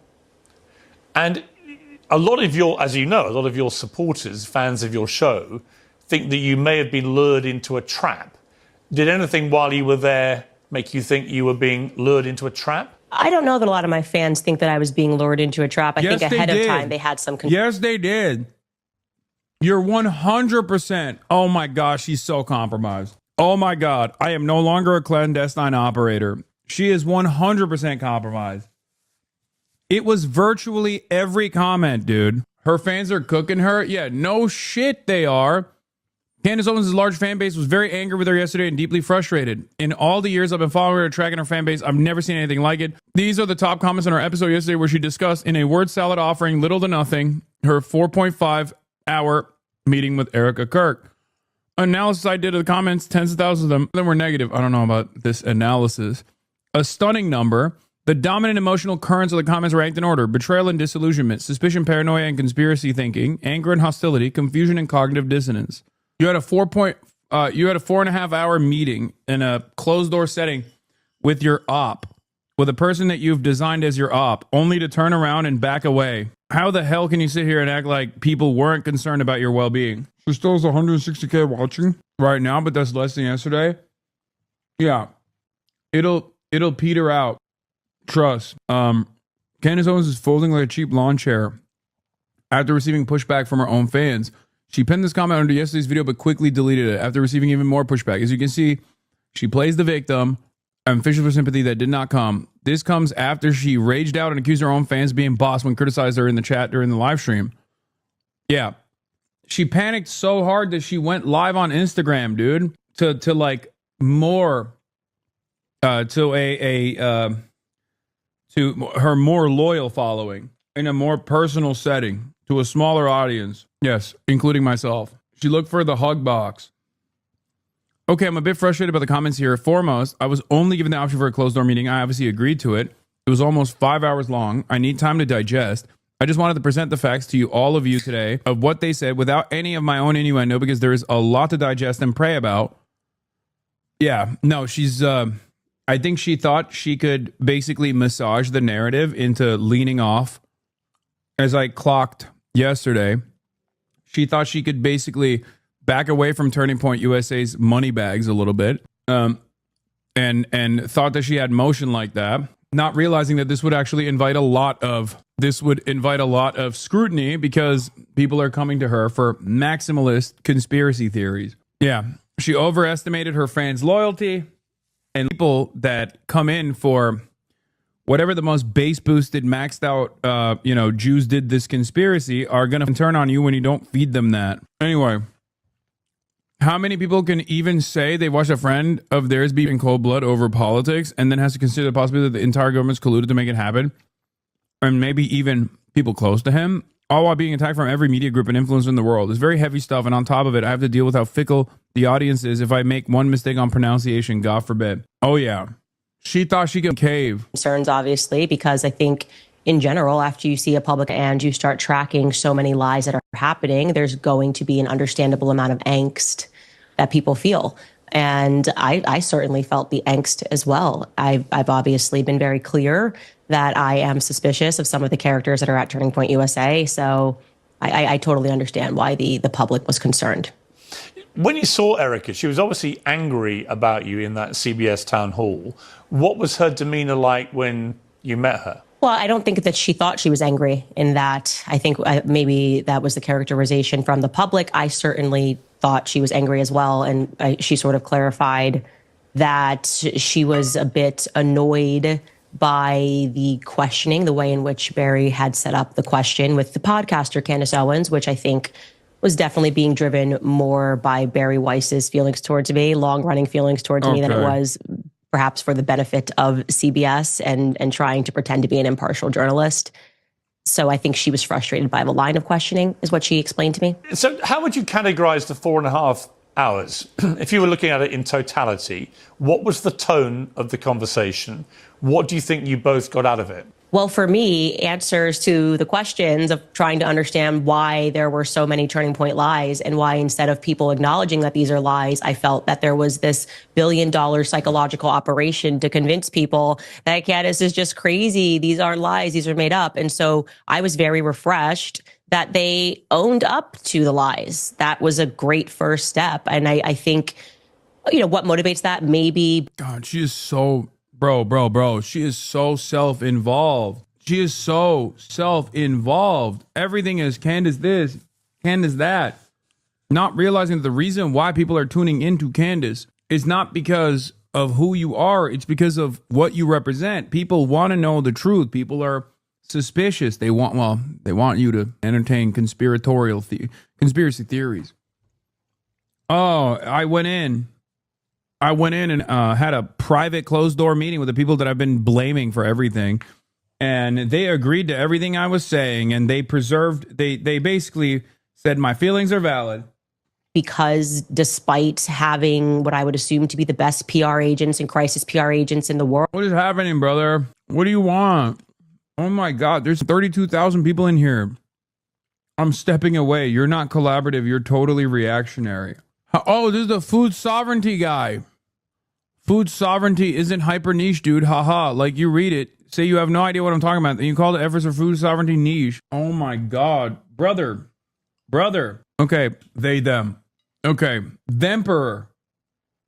Jesus Christ. Listen, we cover a lot of stuff here. Okay.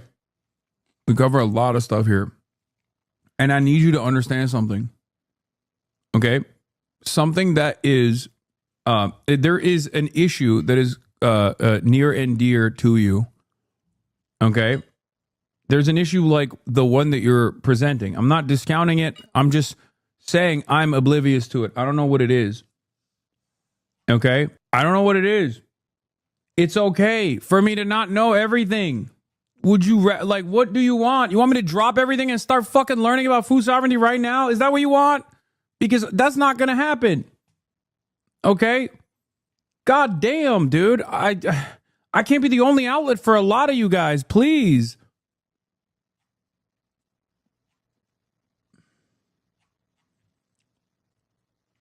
And then there comes the fucking secondary market sloppers that will go, Hassan fucking hates food sovereignty, a thing that I didn't know about until I wanted to make this video. And I will just be reading off the Wikipedia page now because Hassan hates food sovereignty.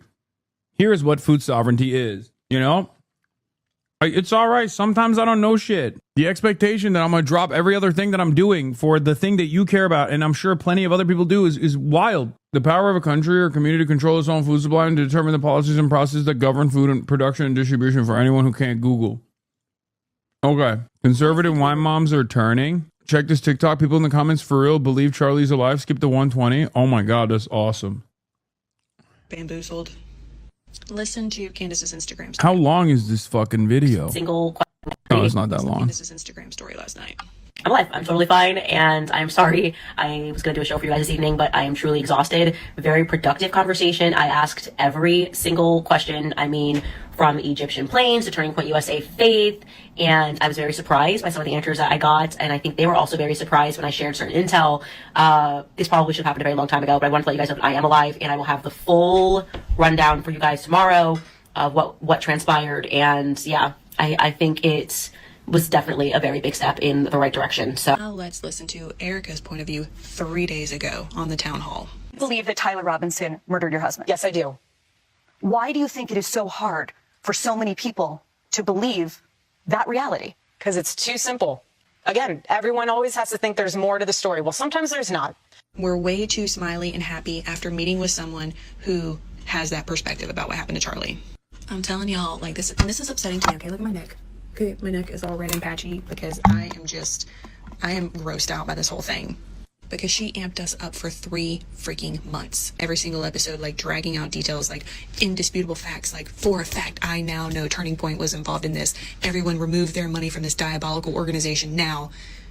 But then you meet with the person who's the head of this diabolical Yeah, they were out for organization, blood. Smiley afterwards, and now you're... They wanted blood, and Clandis gave him nothing. She said, go with her, girl. Give us nothing. moving in the right direction. And let me tell you what that direction is. America in Israel. Like this. This is the direction, okay? Because that's who's behind her. This is about midterms and the next election and moving forward.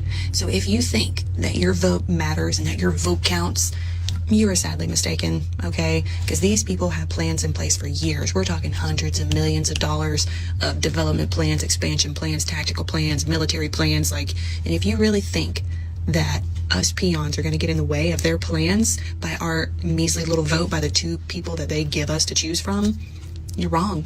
I'm so grossed out by this whole thing. And like I said, like, we all just need Jesus, okay? Because no man, woman. Bro, Americans will believe anything but the reality, the objective reality that capitalism as an economic organization of society is responsible for the exact things that they're complaining about. They will believe in any conspiracy, no matter how far-fetched it is, no matter how silly it might be. Like, when you say, is she wrong? It's like, she's not entirely wrong, but once again, she's so close yet so far away, okay? She's so close yet so fucking far away. Like, obviously, people like Candace Owens, I put in a different category, but like the average person that's duped by Candace, I think is unironically nearing a conclusion.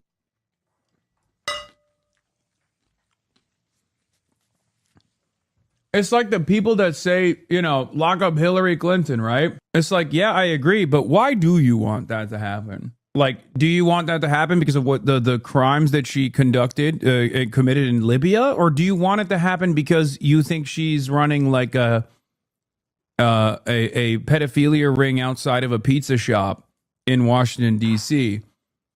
Because like even on the pedophilia stuff, I'm willing to concede. You could be like, well, she's an Epstein affiliate, right? Like in that situation, I could be like, okay, that's a little bit more valid in terms of like lock her up. But the last part is far-fetched for no reason. You know what I mean? Another TikTok that says Candace Can the real was Candace paid. please stand up? Because I'm sorry, guys. Something is off. I just got home and I was watching clips of like her recent video. We got no answers as to what they actually spoke about for 4.5 hours. Like, look, I get the whole like, hey guys, Shabbat Shalom. That's how she did the intro. Ha, funny. But there's something. Yeah, they're like, come on. She gave us a little bit. She gave us some Jew jokes in the beginning. So like. But I'm woke. I'm wizened up to that now. So many people are saying she was told Charlie is alive. I fucking love that. Hell yeah, dude. That's cope. Anyone that says that, well, first of all, they're like, you know, clinically insane. But anyone that says that is saying that because they don't want to believe that Candace Owens, like they have a parasocial investment in Candace Owens, and believe that she would never lead them astray. So they have to cope with like an increasingly more insane narrative as to why she backed away. But that still comes with the recognition that she's literally backing away from Turning Point USA. So there is obviously this juxtaposition of what they expected versus what they got. And that costed and exploited. Off because I just feel like this isn't Candace. Candace does talk about how like Erica owned the lies. Owned the lies, or rather, I guess they would cage it as miscommunications that were coming from various people at the company. Erica sat down with Glenn Beck, but there was a portion that was going around that was viral, and it was Erica saying that she had Charlie's phone and that Charlie never texted anybody the night before. That obviously I gave up on audio management. I'm sorry. Poorly on me, because I was the one who said that he did, in fact, text multiple people the night before. Then I went on Jimmy Dore on Friday, Jimmy Dore's show, and I clarified. I said Andrew Colbert told me specifically that he was one of the people that received this text message. Got that directly from Andrew Colbert. And then somebody who had access to Dan Flood's communications said that Dan Flood similarly received a text message. They owned that right away and explained. Erica said that she has Charlie's phone. She's looking at his iMessages, and it turns out that he, like everybody else, communicates on Signal. He communicates on Telegram. When she heard me say that, they then went and looked, and yes, that what I said was true. Oh, so she owned the lies privately, but she doesn't say publicly, like, oh yeah, those were lies that I'm just like spewing on, you know, national television. I also found it a little odd that Candace did not address anything sketchy that Erica has done in the past. Like, let's just. Yep. 4.5 hours you told us that meeting was, and we got nothing from this. Definitely seems like there was a payout, or I don't know, maybe there was a threat. I don't know, but something. See, remember, one of the things I brought up yesterday was the fact that there is also so much additional investigation from right-wingers into Erica Kirk's background, where they like found out that she was dating one of Charlie Kirk's like producers who's slated to speak at the Turning Point USA conference yesterday. Like, you know, all the stuff. And while they're digging further into Erica Kirk's background, Candace Owens is not giving them that. Mark my words. From this point forward, if Candace pivots back to attacking Erica, I feel like Turning Point USA is going to reveal all of the conversations that took place, because I suspect they recorded it. And I think Candace was maybe too dumb to record it, not realizing that they most likely were. And that conversation will out Candace as the grifter that she is. So now she's stuck between a rock and a hard place. If she continues down this trajectory, she will slowly but surely chip away at her relevance. All of the heightened attention on these other conspiracies that she'll keep dangling in front of people's faces is never going to give them exactly what they want to see, which is Erica Kirk. And if she finally caves to her audience demands and hits Erica Kirk again, then I think Turning Point USA will cook them. But if she goes down this trajectory, she will slowly but surely lose her audience. And, you know, a couple months from now, she'll be at the Turning Point USA conference. You'll see.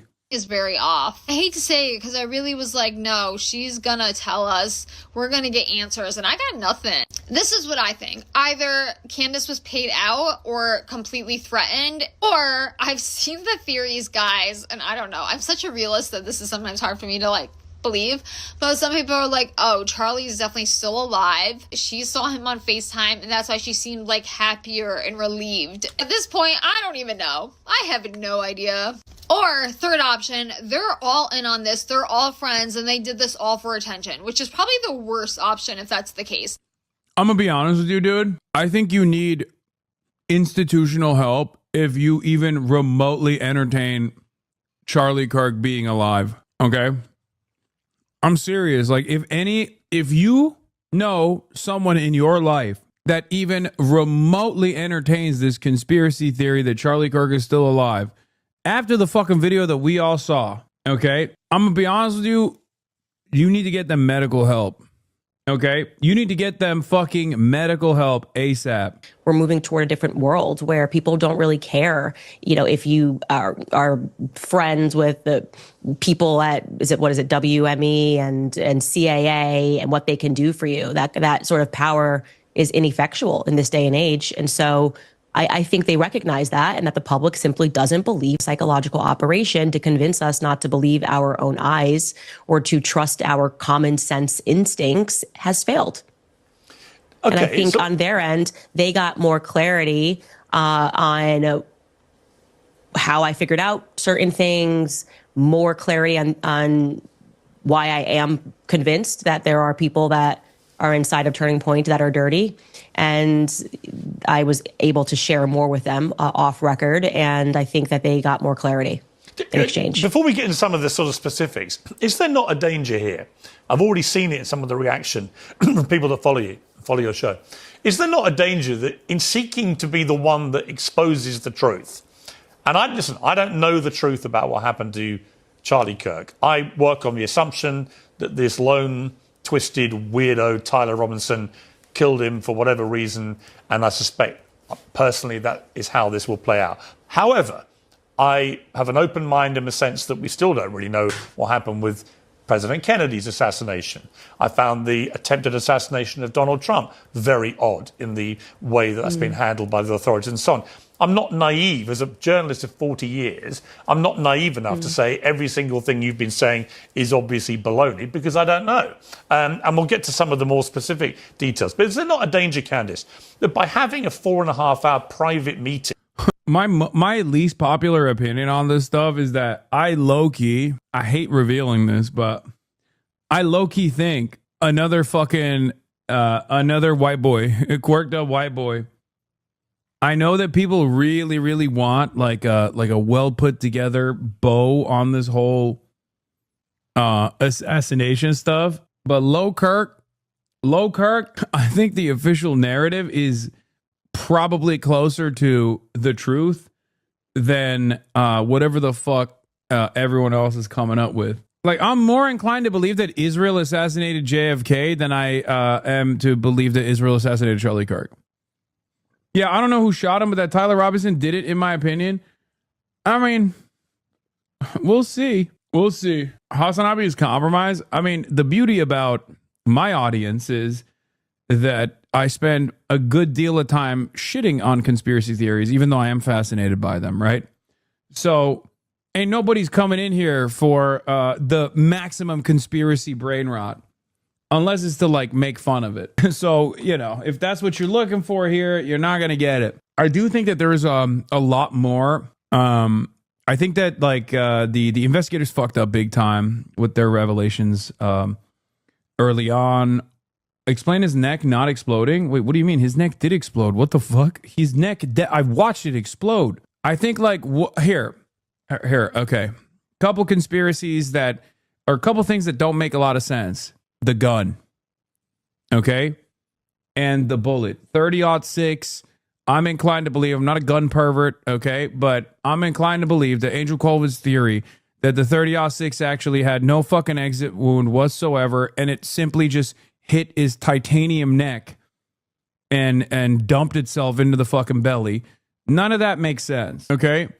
None of that makes sense. I am in agreement with you on there, like on that front, for sure. Okay. I also don't understand like how the gun was actually a gun that he was capable of breaking down and then putting back together. And then he like somehow left it out in the fucking wild and then couldn't return. And then literally Discord DM'd his trans lover like, hey, lover of mine, I don't want to make you an accessory to a manslaughter incident, but I do have a premeditated murder charge coming my way, Discord kitten. Here is my gun, you know, all that shit. Like that stuff was strange as hell. Okay. Yeah. What did he say? He said something that was so crazy. He was like, there's a squad car in the vicinity that I've tactically discertained. Like, remember how I was engraving bullets? I love engraving bullets. Haha. Yeah. There's a squad car near my automobile. So there's a lot of weird shit there, right? Like, I understand why there's suspicion. I understand why this seems, hey gang, I've been watching a clip of you on YouTube and find my dumbass remembered I have a Twitch account. Thanks for all you do. Genuinely been an amazing source of news and translation. Help me cultivate better thinking about our situation at the moment. Also, okay, don't know what this is. But yeah, all of that stuff is strange. Yeah, cops on my 6, squad car too close to the vehicle. But my point is, it's very the strangeness itself does not, like, the strangeness itself does not mean that it was Israel. Like, for it to be Israel, with the exception of how Benjamin Netanyahu, and I say this as someone who definitely does believe Israel has the capacity and the interest in assassinating a high-profile public figure on U.S. soil. I think they would do it. They probably have done it. You know, it would not surprise me one bit, right? Having said that, in this circumstance, it just doesn't really make a lot of sense to Charlie Kirk specifically. And last but not least, there isn't a lot of evidence that they did do it, right? So that's the reason why I'm like, yeah, there's some questions that I have, but it doesn't, the questions that I have does not invite the grander conspiracy that Israel was somehow responsible for this, especially because, like, the only side of the evidence that's being presented I am very familiar with, which is Charlie Kirk's ideological public pivot against Israel. Like, I know that wasn't the case, right? But now that Dan Bongino is retiring, maybe we'll find out more. How the FBI has handled the Brown shooting really makes you wonder if the My dad has 2 different phones and they both ring incredibly loud in the house for like 5 minutes, and he just like sits there and doesn't turn it on. I don't know why. He'll never put it on silent mode. Never. But yeah, how the FBI has handled the Brown shooting really makes me wonder if they would have ever caught Tyler Robinson if he didn't rat on himself. No, they would have. They would have not. I'm sorry, they wouldn't have. Plus, if Israel would have killed Charlie Kirk, why the fuck did they use Tyler Robinson as the fall guy? And why didn't they make like Mujahideen Iranian ISIS be of Palestinian descent? You know? Be the fucking fall guy. Like that also doesn't make a lot of sense, you know? So even if the Egyptian plane stuff is just like regular surveillance by Israel or some shit around Charlie Kirk, and that invites suspicion, okay, that still doesn't prove that Israel would have killed Charlie Kirk and then used Tyler Robinson as the fall guy, you know? Especially when you try and find a Mujahideen in Utah. What do you mean, brother? You just drive with your fucking pickup truck with the ISIS flag in the back. What are you talking about? How do you think these things normally happen? How do you think these things have happened? The fuck? Yeah, drive, put the fucking ISIS flag in the back of the pickup truck, drive, and on the deck, boom, boom. Rather than doing it in public, that all you're really going to do, collectively actually, even with a white guy, they could have done an ISIS thing. I mean, look at Stephen Paddock, a conspiracy that we never arrived at the truth on. Remember, he fucking slaughtered so many people, and then his brother was talking about how weird all of this was, and then boom, child pornography in his hard drives. Like literally the day after. That was a ISIS one, right? That's what they said. I think Stephen Paddock also, similar to these guys, had gotten like $100,000 from a bank account in the Philippines as well, right? Like prior to the shooting. And also the Bondi Beach guys had gone to the Philippines prior to the Bondi Beach shooting. And Erica Kirk is fuel the conspiracy theories about what you may or may not have discussed in that meeting, what part of the stuff that you've been broadcasting on your show she agrees with and doesn't agree with, and so on.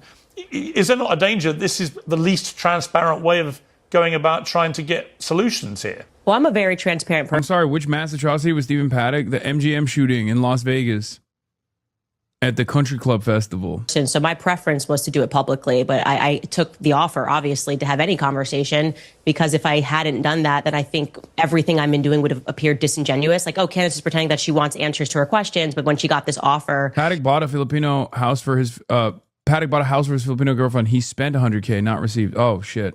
My bad. I got the... Wait, really? Am I misremembering? It wasn't MGM. It was the Mandalay Bay. Sorry. She suddenly said she didn't want to go because it wasn't public. They would have felt like I was moving the goalpost. So I was willing to take anything. And from their viewpoint, they felt like after the CBS News and the Fox News hits that Erica did, it was, my understanding was that they felt that it was a good idea to bring the temperature down first by having us sit down and communicate. And that doesn't mean that they necessarily say, oh, well, that's it. Now we're not going to have any other public discussion. I'm hopeful they will. I think they should. I totally agree with you. More transparency, the better. Who else was in the meeting? Erica was there. Who else was there? Justin Strife, who is the COO of Turning Point USA. And my husband was only there for a portion of it. And my cousin. So there were no lawyers, for example? No lawyers. But they did phone their lawyer because I asked the question. I was like, look, I'm open to being wrong, obviously. If there is something, which I think the media was kind of hinting at, that they had more, but they couldn't share it with the public, I said, I'm happy to keep my mouth shut. And I want to feel good walking out of here that there is something there. There is some sort of a smoking gun. And I will tell viewers just to be patient. And so they did call one of the lawyers working on this case, and it was not convincing at all. He said, in effect, all we have is what the public has seen. And we won't know more because we're investigating and looking for more. And so that just made me go, why is everybody being so over the top and ridiculous and using words like the evidence is overwhelming? It was Tyler Robinson, when they don't have anything that's overwhelming to show that they don't have a video of him taking the shot, which I think was something that I assumed, like, okay, there's all these cameras. Maybe they actually have that video. Okay. In order to literally pin the crime on Tyler Robinson, there's enough evidence. Okay? There is. Whether he did it or not doesn't matter. But, and the rest is up to how convincing the prosecutorial team will be. But they have a gun. They have the fingerprints.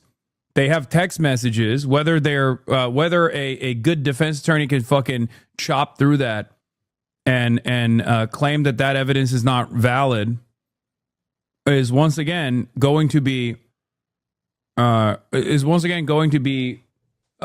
to how skillful the defense attorneys are. But when you got the parents' admission, all this stuff, there's definitely a decent amount of evidence.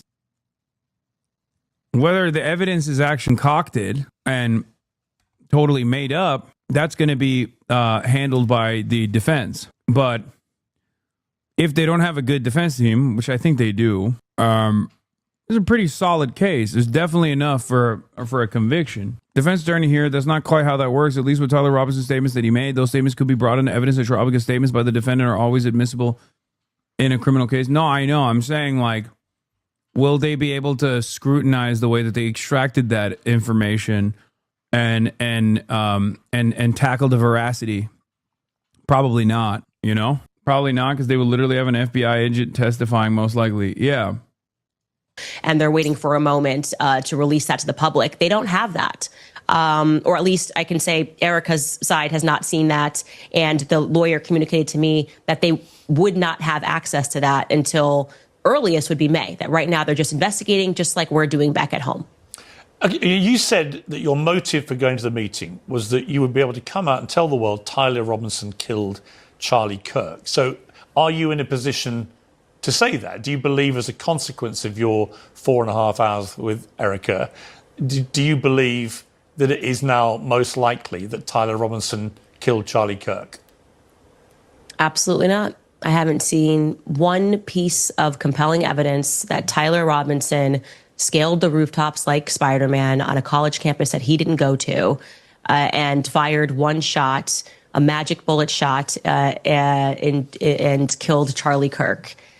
I have not seen one piece of compelling evidence. In fact, I've seen more compelling evidence to the contrary. You've seen their vibrant ads illuminating billboards and train stations. Shen Yun? He's doing a Shen Yun ad? He's doing Falun Gong ads? Who does Erica think killed her husband? Well, recent PR blitz, she sort of communicated that she trusted her team, and her lawyer was using kind of the same rhetoric that the media has been using, where, there's really, this is like, it's overwhelming. Maybe he didn't say the word overwhelming, but he was like, it's very clear, I think is what he said in particular. And then I pushed back and I said, what's clear? The affidavit? That's all you guys have? And I did tell him, if you would never be my lawyer, because it's just, a lawyer that's just kind of giving you adjectives, and I don't need a cheerleader. I need someone to be practical and to say, we don't have anything yet. I think the communication should be, we are hopeful that throughout this investigation, we are going to uncover more evidence that links Tyler Robinson to this crime. I do feel confident that he was involved in some capacity on that day. As I have said many times on my show, I was the one who broke the story that he was at the Dairy Queen throwing out clothes. Watch the Papa Me video. What did he do? What did he make? Oh, watch the Shen Yun Papa Me video. He did a video on Shen Yun. He made a video on the dance thing. That was actually kind of surprising that so many YouTubers are critical of Shen Yun. Like that actually surprised me quite a bit. I really thought the Shen Yun stuff was like excellent propaganda for anti-China, especially because like a lot of people are automatically anti-China. A local Dairy Queen throwing out clothes in a nearby cemetery. And so I do think he was involved, and multiple people were involved that day. And I think he did pick up clothes. I had communication with Lance's family. I had communication with Tyler Robinson's family. And for some reason, Lance is being protected, which I find to be very strange. His own family. I was actually hoping he'd make you a vid for the memes. Oh, like with the Kayage stuff. Oh my God. Everybody would have loved that shit. I saw on my TikTok an entirely made up conspiracy theory that I somehow got Meat Canyon banned off Twitch or something, with like a shit ton of views and a shit ton of likes too. There were people that were claiming that I got Meat Canyon banned somehow. I love Meat Canyon. I don't give a shit that he made like a Collargate joke offhandedly. It was so... Apparently he got banned or something. I don't even fucking know. I have no idea. But it's so funny. It's so funny that people were just like, people were coming up with like totally ridiculous conspiracy theories that like apparently he got banned, and everyone was like, oh, I can't wait for Meat Canyon to make a video on Hasanabi. He got banned for making an offhanded kill yourself joke from losing a Magic the Gathering game. Yeah. More Pegasus. That's the one who made that video. Do people not realize that that's just like, oh, I'm going to stop asking this question. I was going to say, why do people just like believe random bullshit that people make up with no evidence whatsoever? And I guess it's because, once again, they want to believe it. For me, if I were to consistently be in the wrong, and people realize that like my output was like consistently wrong, if someone I was watching was like consistently wrong, I'd be like, all right, well, this stuff was entertaining at first, but it kind of feels like it just doesn't, you're not correct. Feels like a waste, Thinks he's guilty of more, and they find it weird that the feds kind of glossed over him, almost as though he was Fed opera Cross of them. communities. And, we've caught the feds have lied a lot. Collargate is so funny because across communities, like this is an X-Men fandom post and no clue if they're a hater or a fan. Yeah, I don't know what's going on here. Beast Hank McCoy. Fuck it. I'll hit it with a like.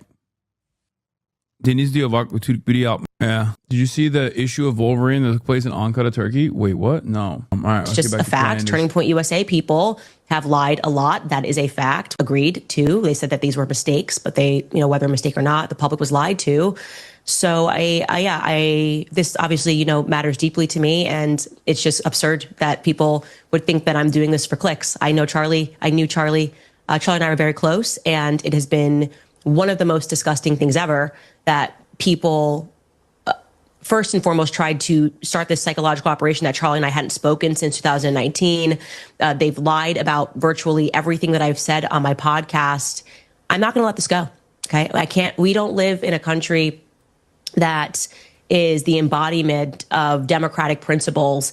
If Charlie Kirk gets publicly executed and the media apparatus is doing everything they can to cover the tracks, I would say to cover the tracks by demanding that there is no further inquiry into what happened on that day. All right, that is not a country that I can get behind. Let's get to some of the details, because it seems to me you've put up a lot of theories, but a lot of them don't seem to have a clear conclusion from you about what you actually think happened.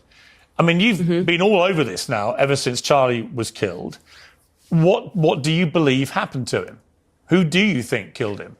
Good question, Piers. Okay, so Piers. I can't tell you definitively who pulled the trigger. I'm not going to lie to audiences and just put something out there that's not real. But what I can say is I feel convinced that the feds were involved. I can tell you that. I think the feds were involved in staging a cover-up. I think Kash Patel knows what happened and did not happen on that day. I am... Okay, dude. Convinced by me being told by people that are feds that he is not acting right and that he is not wanting to share any information. Just a couple of people are allowed to even see anything. A fed told me that they can't even touch the Charlie Kirk file without risk of being fired, and that he's grown increasingly mad. The U.S. Marshals that were there when they were doing the quote-unquote manhunt for 33 hours said that Kash Patel effectively sent them on a wild goose chase, which is what was signaled to the public when he said, "We got him," and it was actually the wrong person. And so it caused people to stop looking because they were convinced that they had the shooter. They felt that that was in order to allow the real perpetrators of the crimes to get away. But that could just be the fog of the immediacy of these things. We've seen it at Brown University, exactly the same thing. They thought they had the killer. It turned out to be the wrong person. Right? It doesn't mean there's any great conspiracy by the feds to cover anything up. And again, even if what you're saying is true, I don't know. Maybe you're right. If what you're saying is true, what is it they're covering up? You've so far intimated or inferred something weird involving Egyptian planes. So, what's that about? You've inferred perhaps Israeli involvement in some way. You've certainly inferred a lot of Turning Point. That's a lot of people getting involved here in the murder of Charlie Kirk, potentially. But what I'm really curious about is, given you've been all over all this and you've been airing all these theories, well, which one is it? It can't be all of these things. Is it somebody? Well, of course, is it someone at Turning Point USA? I mean, who do you actually believe was behind this? Of course, it can be all of those things. And what's really ironic here is that there's a clip of Charlie in the last months leading up to his death where he speaks about the JFK assassination. And he says that multiple countries were involved, multiple people were involved, the LBJ was involved, the feds were involved. And he's correct. That is what it means. When there is a conspiracy, there are multiple people that are involved. Of course, there's not one person on a grassy knoll who shot JFK. Well, it might have been that. There are people who had to agree to it. There had people who would have had to. The Dallas police were involved. Candace, I'm answering your question. I'm answering your question. But my point is, why aren't you just going to point to one person? That to me, even that seems like a part of telling people not to believe their own gut. Obviously, for this to have been pulled off, there had to have been multiple people involved. There had to have been people at Turning Point that were complicit in having this happen. Now, who knows what their motivations are? Doesn't mean maybe this person's like, hey, I'm going to help you. Hang on. Okay, let me stop you. Hang on. When you say obviously somebody at Turning Point, you are accusing right now people that worked with Charlie Kirk at the company he built, which is now run by his widow. You are directly accusing people in that company. No, this is not a good answer. This is not a good answer. Piers, don't go back to try to farm sympathy for an unsympathetic figure. People don't give a shit about Erica Kirk. They actually hate Erica Kirk. They right now are actually skeptical of Candace because she's not as aggressive towards Erica Kirk. God damn it. Backshots on stream is crazy. I know. No, instead, lean into it and be like, why did you change your perspective so aggressively after talking to her? And why didn't you reveal all of the information in your first tell-all? It kind of feels like you're leading people into simply watching more and more of your videos rather than actually giving them some kind of closure. Seems to me like you're just leading them down a narrative trail that seems to benefit yourself and nobody else. Certainly not Charlie Kirk.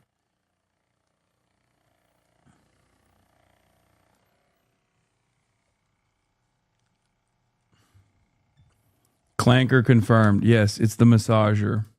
Of being complicit in his murder, right? I want to just be very clear connecting that dot. So I said that when there is a conspiracy, of course, there are going to be that same logic to JFK, right? Knowing, as I do and as Charlie did believe that LBJ was involved, which then implicates the feds as having been involved, which then implicates the Dallas police station as being involved. I believe Israel was obviously involved, that they were the ones that wanted him dead for saying that what is now AIPAC should have to register under FARA. So there's motive. There are people that have to be involved on the ground that day. There are people that have to be willing to allow the perpetrators to get away. There has to be media that's complicit. And that's what literally Operation Mockingbird was. It was established to persuade the public. Candace, here's the problem. Well, hang on. It was established. So but here's the problem with everything you're saying. In this massive cover-up. You keep saying, and this is where people think you're prone to endless conspiracy theories for whatever reason. Okay. Is you keep using the phrase, they have to have been involved. So by that yardstick, what you're saying is, with JFK's assassination, and we recently had a lot of the files released, which did not conclusively prove any of these things, right? Now, again, I don't know what happened to JFK, but the one possibility you've not ruled in is it was just as simple as Lee Harvey Oswald. It might have been. We don't know. Right, so when you say the media has to have been involved, Lyndon Johnson. My problem is you're stating all these things as fact. We can't do 63. It's such a nonsense to say that it was Lee Harvey Oswald acting. You don't know that. That's just such a nonsense. I do know it was not Lee Harvey Oswald acting by himself, and then that required national security to lock down the files, and that required the feds to impart the CIA to impart Operation Mockingbird to convince the public that it was you can't go against. There's a grieving widow. Don't look further into it. Don't believe your own eyes. But let me just say, this is your Candace. It was a grand conspiracy that killed JFK. I am going to say that confidently. And I just think we have to grow up. We have to grow up. We can't keep pretending Lee Harvey Oswald killed JFK. Fine. We can't keep doing that. That is your opinion. Today's show is sponsored. It's an opinion. No, that's a fact. He makes her look bad insofar as he's allowing her to keep going and has so many details that you would only know if you're down the same rabbit hole, and it makes her look insane. I don't know. I mean, I don't think this harms her standing at all. I think she did this because she knows that no matter what, Piers is always going to be like this uptight liberal representative of mainstream discourse. So being at odds against someone like that is going to only beef up her support. The only one who can steal her thunder right now is someone who is more conspiratorial than she is. Someone who is willing to fucking be like, nah, it was the Jews, and Candace is also sold out to the Jews, you know? That type of thing. Because, like, when she goes back to like the JFK stuff or even 9/11, she'll win favors once again with the same audience. For me, I think the main thing I'm invested in, the main thing I want to find out is like if this had if I had any inclination that Israel had conducted this operation, I need more evidence for the motive, and more importantly, like I need more I need more evidence in general. Like anything. Simply picking apart the existing official narrative is not enough to implicate Israel. Because while there is definitely weird shit with the way that they've revealed details about this investigation, there is a lot of inconsistencies and there's a lot of weird stuff. It still doesn't automatically implicate Israel. Hopefully Dan Bongino, though, will be the truth teller here and will give us some breadcrumbs to follow, it's not. you know? It was an operator that popped out of the ground. Yeah, that's crazy. Oh, here, by the way, speaking of Israel, Hassan. It's a scenario that doesn't bear thinking about. A conflict that could pit the world's two largest economies against one another and potentially ignite World War III. According to sinologist Kerry Brown,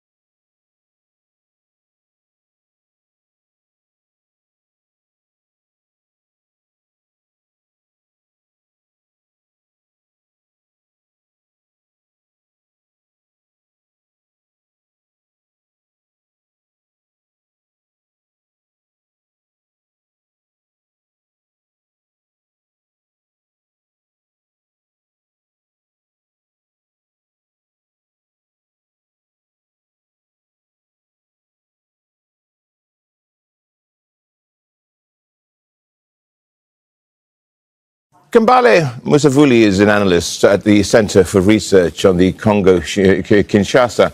He joins us now from Washington. Thank you very much for joining us, Kambale. How significant is this at all? Does this really change some of the front lines in a meaningful way in this conflict? It is important to note that the M23 took over the city of Goma, and also now the city of Uvira. That's what we are discussing now. But their removal from the space comes from their own statement, pressure from the United States, right? U.S. mediators. So it clearly shows that there are external forces that can actually bring an end to the conflict. It's not a request from the Congolese government for them to leave the city. It's a request from the U.S. mediators, according to the M23. So when we hear that, from our perspective, my concern is always the impact of their presence in Uvira, and from now to the moment they're leaving the city. You know, we've had people who have been killed. What about justice for those who have been affected by the taking over of Uvira? And what about the future for peace and stability in DRC? That's what's in question at the moment. Yeah, the big question is, though, what is this war really about fundamentally? And what are they fighting over? The conflict in the Congo has always been about mineral resources, as you pointed that your question is what it is about. If you look at the peace deal, there is a clause on mineral access for the U.S. Unfortunately, civilians have been affected. The war in the Congo started in 1996 with two invasions of Congo's neighbor, Rwanda and Uganda. We invaded in 96 and 98 and continue to support proxy rebel militias. The U.S. now is openly saying that the M23 rebels are supported by the Rwandan government. Peace in Congo will only come through justice. If the perpetrators of violence are not held accountable, we'll continue to have this discussion. Tomorrow we may discuss the taking over the city Kolwezi, the lithium mine in DRC. So these rebels will continue to push the boundaries until they get what they want, which is the control of Congo's vast mineral wealth for the benefit of Congo's neighbors, Rwanda and Uganda. Now, Kambale, you say that, but I mean, the M23's motives have not really been, let's say, clear or even consistent. There's no real answer that they give to what their actual motivation is. Yeah. The UN group of experts have clearly documented their actions on the ground. If you note, for example, the taking over of the North Kivu province, we will see that the M23, while they took over the city of Goma and other towns, they found their way into the mine, the Rubaya mine, the largest coltan mine in the world. So if what they claim they're fighting for, democracy, protecting a minority group, is true, what are they doing inside of the mines? So their actions on the ground clearly shows that there is economic interest into their actions. And also there is an outside backing that makes it even much harder for the Congolese government or the Congolese military to actually address the military presence. But as I continue to mention, the biggest loser in this crisis are the Congolese population, right? We have over 6 million who have died in this conflict, and there is still no accountability for the crimes. The end of the culture of impunity that has raged in the Congo for the past 29 years is what we need to see happen. If we don't hold them accountable, I mean, the M23 just took over the city of Uvira and they're leaving because U.S. mediators have asked them to leave. That's not accountability, right? There should be much more stronger diplomacy, and there are mechanisms for that. There are sanctions that can be implemented from the USS Public Law 109456 at the international level. There are other stronger diplomacy that can be held. We can't just look at what's happening in the Congo as business as usual. They take over a town and they leave and there is no accountability. So our call is for accountability, end of the culture of impunity in DRC, and justice for the victims of the conflict in DRC. Kambale, my final question here is, what about tribal dynamics and tribal rivalries? Are they, along with raw material grab, part of the agenda? The M23 has used the narrative that they are fighting to protect a minority group. If we look at the area where they control, we have hundreds of communities, hundreds of tribes there, right? They can't claim this is the case. Also, if I have to mention a name, the Banyabulenge community, which they have mentioned multiple times in their actions, just put out a statement a few days ago against actually Paul Kagame Rwanda, saying that they have never given him permission, authorization to interfere in Congo's politics. So the internal dynamics of the conflict does not justify the level of killings and suffering of the Congolese people. So it's clear that it is not an ethnic dynamic. And the M23 is showing that by going town after town and killing even the people that they say that they are trying to protect. So to remove that spell, and that's why I mentioned that the US is much more clear now, where they are calling out the aggressor. They're not talking about the M23. They did not have the M23 at the table, the negotiating table on December 4th in Washington, D.C. They actually call on the backers of the M23, a country which is an aggressor now, Rwanda. So to bring about peace and stability in the Congo, we must put pressure on the external forces. And of course, if we had more time, we could discuss also what the Congolese government should do to be a sovereign state and protect its citizens as well. Kambale, thank you so much for your time. Kambale Musavuli, an analyst at the Center for Research on the Congo, Kinshasa. Thank you. Don't miss out and get the full picture. Subscribe to Al Jazeera for reliable news and expert insights. Like, share, stay ahead.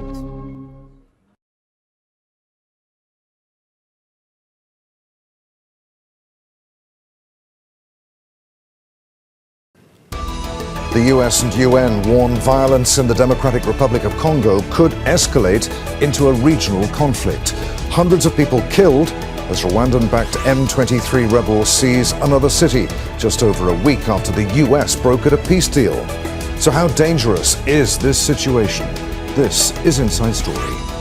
On April the 18th, 1980, a Southern African country gained independence after decades of colonial control and white minority rule. On that very day, the Prime Minister of the newly independent state received congratulations from another African leader, Mr. Julius Nyerere, President of Tanzania. Mr. Nyerere told the new Prime Minister, "You've inherited a jewel. Keep it that way." The Tanzanian president was right. That newly independent country was indeed a jewel, blessed with stunning natural beauty and well-tended fertile soil, ideal for commercial farming. Al Jazeera Podcasts. Today, an oil field is a new front in Sudan's brutal war. So, major resource point for the Sudanese government. It's a major source of income for the South Sudanese government, and now it's under the control of the Rapid Support Forces. The paramilitary RSF already controls some of Sudan's gold mines and has now captured the country's most important oil field. How does that shift the balance of power? I'm Malika Bilal, and this is The Take.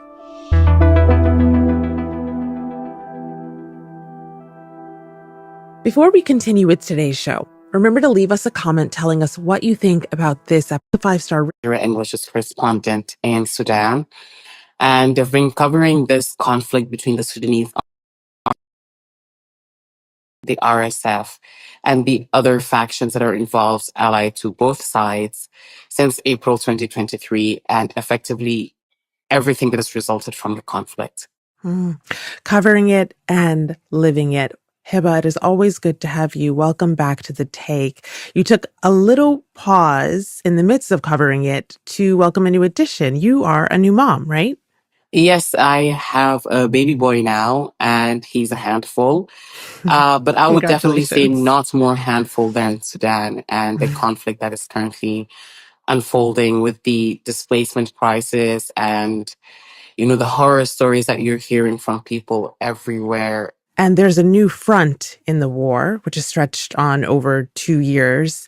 It's a place called Hajlij oil field. What is the significance of this oil field? So when you look at the conflict from the moment it started up to the point where the Rapid Support Forces, or RSF, took control of Hajlij, the focus was mostly on military bases or cities, like major cities, or trying to dominate most of the western part of the country. But when it comes to Hajlij, it's the largest oil fields in Sudan, and it's where processing facilities for oil from neighboring South Sudan, that seceded from Sudan in 2011, is being processed for it to be exported.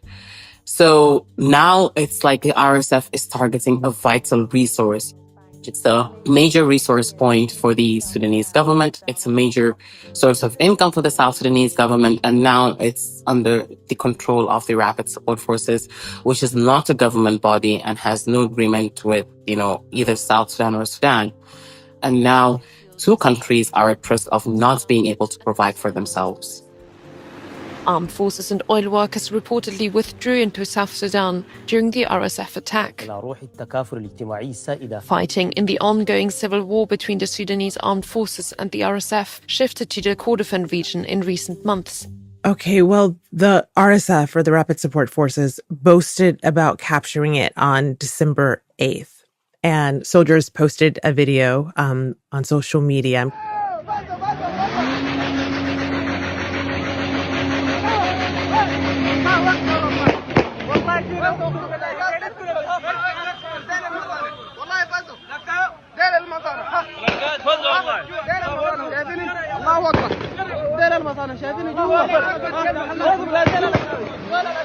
There's a lot of Allahu Akbars. They're chanting. They're happy. They've just captured it. Now the RSF is, as you said, the paramilitary group that's been fighting the Sudanese armed forces for control of the country, and you can see the joy in this clip.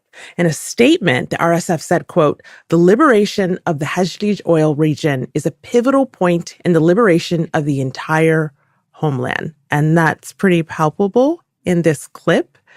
But who holds it now might be in question. So before we get to that, tell us, how did this even happen? How did they manage to capture it? So look at the map. Hajlij falls on the southernmost part of West Kordofan, along the border with South Sudan. And just a few days earlier, the RSF was able to take control of Baba Nusa, which is a major city in West Kordofan. And they have control of Hajlij, the oil fields now. And that's why you see a lot of joy when it comes to the videos being posted by their fighters. It means that they've taken control of this entire state, and now they have the ability to move further because, it's like free their men and free their fighters and ammunition to focus elsewhere. What can they actually do with that field? Do they know how to actually produce the oil? When it comes to the oil fields and the processing facilities itself, they don't have that ability to actually run the oil again because it's not theirs to run. It belongs to South Sudan. But what they can do is disrupt the oil flow.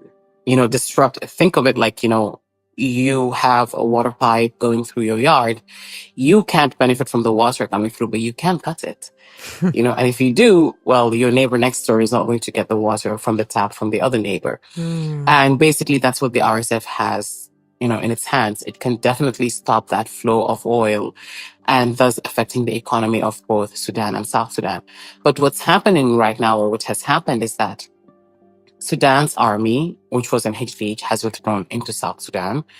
The RSF now control Hijlij, but because they cannot operate the facilities, it's now being operated by South Sudan. So, Sudanese army withdraws, South Sudan comes in and operates, but RSF remains in control. Wow.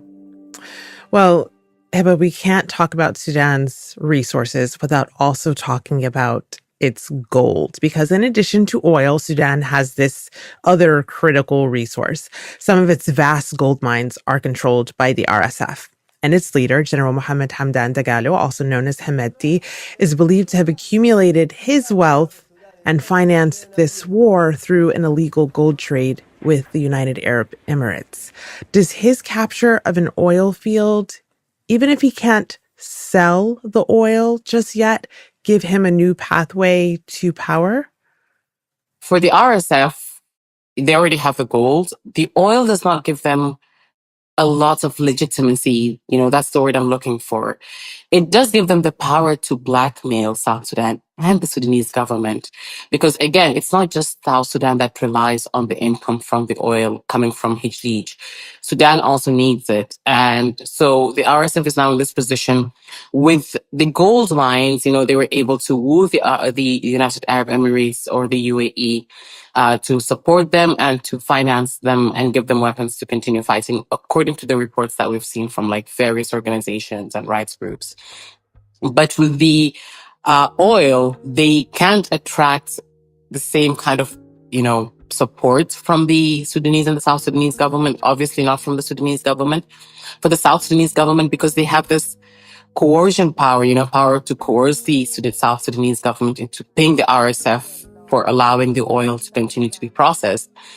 That does give them additional power, especially over the border areas, allow us to use the border to be able to bring in weapons and ammunitions and our tanks and armored vehicles so that we can capture the rest of Kurdistan. That's what they've gained. More access to border point that they would be able to use to be able to bring in ammunition and equipment to continue fighting the Sudanese army. I'll be back with Hiba after the break. Well, Hiba, there is this phrase that's often thrown around, the resource curse. The idea that nations with more natural wealth deal with more instability. Do you, or the people you've been interviewing, your neighbors, your friends, do you feel like these resources are at the heart of their suffering? One thing people do say over and over again is that if the RSF did not have access to our resources and our wealth, and when I say our, they're talking about the national resources, something that should be contributing to the country's GDP. If the RSF did not have access to them, they wouldn't have grown this powerful. They wouldn't have the ability to attract, foreign countries to gain their support because they have something to give in return. So for people in Sudan, especially in the capital, and those who understand politics and the conflict, one thing you hear is that we are being killed using our own resources. It's not like the RSF is basically, putting its hand in its pocket and getting its own money to be able to continue the conflict. It's not like, after with the reports that the UAE is backing the RSF. They're not doing that just for the sake of it. Obviously, they have something to benefit. And people know that, that at the heart of all of this, what's keeping this conflict ongoing is the fact that these resources, or there are resources that can keep the flow of cash and the flow of weapons ongoing. And so people feel that the RSF was given way too much access to what they are not entitled to, which was basically the gold mines when they were the Janjaweed to fight the Darfur rebels during the Darfur War. The fact that Even after that, they still had access to other gold mines. The fact that up to date in Darfur and other parts, there are still areas or mines that are under the control of the RSF and so out of the government's hands and can't contribute to the GDP, can't help with the inflation, can't help with, with the civil servants and their workers' salaries, or to try to stabilize the economy. So people believe that there's been a mismanagement from the get-go, not just during the conflict. The fact that the RSF was given this much access to something that could have stabilized the entire country, that could have, improved the quality of living for almost every single person in the country. Yeah. They feel like it's a curse, but it's more of a curse, that we had governments that allowed this to happen. We're cursed because we have governments that mismanage the resources to the point where a paramilitary has been able to use it to grow so powerful it can turn against the army and the government. Well, a Sudanese army source told the AFP news agency that it withdrew from Hajjij oil field to, quote, protect the oil facilities and prevent damage. But this is a huge loss and embarrassment for them. Could it force a negotiation between the two groups? We've already seen the army, the RSF, and the South Sudanese government reach a deal with regards to operating the facilities, the oil fields in Hijlij. The army withdraws from the facilities, the RSF, they remain in control, but they don't stay inside the facilities, and South Sudan operates. They were able to reach that agreement. But the reason why, we saw an agreement there is because, obviously, of the importance and significance. This is foreign oil. And the income is needed for both Sudan and South Sudan. The RSF, obviously, with the hopes of running the country someday, they don't want to mess their relationship with their neighbors. So they're obviously not going to go against South Sudan's wishes to try to maintain its economy. But that's when it comes to the GDP and a source of income. That agreement was, doable or easy to reach. But when it comes to ceasefire, humanitarian access, we've seen several bodies in several countries trying to push for that ceasefire. But the RSF, while agreeing to it verbally, we've seen them launch attacks on and off in several parts of Sudan, especially around Kordofan. And the army, on the other hand, they didn't even bother saying, we would agree and continue fighting. They made it very clear. We're not up for a ceasefire unless the RSF withdraws from certain cities. And so the conditions for getting a ceasefire is not the same conditions when it comes to an agreement for the Hajjij oil fields. This one is pretty basic, let the oil flow and we all benefit. Here, it's I want what you took and you want what I took. And if there's a ceasefire, who controls what? What kind of governance are we having? How are we going to manage? How are we going to merge? And that's why, when it comes to a ceasefire, it's much, much more complicated than, just when agreeing on how to allow the oil to flow. That's very easy compared to what could transpire when you talk about ceasefire between the RSF and the army. Well, finally, when we think about a ceasefire and hope that day is very soon, I'm reminded of all that you have gone through as a reporter who's living there over these past few years. And I wonder what life is like for you and your neighbors and your friends now, especially because you're in a part of the country that is now taken back by the military. Has life gone back to normal for you? Do you feel the effects of this conversation we've just had on your everyday life? I mean, we've been here since the start of the conflict. What I do is I can't help it. I mean, I'm pretty sure nobody can help it here in Khartoum, is you look at what you knew and what you have in front of you. I'm talking about streets. It's hard to explain how, the feelings that you go through when you're going through streets that were once familiar and now they're very much empty. You can see bullet-riddled buildings and walls. And in places where, there was life and, vibrancy and a lot of people and movement, now it's just, a lot of closed shops. It's hard to reconcile those two images in your head, the one in your head of what used to be with what you see in front of you as you navigate Khartoum after the army took control of it. When the war started, we had to hear a lot of gunfire and artillery fire and drone strikes. And There are days where there would be no power. I would say there was once an entire month where there was no power. And, running water sometimes is such an issue that, you have to try to source the water from the river or get someone to get water from the river for you. We're not going through that now, thankfully. It's much better when it comes to living. But despite the fact that the power is a bit more stable, water is a bit more stable, the telecommunications are a bit more stable, we've seen, and I have seen, how the cost of living has become so hard for so many people. How you have to cut down on spending and how you have to decide what is necessary, what's not necessary. Financially, the situation is difficult. The situation is difficult for the Sudanese people generally, including me and others. For some people, having more than a meal a day is a luxury. There are families that I know who just rely on like a single meal a day, and it's not that nutritious when you look at it, but it's what they can afford. So, you're still seeing, I wouldn't say the conflict in Khartoum because that's over, but you're seeing the aftermath. The fact that, the healthcare is so decimated that there are a lot of people who can't get to proper hospitals. And in a way, the conflict is not over because everything that it has touched is still there. This is a call for the youth to return. I know there are no jobs right now, and there's not much to attract people. But when people return, that accelerates the reconstruction process. The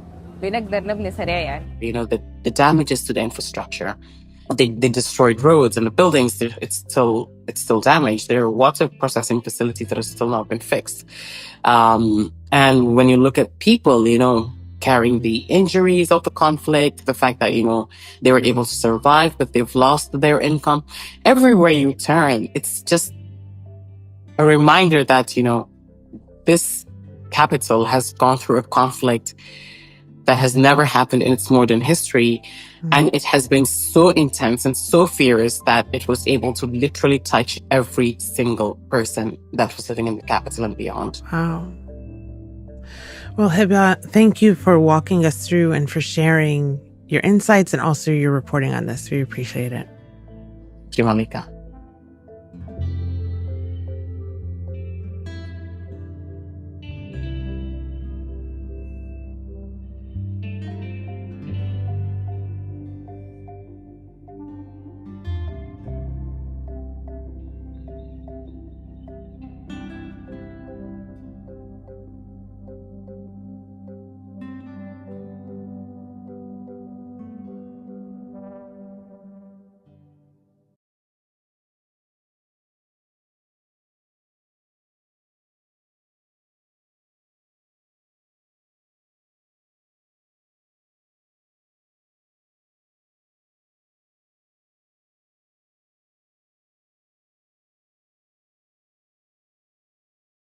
Sudan, October 2025. A massacre taken. The paramilitary rapid support forces attacked the city of Al Fasher in the Darfur region. Since April 2023, a brutal power struggle between two rival generals has torn the country apart. Human rights groups call it genocide. Now we are seeing body piles visible from space. But this is not just a civil conflict. It's a proxy war fueled by external players and a thirst for profit. Outside powers have made everything worse in Sudan. Around 12 million people have now been forced from their homes. The country also faces a man-made famine, one of the worst in decades. Sudan is the world's largest humanitarian crisis, the world's largest hunger crisis, the world's largest displacement crisis, and the world's largest protection crisis. This is the story of a nation torn apart for profit and power at an enormous human cost. April 2023. After 2 decades of civil war, the situation escalates. On one side is General Al-Burhan, the leader of the official Sudanese Armed Forces, or SAF. On the other side is his former deputy, General Mohammed Hamdan Dagalo, also known as Hemeti. He leads the Paramilitary Rapid Support Forces, or RSF. But who is this paramilitary force? The RSF originated as the Janjaweed. These Arab and Arab-speaking militias were SAF allies during the war in Darfur in the early 2000s. Hundreds of thousands of Darfuris from non-Arab communities were killed, who are now facing that same terror all over again. Burhan and Hemeti also joined forces in 2019 to oust dictator Omar al-Bashir. Protesters filled the streets demanding civilian rule, securing a short-lived power-sharing deal. But in 2021, the two generals launched yet another coup. They toppled the civilian government that had been put in place and seized full control. But then this partnership that they had descended into a row when the head of the army wanted Hemeti to roll his forces into the army, and he didn't want to do that. Both of them wanted to be the ruler of Sudan. There's a sort of Cain and Abel story here. They've been fighting fisted glove against the people of Darfur for decades before they turned on each other. Khartoum became the first battleground between the two now rivals in April 2023. Soon after, clashes between the RSF and army forces erupted across the country. The campaign then shifted back to its brutal origins in Darfur. The strategic and symbolic target was Al-Fasher, the last major city outside of RSF control in the region, where in October 2025, a terrifying siege was about to begin. We warned the UN Security Council that this was going to happen 2.5 years ago. We told them that we were going to see a siege of Al-Fasher and the slaughter if Al-Fasher fell, and now we are seeing body piles visible from space. Al-Fasher has been surrounded by what we call a kill box. They've built an earthen wall to trap the people inside that completed just in the past few weeks. And as that wall completed, we knew the end was near. There were pickup trucks with guns mounted on the back, blocking alleys and side streets. Simultaneous to that, we see objects consistent with bodies appear. In all of these locations, none of these objects were visible 24 hours before. In some of the cases, we'll see a discoloration. The blood discolorations we're talking about are about 0.5 meter and immediately appear around a cluster of objects consistent with human bodies. We received word from the ground that 1,200 people have been killed in the first 24 hours. By nightfall, it was 10,000. By Tuesday, we couldn't reach those people anymore, and we haven't heard from them again. RSF-linked accounts have shared footage on social media that appears to document their own atrocities. One verified video filmed from the berm around Al-Fasher shows dozens of bodies in the trench below. The RSF have denied targeting civilians, blaming rogue actors instead. لجنة التحقيق تبدأ فورا في تحقيق ومحاسبة أي جندي أو أي ضابط ارتكب جرم أو تجاوز حدوده في حق أي إنسان. But for the survivors of Al-Fasher, the memory of the massacres still raw. زور 50 نفر 60 نفر في الشارع واحد 10 نفر 20 نفر تقول تك تك تك تك تك إلى ما بينتهي الشارع الثاني تخش في الشارع الثاني تك تك تك. قتلوا الأساكن وهربوا العربات ودبوا الناس كل شيء يعني كل شيء في الفاشر ده احنا شفناه أي حاجة شيء في الحياة ده شفناه. And for those who did escape, the nightmare hasn't ended. Thousands of people have made it out of the city, although 300,000 are thought to remain behind. But refugee camps are not exactly places of safety in Sudan because these too have been targeted in the past by the RSF. Sudan is the world's largest displacement crisis, with around 12 million people uprooted inside and outside the country. This is a humanitarian catastrophe. But this is not an accident. It is a strategy. This war in Sudan is a war against civilians. It's against civicness, it's against civilian rule. It is very much a war about fixing and entrenching a military state. And because of that, we have seen a whole gamut of different military tactics being used, from the more medieval tactics of siege, starvation as a weapon of war, rape as a weapon of war, the inducement of famine, all the way to the use of sophisticated drone warfare. Despite the atrocities, the international reaction has been muted. The West, for its part, is basically watching from the sidelines.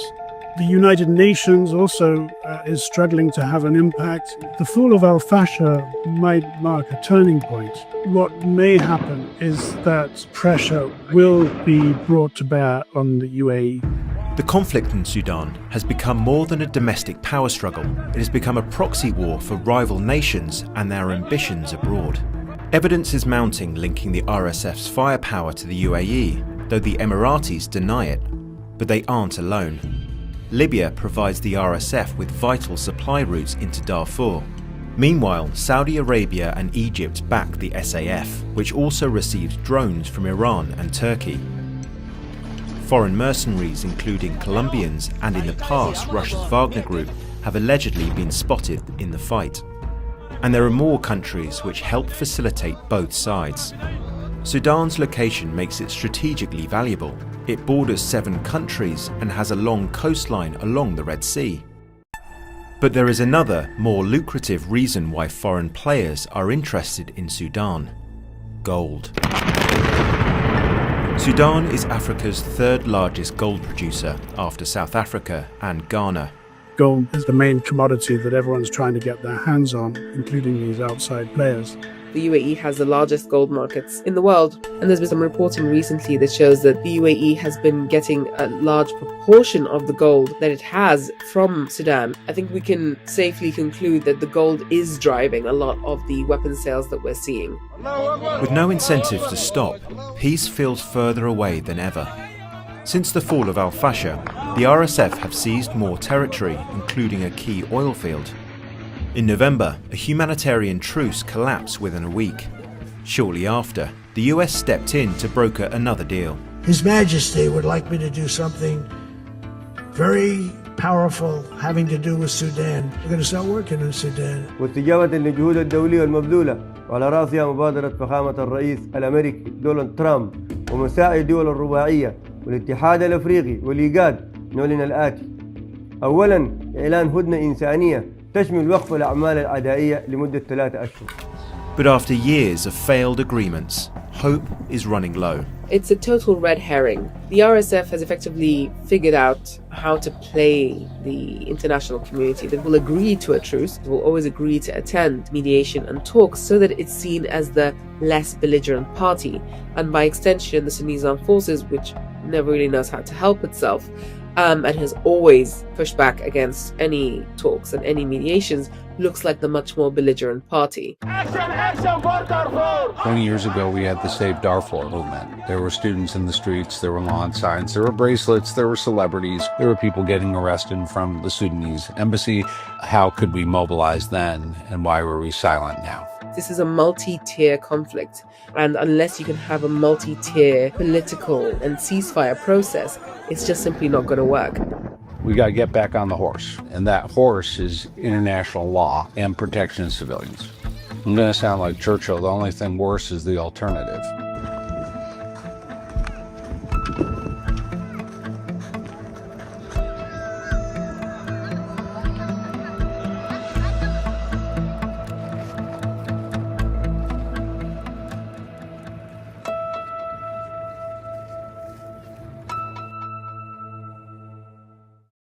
Sudan has been caught in a bloody war between the country's army and a militia, the Rapid Support Forces, for 16 months, with tens of millions of Sudanese civilians caught in between. This week, the United States mediated peace talks in Geneva. The RSF militia sent a delegation, but at the last minute appeared to not officially participate in the talks. The Sudanese Armed Forces refused to attend altogether. In the first of her reports from a rare trip inside the country with the support of the Pulitzer Center, special correspondent Leila Molana Allen sat down with Sudan's vice president in Port Sudan on the Red Sea. 5 years ago, elated Sudanese, young and old, danced in the streets after countrywide protests brought down Sudan's 30-year dictator and indicted war criminal Omar al-Bashir. Democracy had arrived. But just 2 years later, the Sudanese army and a rehabilitated militia, the Rapid Support Forces, united under Army Chief Abdel Fattah al-Burhan and took power in what Sudanese civil society calls a coup against the people. Malik Agar is Sudan's vice president and deputy head of the military junta that's ruled the country since 2021. A former insurgent leader, he's been a leading political and military figure for decades. Before the explosion of the conflict last April, RSF leader General Mohammed Hamdan Dagalo, widely known as Hemedti, was vice president.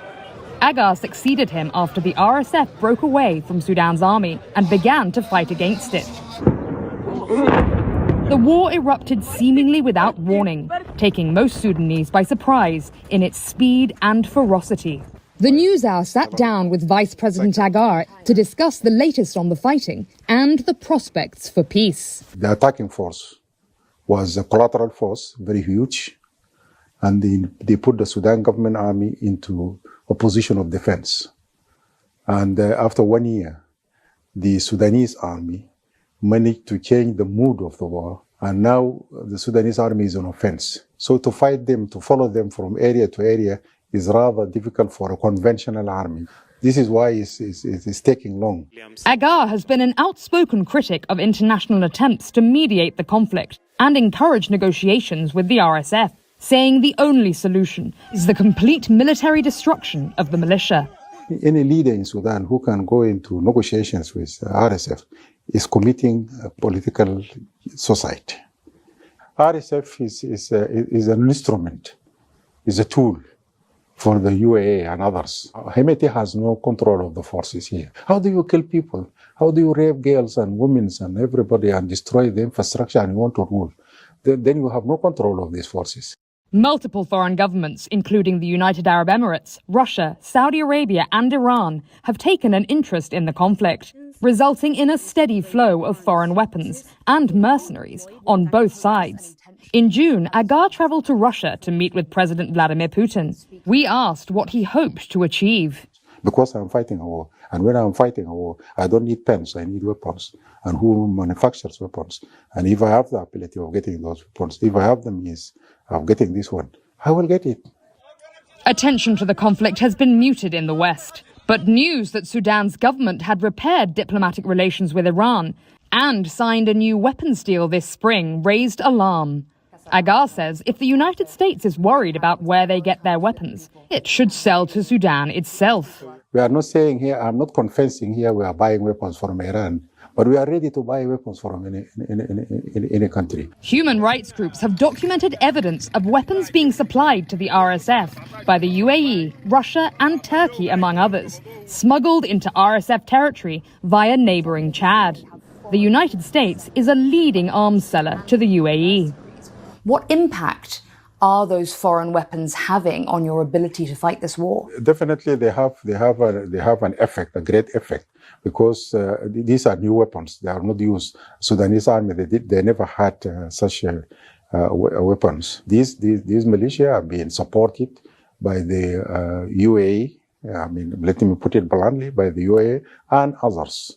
The UAE has a lot of economical interests in Sudan. Number one of them is gold mining in Sudan. They wanted some sort of agricultural lands in Sudan. They had also an interest of having an area on the Red Sea for their own interests. We believe.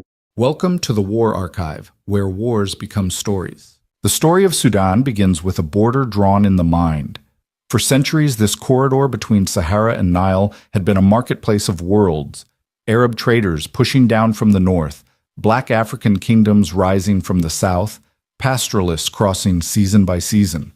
Under Anglo-Egyptian rule, these currents were split by design, a dual administration that groomed the north as Arab-Muslim and sealed the south behind missionary schools and meager roads.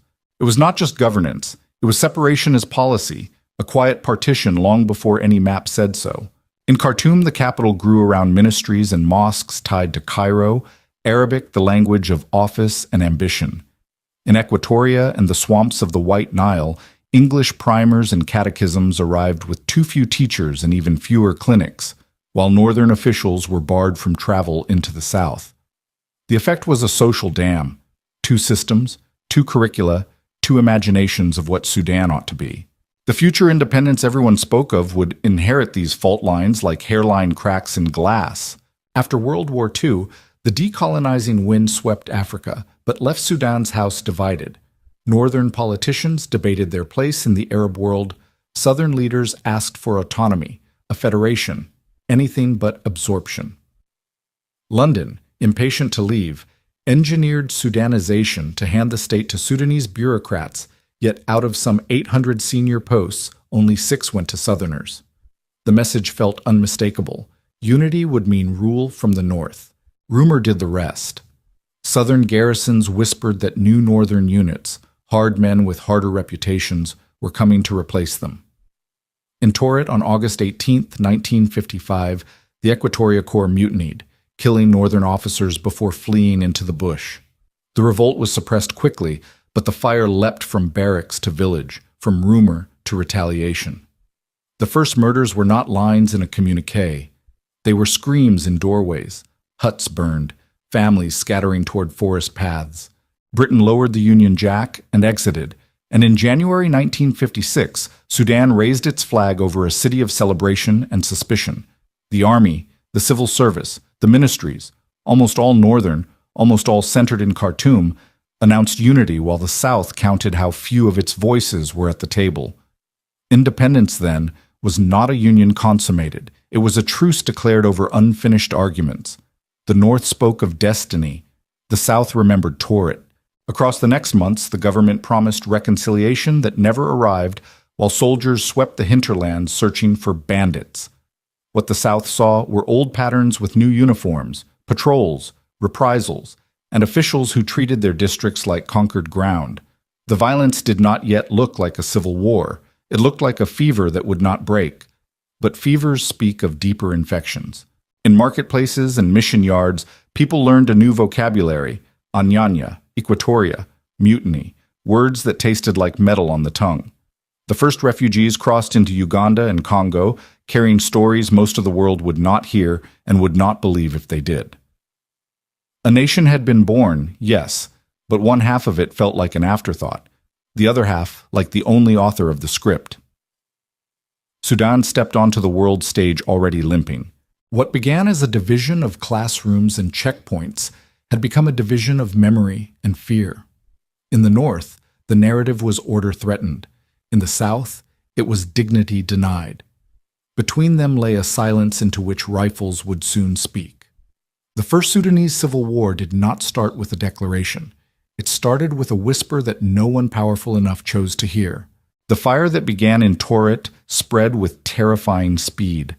Across the southern provinces, Equatoria, Bahr el Ghazal, Upper Nile, the mutiny became contagion. Soldiers fled into the forests and swamps, forming loose bands of fighters. In Khartoum, the government branded them bandits. Yet the bandits learned quickly.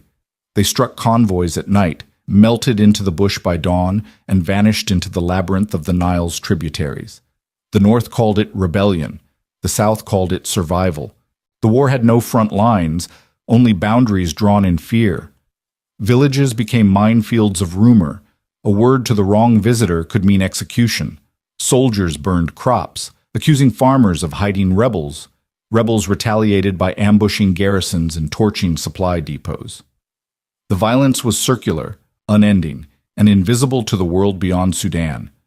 Foreign newspapers rarely printed its name. There were no cameras, no headlines, only graves that multiplied beneath the rains. Yet even within the chaos, a purpose was forming. By the early 1960s, the fragmented resistance began to coalesce under a single name: anyanya, snake venom, in the Madi tongue. It was a declaration as much as a title. The South would no longer plead. It would bite. In exile, Southern leaders such as Joseph Oduho and Agre Jaden tried to turn scattered rage into a political cause. They met in Uganda, Congo, and Ethiopia, searching for unity but finding mistrust. Each tribe carried its own wounds, each leader his own ambition. Still, a whisper of recognition stirred across the borders. The South's struggle was not tribal, but existential. The North, meanwhile, descended into its own instability. The post-colonial dream quickly soured into a carousel of coups. Civilian cabinets rose and fell. Generals replaced generals. The army, built to defend unity, was now consumed by it. To Khartoum's rulers, the Southern War was both distraction and necessity, a reason to tighten control and rally Arab identity against the African periphery. Religion became a weapon of politics. So did famine. By the late 1960s, the war's toll had reached unbearable proportions. Nearly 500,000 were dead, most of them civilians. Entire towns lay in silence, their schools and churches charred, their roads swallowed by jungle. Children were born knowing only the sound of retreat. Yet from that exhaustion came the faintest possibility of peace. The Organization of African Unity, sensing the danger of a conflict that could spill across borders, began mediating secret talks in Addis Ababa. In 1972, after 17 years of slaughter, the talks succeeded. The Addis Ababa Agreement granted the South a degree of autonomy unseen in its history, a regional assembly, a local army, a government based in Juba. For a moment it seemed the venom had run its course. The guns fell silent, refugees returned, markets reopened, and children slept through the night for the first time in a generation. But beneath the celebration, the truce was built on sand.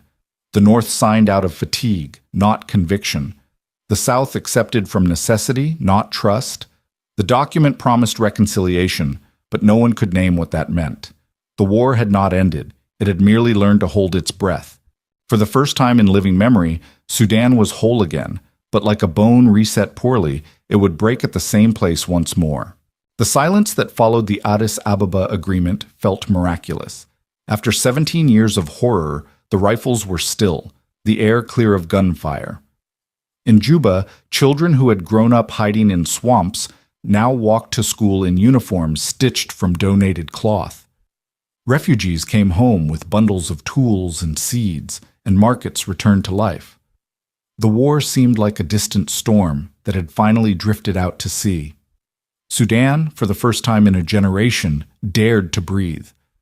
The Southern Regional Government was born, a fragile experiment in autonomy, headquartered in Juba and led by former rebel commander Joseph Lagu.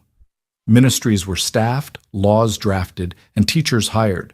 Roads that had been battlefields were graded again. Planes carried more passengers than bombs. In the north, President Jafar Nimeri, who had seized power in a 1969 coup, proclaimed a new era of unity. But his definition of unity was not the South's. For him, the Addis peace was a concession to be managed, not a partnership to be honored. During the early years, the illusion held. Nimeri courted Arab investors and Western donors, selling Sudan as the next modernizing miracle of Africa. American engineers built dams.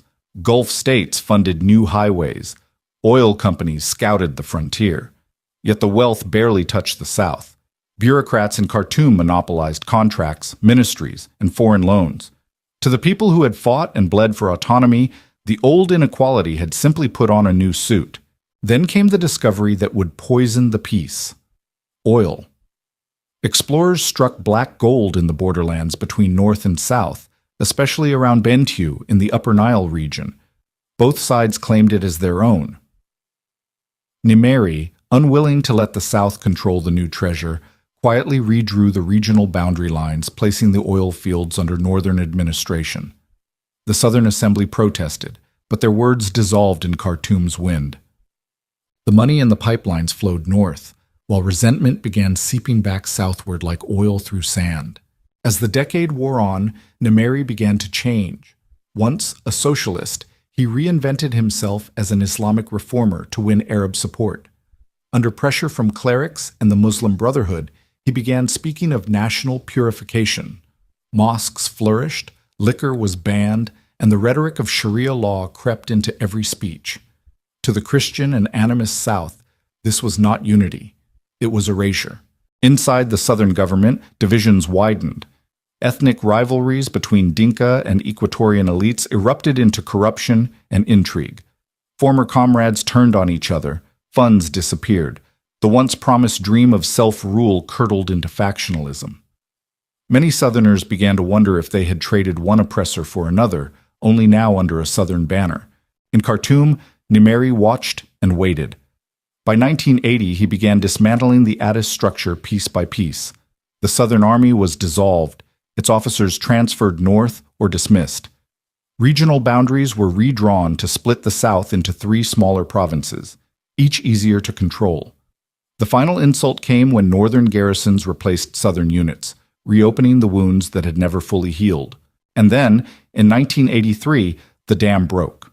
Nimeri declared that Sharia law would apply across all of Sudan, ignoring the faiths of millions. In the town of Bor, a southern battalion mutinied rather than obey. Their leader was a Dinka officer named John Garang de Mabior, an economist trained in the United States, disciplined, visionary, and relentless.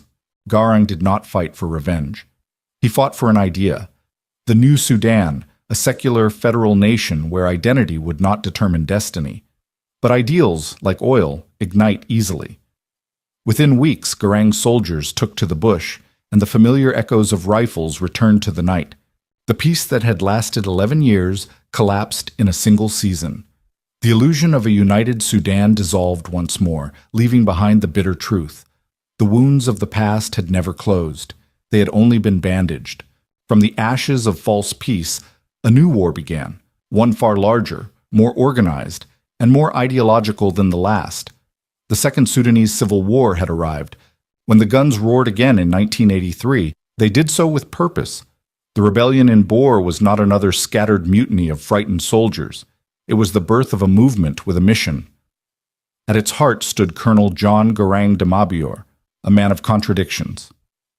Educated in Iowa, trained in Tanzania, and hardened by the South's memory of betrayal, Garang was both idealist and strategist. He envisioned not simply Southern secession, but a new Sudan, a nation remade on equality, secularism, and democracy.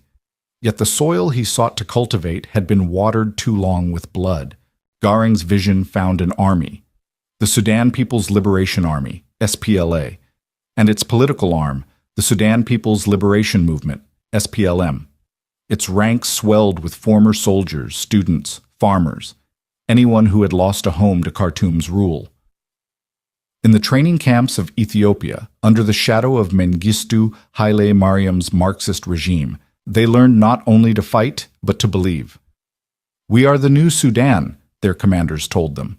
"We do not seek revenge, we seek rebirth." But belief alone could not sustain a war. Supplies came from Ethiopian ports, arms from sympathetic governments, and money from sympathetic churches. The SPLA struck across the South in waves, raiding garrisons, ambushing convoys, sabotaging pipelines. Government troops, poorly trained and desperate, retaliated with fury. Entire villages were erased from maps. The North called it counterinsurgency. The South called it extermination. By 1985, the conflict had consumed the southern third of the country. Towns like Bor, Malakal, and Wau became names whispered with dread. Fields lay fallow, schools vanished, and famine followed the armies like a shadow. The Sudanese government, desperate to preserve control, declared martial law and unleashed militias that operated beyond restraint. In the name of unity, they committed atrocities that would scar generations. Yet Garang's SPLA was no saint. The movement's rhetoric of liberation was undercut by its own authoritarianism. Dissenters disappeared. Rival commanders were executed. Civilians found themselves caught between two monsters, Khartoum soldiers by day, the rebels by night.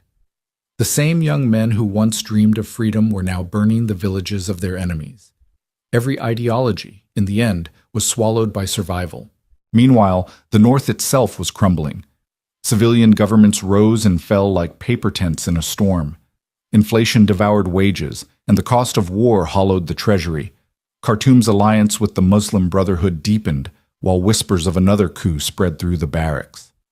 To the generals, Islam offered not only faith, but discipline, a tool to bind the fracturing nation under divine authority. The Cold War gave the Sudanese tragedy its cruel symmetry. Ethiopia's Marxists armed the SPLA, while the United States, fearing Soviet influence, funneled quiet support to Khartoum. Libyan aid, Arab oil money, and foreign arms dealers turned Sudan into a proxy chessboard. Each shipment of rifles ensured that peace would remain impossible. By the decade's end, 500,000 were dead and millions displaced. Entire regions were emptied of life, their people scattered across Uganda, Kenya, and the Congo. Khartoum's control shrank to the railways and the capital. The SPLA held the countryside, but not the cities. It was a stalemate written in starvation. Then, in June 1989, the last remnants of Sudan's democracy collapsed. A coup led by a little-known officer, Brigadier Omar Hassan al-Bashir, swept the government away. Behind him stood a civilian ideologue, Hassan al-Turabi, the architect of Sudan's Islamist movement. Together they promised order, purity, and the rule of God. In his first broadcast, Bashir's voice was calm, his words rehearsed. "We shall rebuild this nation in the image of faith." But for the South, the message was unmistakable. A holy war had begun. Under the banner of jihad, the Second Civil War entered its darkest chapter. The dream of a new Sudan had collided with a vision of divine conquest, and between them, a country already in ruins would begin its final descent. When Omar al-Bashir seized power in June 1989, Sudan awoke to a new kind of dictatorship, one veiled in the language of divine salvation. Guided by Islamist theorist Hassan al-Turabi, Bashir proclaimed a holy mission to unite the country under God and purge it of corruption, rebellion, and disbelief. From the capital, sermons thundered that the war in the south was no longer political. It was jihad. The state's new soldiers were promised paradise, their enemies, eternal damnation.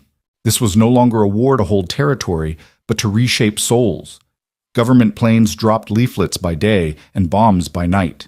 Markets and hospitals were targeted alongside rebel camps. Entire towns were marked rebellious and razed. To the men in Khartoum, faith justified everything. To the civilians in the south, it was indistinguishable from genocide. The Sudan People's Liberation Army fought on, but victory was an illusion. John Garang's forces held vast lands yet fractured within. Ethnic divisions, power struggles, and hunger hollowed the movement. In 1991, Garang's deputies Riek Machar and Lama Cole split from the SPLA, accusing him of tyranny. Their new faction, SPLA Nasir, turned its guns on former comrades, igniting a war within the war. Civilians paid the price. Thousands were massacred in tribal vendettas, and whole communities were driven from their homes by men who once fought side by side. By the early 1990s, famine became a weapon. Khartoum blockaded relief convoys, arguing they would feed the rebels. Aid organizations were expelled, and fields lay untended. In Bahr el Ghazal, starving families ate tree bark and clay. Mothers buried infants in unmarked pits. The famine of 1998 alone claimed over 70,000 lives, most of them children. International journalists who reached the region called it a famine by design. At the same time, Bashir's Sudan was becoming the crossroads of global extremism. After his expulsion from Saudi Arabia, Osama bin Laden arrived in 1991 with his entourage of engineers and financiers. He built roads, farms, and factories, preaching jihad while funding networks that linked North Africa to Afghanistan. For a brief moment, Khartoum became the unlikely capital of militant Islam, home to fugitives, training camps, and quiet deals. The West responded with isolation. The United States placed Sudan on its list of state sponsors of terrorism in 1993. Sanctions soon followed. Yet this isolation strengthened Bashir's grip. The regime tightened censorship, controlled trade, and exploited oil reserves newly discovered in the south. The first pipelines, finished in the late 1990s, pumped wealth straight to Khartoum, enriching generals while war zones starved. But even in triumph, fissures widened. Bashir's alliance with Turabi fractured as both men competed for supremacy, one wielding the army, the other the mosques. When Bashir finally sidelined Turabi in 1999, he emerged not as a servant of Islam, but its master, blending faith and fear into a machinery of control. Meanwhile, in the south, Garang's movement, battered, divided, but unbroken, began to adapt. Famine forced cooperation with humanitarian groups through the UN's Operation Lifeline Sudan, a tenuous lifeline that fed millions while exposing the world to the scale of the disaster. The SPLA rearmed, reorganized, and reclaimed lost ground, even as its fighters marched barefoot and half-starved. By decade's end, 2 million were dead and 4 million displaced. Villages were gone, replaced by camps that stretched for miles across the borders of Uganda and Kenya. A generation had grown up without knowing peace, cities, or even paper money, only war and waiting. Yet in the unlikeliest corners, change stirred. Oil exports brought Khartoum sudden wealth, but also dependence. It could not drill without foreign expertise or Western markets. And Western governments, pushed by activists and churches horrified by Sudan's atrocities, began demanding negotiation. Within Bashir's own circle, fatigue and doubt crept in. For the first time in 2 decades, the regime's certainties began to crack. The jihad that promised salvation had brought only famine, sanctions, and shame. And through those cracks, the faintest glimmer of diplomacy began to seep, thin as dawn over a wasted plain. The South still bled, the North still prayed, and both were starving. But after 20 years of ruin, even the architects of Sudan's tragedy began to ask if endless war could be sustained forever. The next chapter would not bring redemption, but it would bring a fragile, costly peace. By the turn of the millennium, Sudan was a nation staggering under the weight of its own wars. 2 million had died, 4 million more had fled their homes, and yet the fighting still dragged on, without victory, without meaning, without end. The world had mostly looked away. But in the early 2000s, something changed.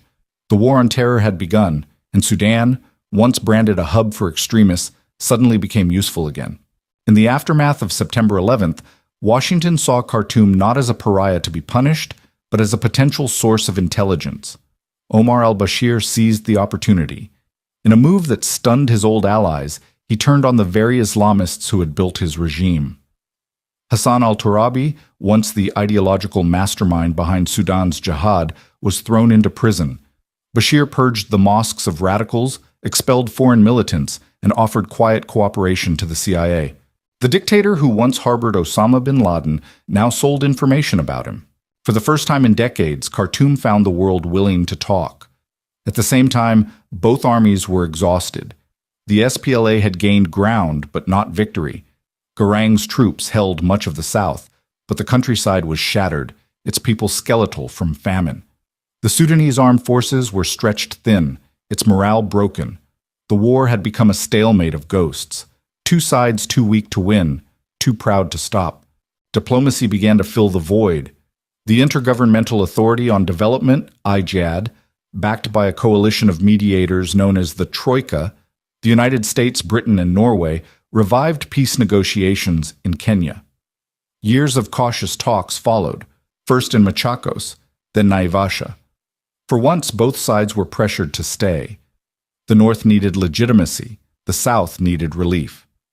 The world, newly attentive to Sudan's oil and humanitarian crises, demanded resolution. In 2003, the Machakos Protocol was signed. It was revolutionary in its simplicity. The South would be granted autonomy for 6 years, after which a referendum would decide whether it would remain in Sudan or become independent. For the first time in history, Khartoum formally acknowledged the South's right to self-determination. It was a concession extracted by decades of blood. But even as diplomats toasted progress, a new war ignited to the west. In Darfur, long neglected and drought-stricken, non-Arab communities rebelled against Khartoum's marginalization. Bashir responded with the same playbook, this time under a new name, the government-armed tribal militias, the Janjaweed, to crush the rebellion by erasing its people. Villages burned, wells were poisoned, and the pattern of extermination spread across the desert like wildfire. The irony was cruel. Even as Sudan negotiated peace in the south, it waged genocide in the west. Still, the southern process pushed on. By 2004, years of mediation yielded the Comprehensive Peace Agreement, CPA. On January 9, 2005, in Nairobi, Bashir and Garang stood side by side to sign the document that promised to end Africa's longest war. The world celebrated. The South would govern itself under the SPLM. Oil revenues would be shared equally. A joint army would guard the fragile truce. When Garang returned to Khartoum, he was greeted as a hero. For the first time, Northerners and Southerners cheered the same man. His dream of a new Sudan, united not by ethnicity or faith, but by equality, seemed within reach. On July 9th, he was sworn in as first vice president, a rebel commander now standing at the heart of the state, that once hunted him. It felt like a moment when history itself had turned a corner. But history in Sudan has never been kind to dreamers. 3 weeks later, Garang's helicopter crashed in the mountains of southern Uganda. There were no survivors. The official report called it an accident. The streets of Khartoum and Juba called it sabotage. Riots erupted overnight. Hundreds died. The fragile trust the peace depended on began to unravel before it had even begun. Salva Kiir Mayardit, Garang's deputy, stepped into leadership. He was pragmatic, cautious, and unlike Garang, uninterested in unity. For him, peace meant separation, an independent South Sudan. The countdown began, 6 years until the referendum that would decide whether Sudan remained one nation or split forever. For now, the guns were silent, the ceasefire held. Children in Juba returned to school. Aid convoys replaced bombers. But the illusion of progress masked a deeper truth. In Darfur, the killing raged on. In the north, power remained clenched in Bashir's hands. And in the south, new factions waited for the moment to turn ambition into blood once again. Peace had come to Sudan, but only on paper. Beneath it, the seeds of another tragedy were already germinating. While the ink of the peace agreement in the south was still drying, Sudan's western frontier began to burn. The region of Darfur, larger than France, long ignored by Khartoum, had always been a borderland of dust and survival. Drought had shrunk the grazing lands, pushing Arab nomads southward into farms tended by non-Arab peoples like the Fur, Masalit, and Zaghawa. Where there was once barter and coexistence, scarcity bred suspicion, and suspicion bred blood. In early 2003, the neglected tribes of Darfur rose up. 2 new movements, the Sudan Liberation Army, SLA, and the Justice and Equality Movement, JEM, declared rebellion against the government's abandonment and inequality. They accused Khartoum of treating Darfur like a colony and the Arab tribes as instruments of domination. To Bashir's regime, already juggling southern peace talks, the uprising was an intolerable humiliation. The government's response was swift, merciless, and chillingly familiar. Khartoum armed local Arab militias, men on horseback who called themselves Janjaweed, devils on horseback, and unleashed them upon the villages of Darfur. The pattern was precise: airstrikes by Antonov bombers at dawn, then the Janjaweed arriving to finish the work. Villages were burned, men shot, women raped, wells poisoned, and livestock slaughtered. Fields turned black under clouds of smoke. At first, the world did not notice. Darfur was remote, its roads few, its witnesses silenced. But by mid-2004, survivors began crossing into Chad with stories that clawed at belief. They spoke of systematic murder, of children thrown into fires, of women branded to mark their tribe, of mosques turned into killing grounds. Photographs and satellite images confirmed what they said: entire settlements erased from existence. The international community hesitated, wary of calling it what it was. Words like conflict and crisis were easier than genocide. But the evidence grew impossible to ignore. The United States and human rights groups declared genocide. The United Nations used softer terms, crimes against humanity. But the meaning was clear. Darfur had become the moral wound of the early 21st century. By 2005, while diplomats congratulated themselves for the peace in the South, over 300,000 people had been killed in the West, and more than 2 million were displaced. Camps sprang up across the desert, tents stretching beyond the horizon, filled with families who had lost everything except the memory of how it happened. Disease, hunger, and despair became permanent citizens of these places. Journalists who tried to report were expelled. Aid workers were harassed, arrested, or worse. The Sudanese government denied all responsibility, claiming the Janjaweed acted independently. But satellites told another story. Identical burn patterns, villages destroyed in grids, coordinated with air raids. It was organized annihilation. In 2009, the International Criminal Court finally acted. Omar al-Bashir became the first sitting head of state indicted for war crimes, crimes against humanity, and genocide. He mocked the charges, calling them colonial lies, but he could not wash off the stain. Around him, the regime tightened into paranoia. Embassies closed, trade contracts evaporated, and Sudan's name became synonymous with atrocity. Meanwhile, the South, barely 5 years into its uneasy peace, looked on in silence. Salva Kiir, now the autonomous government's president, said little. His people had waited half a century for their freedom, and he would not risk it for someone else's tragedy. "We must reach our freedom first," he told his advisors. "Then we can speak of others." His words were cold, but they echoed a terrible logic. In a nation where every region was bleeding, compassion itself had grown scarce. By the end of the decade, Sudan was a country split 3 ways: north and south in fragile truce, west in open genocide. The government in Khartoum clung to power through fear and oil. The world sent peacekeepers too late and too few, constrained by mandates that forbade them from stopping the killing they were sent to observe. In the camps, mothers whispered to their children about a place called home, though none could remember where it was anymore. In Khartoum, the regime declared victory. And in Juba, the countdown to 2011, the promised referendum, ticked on like a heartbeat beneath the dust. Sudan was again at a crossroads, one path leading to freedom, another to ruin. But in its history, those 2 paths had always been the same road. January 2011. After more than half a century of war, rebellion, and broken peace, the people of southern Sudan finally stood before the ballot box. The question printed on the paper was achingly simple. Do you wish to remain part of Sudan, or do you wish to become an independent state? There were no slogans, no coercion, no confusion, only an overwhelming unified answer. 98.8% voted for independence. Across Juba, people danced barefoot in the dust. Church bells rang, gunfire crackled in celebration, and tears, old tears, fell freely. For once, the South was not fighting for freedom, it was holding it in its hands. In Khartoum, Omar al-Bashir had little choice but to accept the outcome. The world had watched the referendum too closely, and his army, bled by decades of war and corruption, was in no position to resume the fight. On July 9, 2011, under a pale blue sky, he attended the independence ceremony in Juba.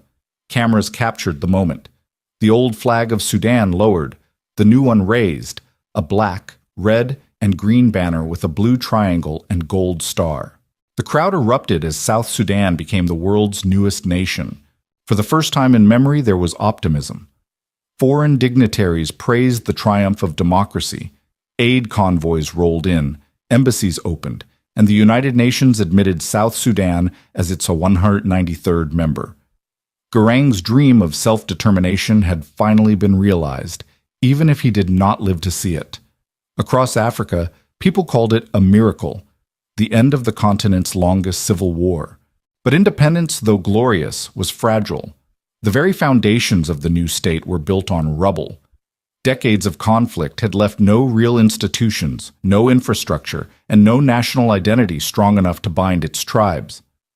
The SPLM, the same movement that had fought for liberation, now had to govern, and its transition from army to administration was clumsy and corrupt. Power concentrated in the hands of President Salva Kiir, a pragmatic but wary leader from the Dinka people. His deputy, Riek Machar of the Nuer, was his opposite, ambitious, volatile, and equally hungry for control. Old rivalries resurfaced like ghosts. Ethnic loyalties trumped national unity. Patronage networks replaced policy. Oil, which once fueled the South's dreams, became its curse. 3/4 of Sudan's oil fields now lay in South Sudan, but the only pipeline to the Red Sea ran north through Sudan's territory. When the two nations quarreled over transit fees, Juba shut off production entirely, strangling its own economy in protest. Both governments suffered, one losing oil, the other losing income, and both blamed each other. In Khartoum, the loss of oil revenue was catastrophic. Inflation soared, food prices tripled, and protests simmered. The government tightened its grip, turning again to repression and the language of religion to maintain order. Bashir survived by empowering a new generation of loyal enforcers, the Rapid Support Forces, RSF. These troops, drawn largely from the Janjaweed militias of Darfur and commanded by a young warlord named Mohammed Hamdan Dagalo, known as Hemeti, became Bashir's most trusted weapon. Their mission was simple: suppress dissent, secure borders, and protect the regime at any cost. Meanwhile, in the newborn South, the euphoria of independence curdled into betrayal. By late 2013, tensions between Kiir and Machar erupted into open conflict in the capital. Soldiers turned on one another along ethnic lines. Civilians were slaughtered in their homes. Juba burned. The civil war that followed would kill hundreds of thousands and displace millions more, proving that even a nation born in liberation could die in division. Two Sudans now stood side by side, mirror images of chaos. In the north, Bashir clung to power through fear and faith. In the south, Kiir and Machar tore their new country apart in the name of revenge. The borders may have changed, but the curse remained the same. From the mountains of Blue Nile to the deserts of Darfur, one truth lingered like smoke. Freedom without reconciliation is only another kind of war. The dream of peace had been achieved, but peace itself, real, lasting peace, was still a stranger. By the late 2010s, Omar al-Bashir's empire was rotting from within. 3 decades of dictatorship had drained Sudan dry. The oil wealth from the 2000s was gone, squandered by corruption and sanctions. Inflation climbed beyond imagination. Bread and fuel vanished from shelves. Khartoum, once the pride of the Nile, was a city of queues, frustration, and whispered defiance. The warlord president, once untouchable, now stood on foundations made of hunger. In December 2018, the spark was struck. In the railway city of Atbara, a loaf of bread tripled in price overnight. Students poured into the streets shouting, "Tasked Bas!" Just fall, that's all. The chant spread faster than any army could contain. Teachers joined, then doctors, merchants, even mothers carrying children. It was not a rebellion of rifles, but of voices. And for the first time since independence, Sudan's people moved as one. The protests spread to Khartoum. Tear gas and bullets met them, but each killing brought thousands more into the streets. At their heart was the Sudanese Professionals Association, a network of unions, activists, and idealists who coordinated strikes through encrypted messages. For months, the people faced live fire, arrests, and torture, but they did not stop. They had seen too many false dawns to accept another. By April 2019, the unthinkable happened. The army turned on its master. Bashir, after 30 brutal years, was arrested by his own generals. Crowds flooded the streets, chanting his name, not in praise, but in triumph. For a fleeting moment, Sudan stood on the edge of transformation. The dictator was gone. The people had won. But revolutions in Sudan have always been followed by echoes of betrayal. The generals who removed Bashir, led by General Abdel Fattah al-Burhan and his deputy Mohammed Hamdan Dagalo, or Hemeti, quickly realized the danger of true democracy. They formed a transitional military council, promising elections and partnership with civilians. The world applauded. Protesters stayed in the streets to make sure the promise was kept. Then came June 3, 2019. At dawn, RSF troops, Hemeti's men, surrounded the protest camp outside the army headquarters. Within hours, they opened fire. Hundreds were killed. Bodies were dumped into the Nile to hide the evidence. Women were assaulted in the streets they had reclaimed. The massacre broke the illusion that the old regime had fallen. It had merely changed its uniform. Still, the revolutionaries refused to yield. Massive strikes shut down cities. International outrage mounted. After weeks of tension, a fragile compromise was reached. A joint civilian-military transitional government led by economist Abdallah Hamdok. It was a fragile victory, but it carried hope. For 2 years, Hamdok tried to steer Sudan toward democracy, restoring ties with the West, reforming the economy, and beginning investigations into war crimes. Yet the old powers, military, Islamist, and oligarchic, worked in the shadows to sabotage it. In October 2021, Burhan struck again. Tanks rolled through Khartoum, ministers were arrested, and the civilian government dissolved. Hamdok was briefly reinstated under pressure, then resigned, defeated by the same forces that had haunted Sudan for 70 years. Protests surged anew, but the junta fired live ammunition into crowds. The revolution survived in spirit, not in structure. Meanwhile, another rivalry festered at the heart of the regime.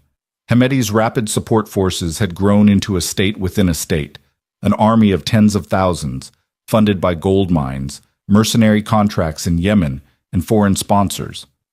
Burhan, commander of the regular army, saw Hemedti as both asset and threat. Hemedti saw himself as Sudan's true future, a man of the people, not of the generals. By early 2023, their alliance had become a death pact. Talks about merging the RSF into the national army, ostensibly a step towards civilian rule, collapsed in mistrust. Both men accused the other of plotting a coup. Both began moving troops into position. The streets of Khartoum grew quiet with that particular kind of silence that always comes before war.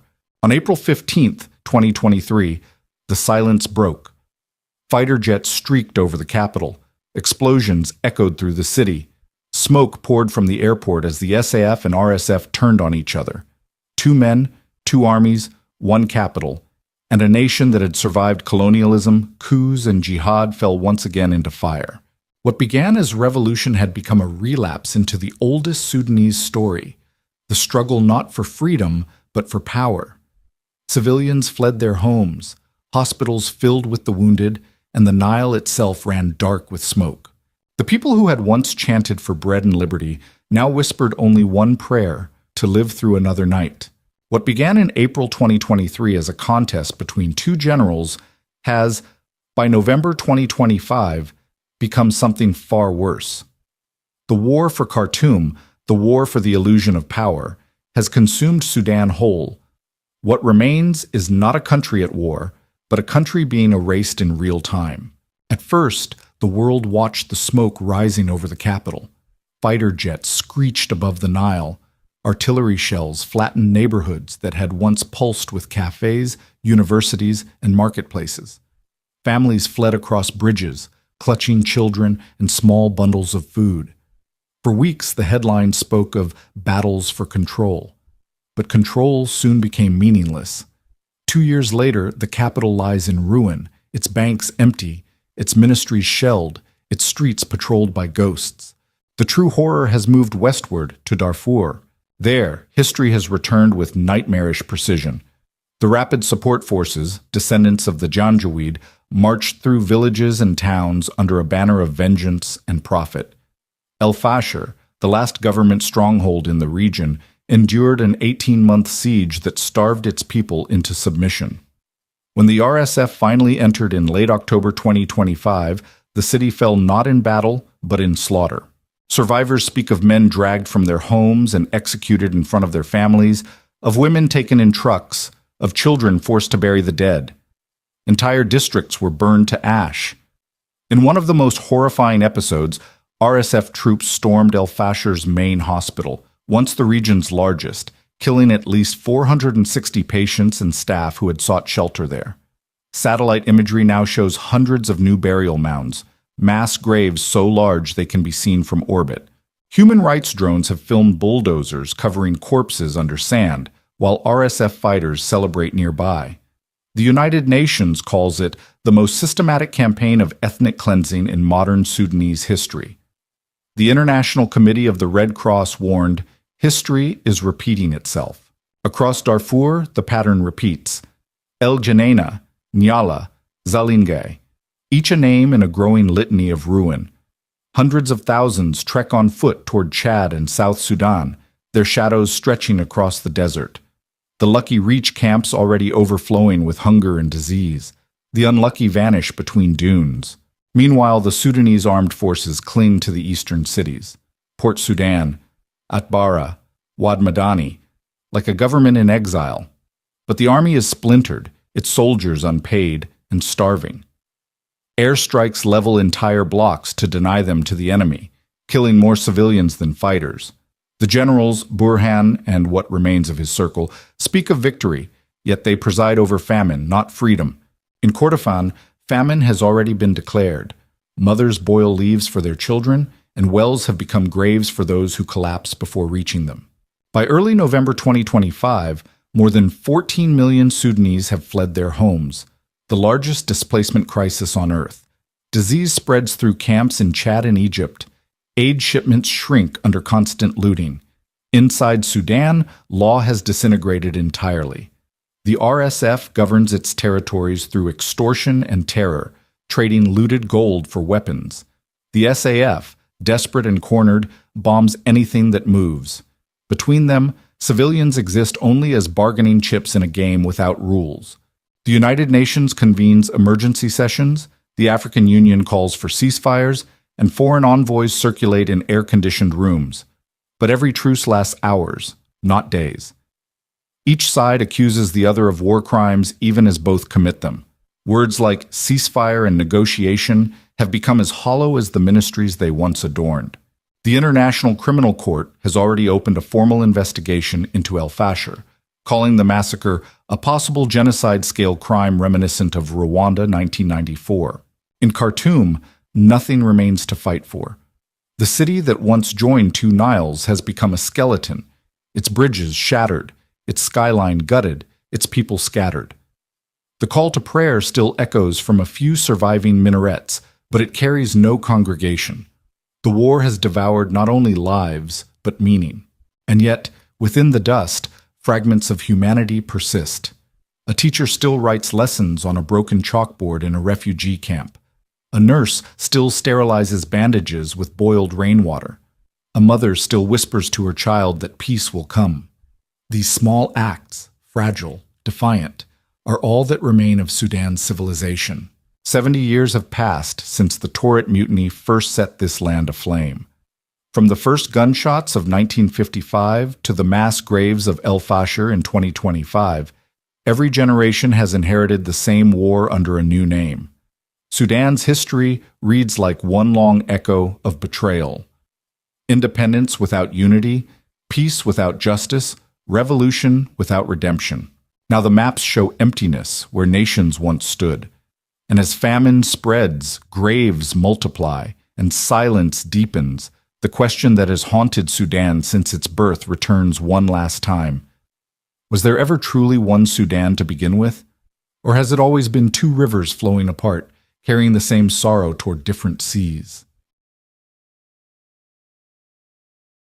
This is the Sudan Civil War, a battle between allied warlords turned bitter enemies that is tearing apart this impoverished African nation. It is just the latest in a long line of internecine conflicts in a country that has seen just 10 years of peace in the 69 years since it became independent.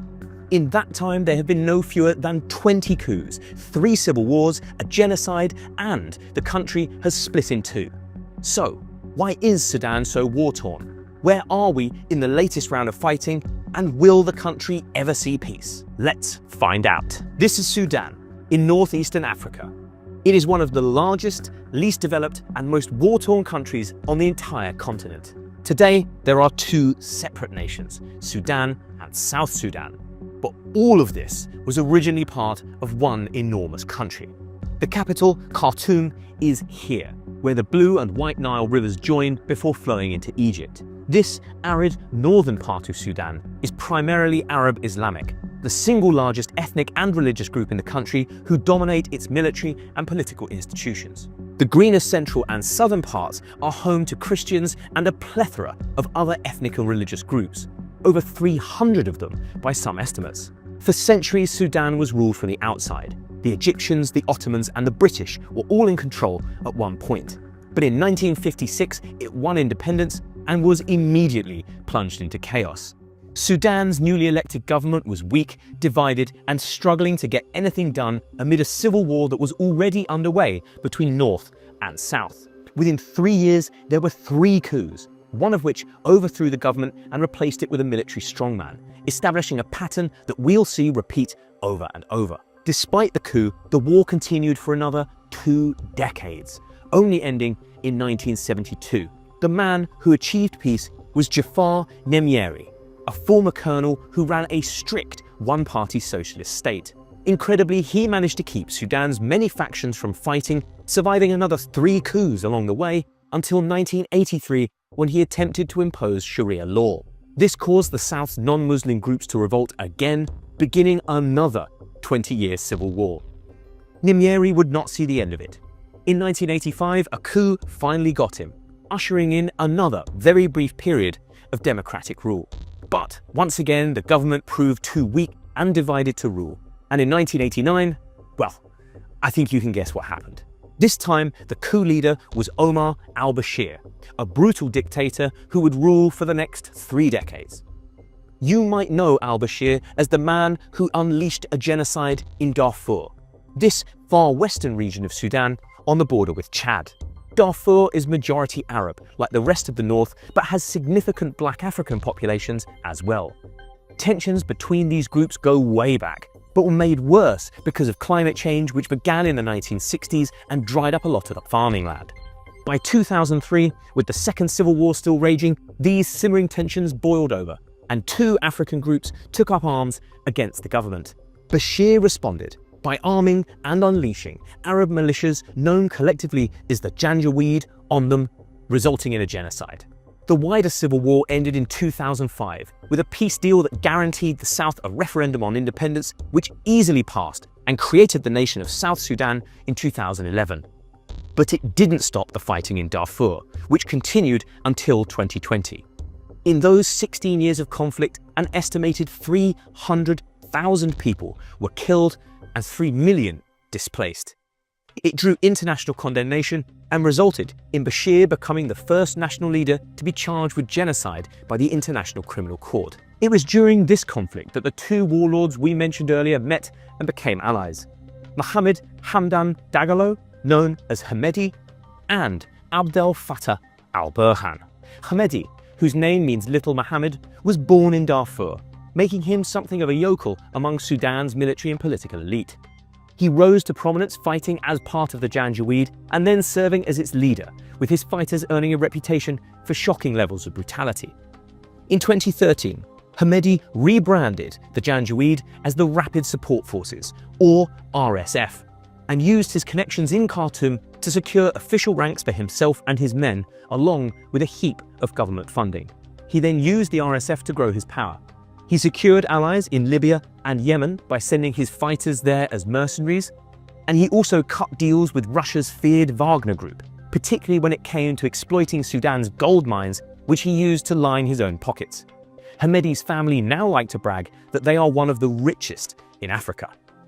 Abdel Fattah al-Burhan, on the other hand, is a member of the Khartoum elite. Born in a village just north of the capital, he's a career military man. He served first in the border guards, then in a military college as an instructor, before ending up as a commander in Sudan's ground forces. It was this role that saw him deployed to Darfur, where he met and struck up an alliance with Hamedi. The 2 worked closely together to crush the Darfur rebels and helped coordinate overseas troop deployments to Yemen. Burhan was eventually recalled to Khartoum and promoted to Inspector General of the Sudanese Armed Forces, the SAF, while Hamedi stayed in Darfur. But the 2 men were reunited in 2019 when protests began to threaten Bashir's rule. Against the odds, Bashir had survived 5 coups and was still in control of Khartoum, but was about to face the uprising that would bring him down. What began as marches over an economic crisis quickly escalated into calls for a change in leadership, with Burhan and the SAF deployed to the streets. But as the situation deteriorated, Bashir summoned the RSF and Hamedi to help in what would prove to be a fatal mistake. Hamedi arrived in the capital, but instead of protecting Bashir, he teamed up with Burhan to overthrow him. At first, these old allies worked together to create a civilian government. But again, it proved weak and ineffective, so they carried out a coup against the very same government in 2021. This is where the roots of the current civil war lie, because the coup landed the 2 men in an uneasy power-sharing agreement. The goal was to return to civilian rule, with the RSF and SAF to combine forces. But, as ever in Sudan, civilian rule lost out. Deadlines lapsed, trust between Burhan and Hamedi broke down, and then a fresh round of fighting erupted in 2023. This is the biggest war you've never heard of, pitting 2 former allies against one another in a brutal struggle for power. It is the war that has wrecked the Sudanese economy and spelled disaster for its people, sparking the largest humanitarian crisis in the world today. This is the Sudan Civil War, and this is Battleboard. Here's Sudan as it is today. South Sudan is over here, Darfur is over here, and here is the capital of Khartoum. It is mid-April 2023, and the country has just erupted into war. Unlike the past, where civil wars have pitched north against south, this conflict is pitting east against west. Operating out of their traditional power base in Darfur are Hamedi's RSF. Being a former militia, they are made up mostly of infantry, wielding rifles, machine guns and mortars. They also have a significant number of man-pads, shoulder-launched rockets designed to take down aircraft. What vehicles they do have are technicals, pickup trucks with heavy weapons welded to the back. These work best in fast raids in open countryside rather than pitched battles in large cities. The SAF, meanwhile, are concentrated in the east of the country, with their power base being Port Sudan. They have a lot more heavy equipment than the RSF, tanks, jets and artillery guns, but most of these systems are ancient. Some of their howitzers, like the M30, saw service in the Second World War. The bulk of their Soviet tanks date back to the 1940s, and their MiG-29 jets date to the 1980s. In terms of total strength, the RSF are believed to number somewhere around 100,000 men, though that figure needs to be taken with a pinch of salt. SAF numbers are even harder to pin down. IISS, a respected think tank, put them at just over 100,000, but some estimates are up to 300,000. As the war begins, RSF fighters quickly challenge the government for control in these areas of Darfur, centered around the regional capital of Nyala. They also seize control of parts of the neighboring Kordofan region around the city of El Obeid, stretching up to the western outskirts of the capital, Khartoum. Aside from Nyala and El Obeid, clashes also break out in Al Fashir, the capital of North Darfur, located here, and El Dain, the capital of East Darfur, located here. While the RSF are concentrated in just a few locations, the SAF are spread out across the entire country, all the way from El Dain to the Ethiopian border over here. They are also stationed along the Nile to the border in Egypt in the north. Because Sudan is so large, that means much of the army's fighting strength is unavailable for the battle that is about to erupt in the capital, Khartoum. This is Khartoum, a city which sits at the confluence of the Blue and White Nile, where they join to flow north as the Nile towards Egypt. This splits the city into three main parts. There's Khartoum proper down here, Khartoum North up here, and Omdurman, a closely connected suburb city over here in the west. The RSF are attacking the city from the west through Omdurman, while the SAF are attempting to hold positions in Khartoum proper and Khartoum North. On the very first day of the fighting, the RSF capture the headquarters of the state broadcaster located here in an important propaganda victory. They also claim to have crossed the river from Omdurman and seized this district, which includes the presidential palace, central bank and spy headquarters, and then the airport, which is located here. This early offensive into the heart of Khartoum city captures the military by surprise, and they begin to fall back. Using mortars and homemade rocket launchers, the RSF expand their control into Khartoum North. They also spread out to the east and south of the city, cutting off these two supply roads. Despite heavy fighting, the SAF cannot hold back the tide, and the advance continues for the next 2 months. By mid-June, the RSF are in almost total control of the capital. They have captured key highways to the west, north, east and south, and are in control of the city centre and much of North Khartoum, including a large industrial area here. The SAF have been pushed back to the suburbs of Omdurman and beyond the industrial zone in the north. Just 3 SAF strongholds remain within Khartoum. These are the headquarters of the armed forces here, the headquarters of the Armoured Corps here, and Karari University, a military training school here. Despite repeated attacks on these enclaves, the RSF are unable to take them, but it will be another year before the SAF can get in to relieve them. Until then, these troops will have to rely on supplies delivered by airdrop to survive. We're back in Sudan.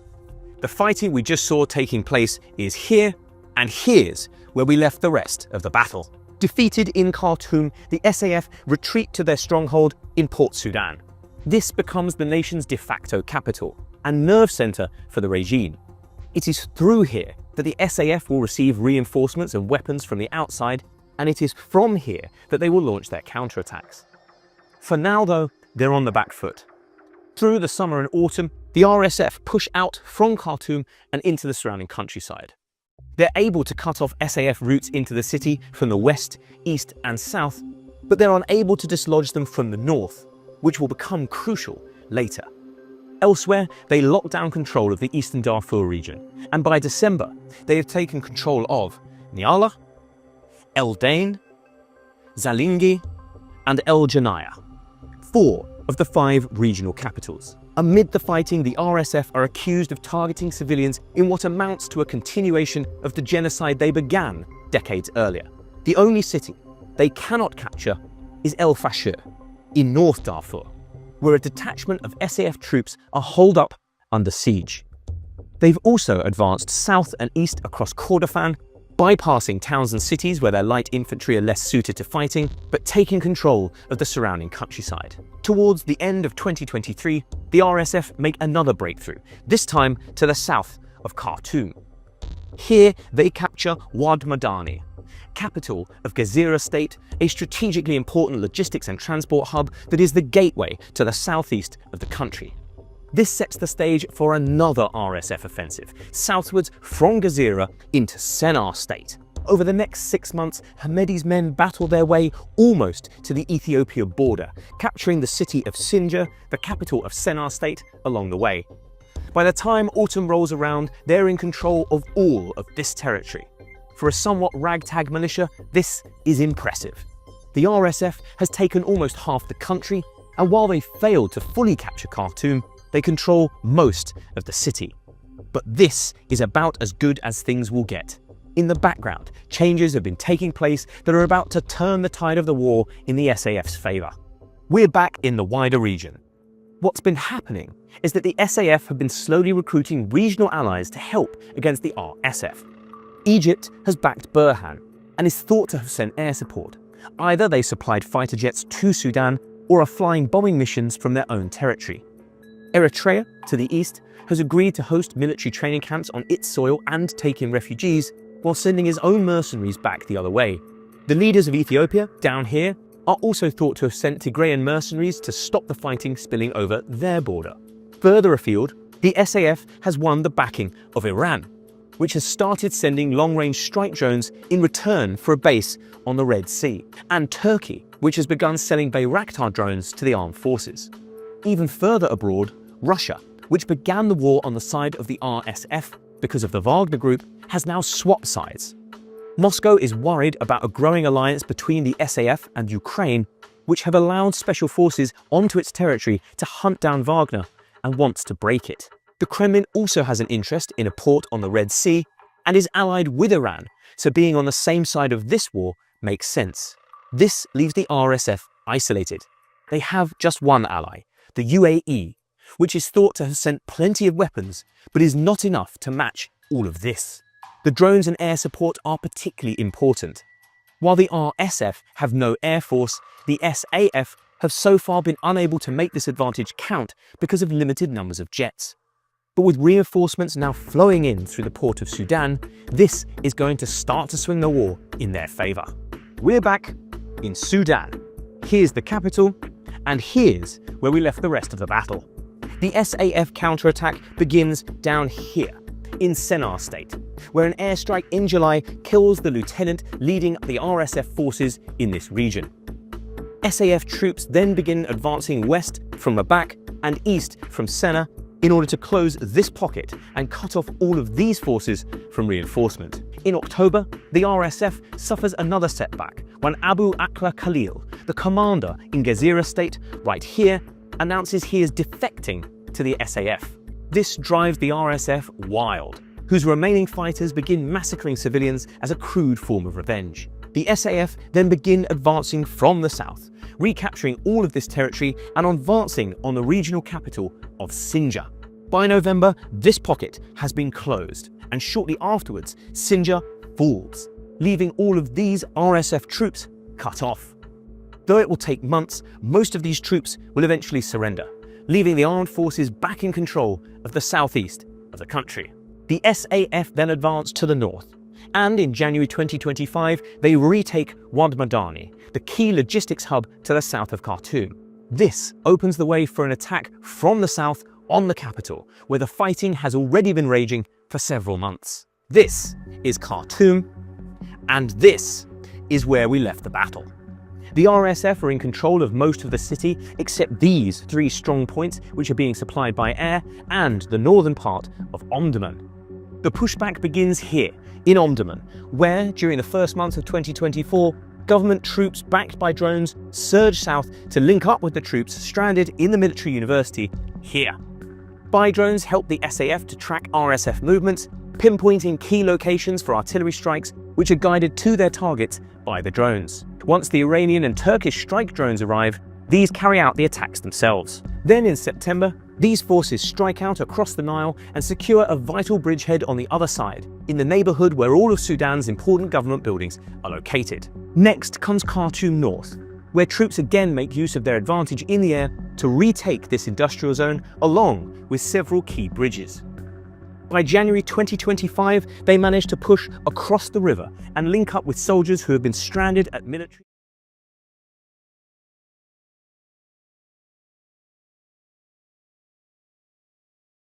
Central Command.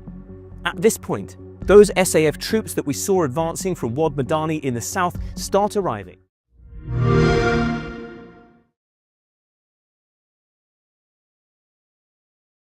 And push up both banks of the Blue Nile towards the city. They quickly capture territory on the northern shore, and while progress on the southern side is slower, it still puts considerable pressure on RSF forces in this part of the capital. Sensing that RSF control is slipping, troops hold up in the headquarters of the Armored Corps, also stage a breakout, recapturing all of this territory. The battle now turns decisively against the RSF. On March 12th, the SAF recaptures the headquarters of the national broadcaster, one of the first locations that the rebels had seized. Then, on March 21st, the presidential palace falls, followed in short order by the central bank, and then, on March 26th, Khartoum Airport. The RSF are forced to retreat westwards out of the capital as the SAF declare it has been completely retaken. We're back in Sudan, and here's how that battle has changed events on the ground. The eastern half of the country, including the capital, is now back under the control of Burhan and the armed forces. However, the RSF and Hamedi are still in control in the west, where SAF troops are besieged in El Fasher. This is more or less where the war stands today. Recapturing the capital has swung the tide of the war in the SAF's favor, but the RSF are a long way from being beaten. Estimates of casualties up to this point are extremely hard to come by. Officially, the military death toll is just 30,000. But that's because a near total absence of outside observers means nobody is really counting. The effect on the civilian population is much clearer. 13 million have been displaced, including 4 million who have fled into neighboring countries, making this the world's largest humanitarian crisis. Almost half the population, around 23 million, don't have enough food, while around 600,000 in Al Fasher are thought to be at risk of famine. Fears are also growing for the SAF garrison in Al Fasher and the civilians trapped alongside them. If the RSF manage to storm the city, then yet more violence against civilians seems likely. Aid groups warn the situation in Sudan is now worse than ever before, which is saying something for a country whose history is so violent. So, where does the war go from here? And will this country ever find peace? Since it gained independence, Sudan has been beset by problems. In a country this large and diverse, answering a question like, why is there so much war, is always going to be complicated. But I'd like to pick out just 3 issues which seem to me to be at the root of its problems. Sudan's sheer size, its ethnic and religious divisions, and its lack of experience with self-rule. Governing a country this big would be difficult even for experienced statesmen backed by a strong economy and institutions, large bureaucracy, and advanced infrastructure. But Sudan has none of these things. It has few economic resources, so struggles to build the large bureaucracy that would be necessary to administer such a large state. Its infrastructure can be basic, meaning all these regions are poorly connected. That leads to factionalism. Couple that with a plethora of different groups whose allegiances tend more towards tribe or religion, and you've got a recipe for unrest. Its fledgling institutions lack the authority to enforce the rule of law, and in those conditions, might often becomes right. This produces the weak and ineffectual governments we've seen, hence why the country keeps falling back under the control of military strongmen. But equally, no army or dictator has proved powerful enough to keep such a large country together by conquest, at least not for any length of time. The South breaking away helped for a time, before the conflict became East versus West instead. Questions are now being asked about whether Sudan could split again along these battle lines. That seems unlikely right now, but so does a quick end to the fighting. Mediation efforts have gone nowhere. The SAF are winning, and Burhan has vowed to keep fighting until the RSF are wiped out. The one thing that seems certain is that Sudan is a long way from seeing the end of war. Thanks for watching. If you like this kind of content and want to see more in your feed, don't forget to hit like and subscribe, or click the buttons on screen to watch other episodes. Dead bodies don't trend. That is the grim reality that the Sudanese people have discovered as a seemingly never-ending war ravages their lands, shatters families, and threatens to tear Sudan, Africa's third largest country, in half. What began as a power struggle between two military leaders, Abdel Fattah al-Burhan and Mohammed Hamdan Dagalo, alias Hemeti, has transformed into a relentless conflict that will leave deep wounds on the country's psyche. And yet, despite Sudan and her people bleeding, the war is barely a flicker in the global public consciousness. The media occasionally covers it, but only when the violence reaches a fever pitch, when the death toll spikes, or the nation teeters on the brink of famine. However, this coverage, quickly lost in the noise of the 24-hour news cycle, often misses several crucial points. 1. Why is this happening now? 2. Who are Hemeti and al-Burhan, and why are they fighting? And 3. How is it that such a vast nation can so suddenly implode? And that's the real problem, because buried beneath the sporadic headlines lies a war that, if left unchecked, could have major ripple effects for the entire world. Island of Inhumanity, the Siege of al-Fasher. In April 2025, the BBC did something many thought impossible. They smuggled phones into the besieged city of al-Fasher, capital of Sudan's North Darfur state. Under constant bombardment since the start of the war, al-Fasher had been largely cut off from the outside world, making it almost impossible for journalists or anyone else to get in. The timing would prove fortuitous in a grim way, as no sooner had the phones arrived than the Rapid Support Forces, the RSF, led by Hemeti, launched a major attack against the city. The RSF had been aggressively trying to capture the city since the year began. In January this year, they launched 2 failed but brutal assaults that were repelled by the Sudanese Armed Forces, or SAF, and their allies in the Darfur Joint Protection Force, a collective of former rebel factions originally formed in another of Sudan's wars, who were opposed to the RSF. So, what made the April offensive different?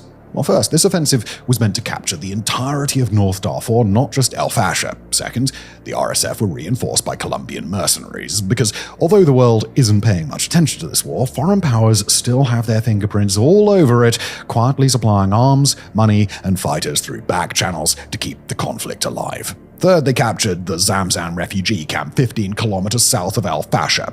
While they had previously attacked the camp before, with devastating consequences for the refugees, this was the first time that they converted the camp into a military base from which to attack al-Fasher. And attack al-Fasher they absolutely would.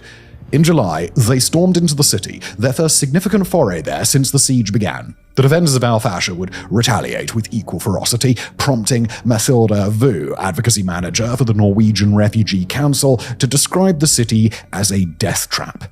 The July clashes were only the beginning of a grinding war of attrition. The RSF, confident in its momentum, pushed forward into August with increasing ferocity. On the 2nd, with the help of their allies in SPLM-N al-Hilu, they launched a 2-pronged attack on the city. Now, we'll get into exactly who SPLM-N al-Hilu are in a later chapter. For now, we just say, it's a mouthful. For now, though, all you need to know is that they are allies of the RSF. The Abu Shouk refugee camp, located 2.5 kilometers away from al-Fasher, was their next target. On the 25th, they attacked it and controlled half the camp by the next morning. Sources told the Sudan Tribune that the RSF had looted homes, displaced residents, and abducted around 30 people. An RSF field commander told the Tribune his troops were planning to capture the Army's 6th Infantry Division headquarters in the city centre. However, the RSF wasn't relying solely on firepower. They were reshaping the battlefield. Yale University's Humanitarian Research Lab, HRL, uncovered something chilling when it examined satellite imagery of Al-Fasher in mid-2025. Since May, the RSF had constructed more than 31 kilometers of berms. These are earthen walls and raised banks encircling the city. According to the researchers, these berms suggested that the RSF was, and I'll quote here, creating a literal kill box around Al-Fasher. This made escape for the 260,000 people trapped inside basically impossible. Horrifically, that may have kinda been the point. Since they swept across Darfur at the beginning of the war, the RSF have committed atrocities against civilians on a grand scale. Murdering, kidnapping, enslaving, and sexual torture have all become commonplace, as have massacres. In perhaps the most notorious mass killing at El Janina, it's thought that up to 15,000 may have died, almost twice the number killed at Srebrenica during the Bosnian War. The shocking part is that this isn't the only example of extreme inhumanity from Sudan's conflict.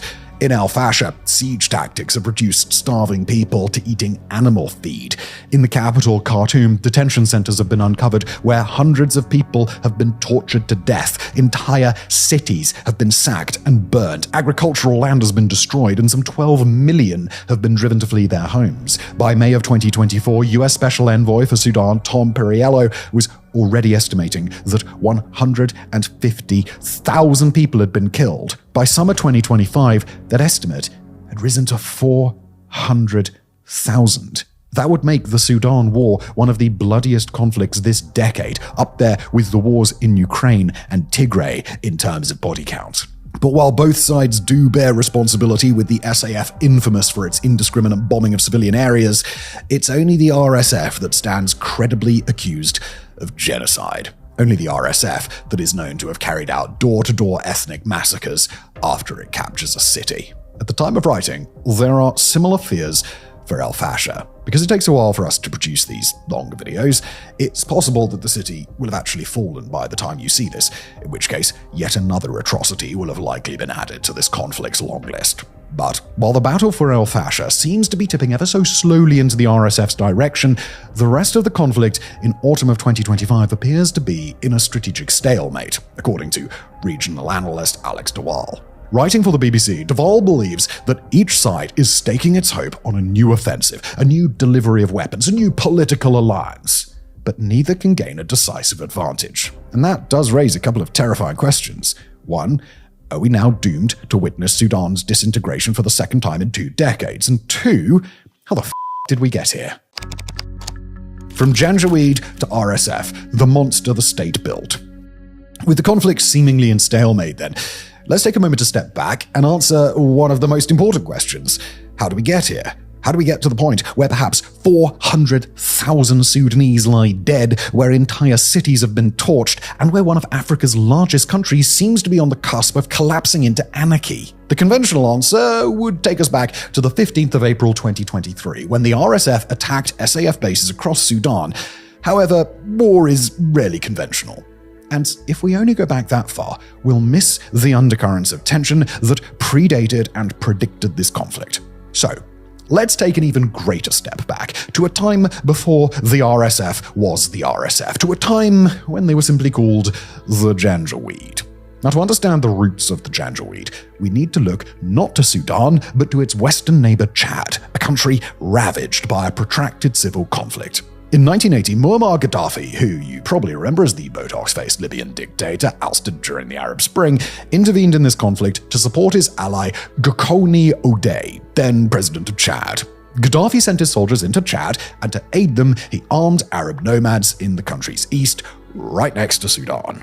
Now, by this point, in its war-torn post-colonial history, Sudan was extremely au fait with just how troublesome armed insurgents could be. To act as a deterrent against the forces in Chad, Khartoum armed Arabic-speaking nomads from the Rizakat and Misriya tribes. These two groups, despite the different motives in their formation, would form the backbone of the Janjaweed, which loosely translates as devils on horseback. Both the Rizakat and Mizriya belong to the greater Baggara Arabs fraternity of Darfur and Chad, a group that had once been the lords of the desert, controlling vital trade routes. But by the post-colonial era, their influence had waned, replaced by the emergence of elites centered around Sudan's Nile Valley. The resentment this created towards Khartoum would be one of the key drivers in the RSF's evolution, although the route there would not be simple, running through decades of war and eventual genocide. In 1987, the belligerents in Chad reached a peace deal that stopped Libyan involvement in the conflict.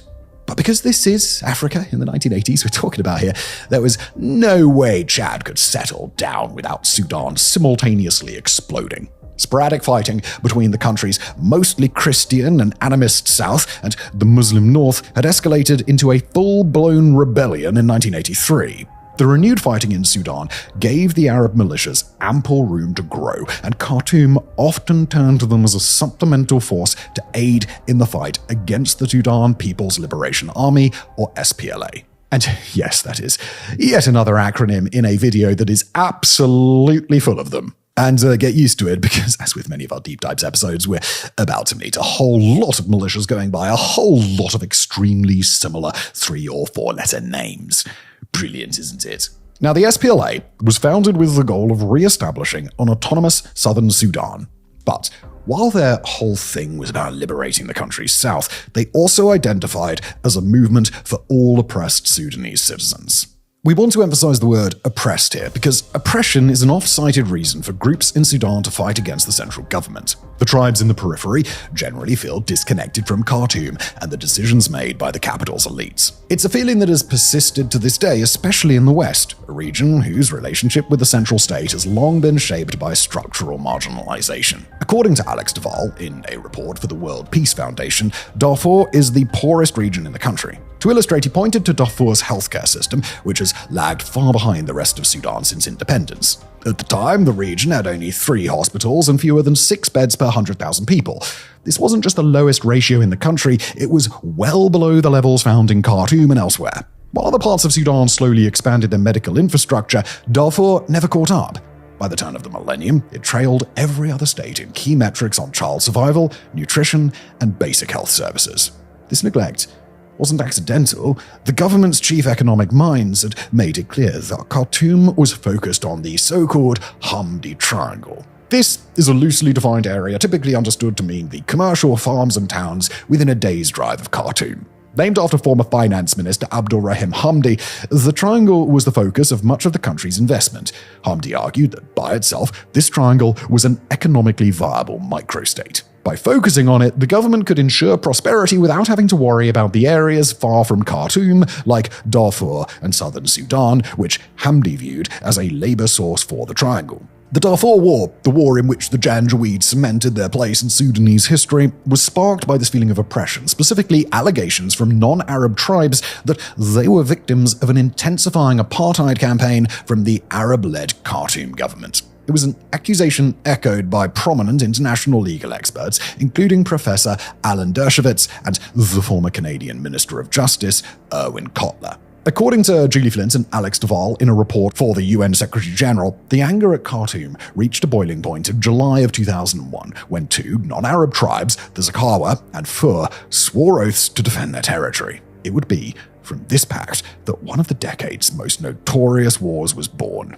Now, before we get to that, we probably need to take a moment to address the gun-toting elephant in the room. When talking about ethnic divisions in Sudan, terms like Arab and Black often get thrown around, as well as reference to Islamists. But that doesn't mean the divisions map onto anything that we'd recognize in the West. Drop down onto a random street in America, all sides in the conflict would be considered black, while the vast majority of them are also practicing Muslims. But no, in Sudan, the divisions have more to do with cultural identity, history, and entrenched hierarchies of power than with skin color alone. The distinctions between those who identified as Arab and those who identified as black emerged after centuries of Arab migration, intermarriage, and the slave trade. To be an Arab in Sudan means speaking Arabic, practicing Islam, and embracing Arab customs. This cultural identification became a ladder of social prestige, especially as northern elites distanced themselves from indigenous African practices that they viewed as backward and ignorant. And two of the groups that they looked down on the most were the Zakawa and the Fur, whose defense pact was about to shift to an offensive arrangement. Things kicked off when the rebels successfully attacked the army on the 25th of February 2002. The rebels continued attacking government installations, targeting police stations, army outposts, military convoys. The SAF retaliated with an air campaign against rebel strongholds in the Mara Mountains, but while their bombing campaign was effective, the government's ground forces, inexperienced in desert combat, were struggling to deal with the rebels. And this became abundantly clear when two insurgent groups, the Justice and Equality Movement, or GEM, and the Sudan Liberation Army, SLA, attacked the Sudanese airbase at El Fasher in April 2003.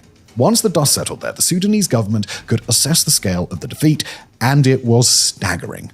Several expensive pieces of military equipment, including Antonov bombers, were destroyed, and the commander of the airbase, a major general, one of the highest ranks in Sudan's military, had been captured. The rebels killed 75 while only losing 9.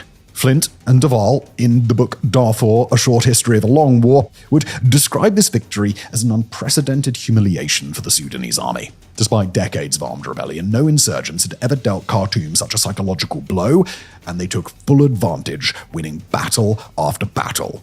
On the back foot, the government shifted to a three-pronged strategy: military intelligence, the Air Force, and deploying Arab militias, collectively known as the Janjaweed, as the main force to fight the insurgents. The decision to use the Janjaweed was not unanimous. According to Flint and Duvall's book, General Ibrahim Suleiman, former army chief of staff and the then governor of Darfur, warned against it. He believed that, and we'll quote here, a racially based mobilization would have terrible repercussions on intertribal relations for the next several decades.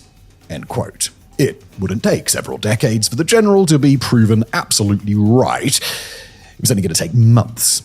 While fighting the insurgents, the Janjaweed conducted what international observers, including Human Rights Watch, described as an ethnic cleansing of the tribes involved in the insurgency, with then US Secretary of State Colin Powell describing the Janjaweed's campaign as genocide. These condemnations, however, rang hollow, as they weren't accompanied by any meaningful action. In fact, it was the opposite. According to the New York Times, when asked what the Sudanese government could do to resolve the Janjaweed issue, Powell rather blithely replied, "Since they turned it on, they can turn it off."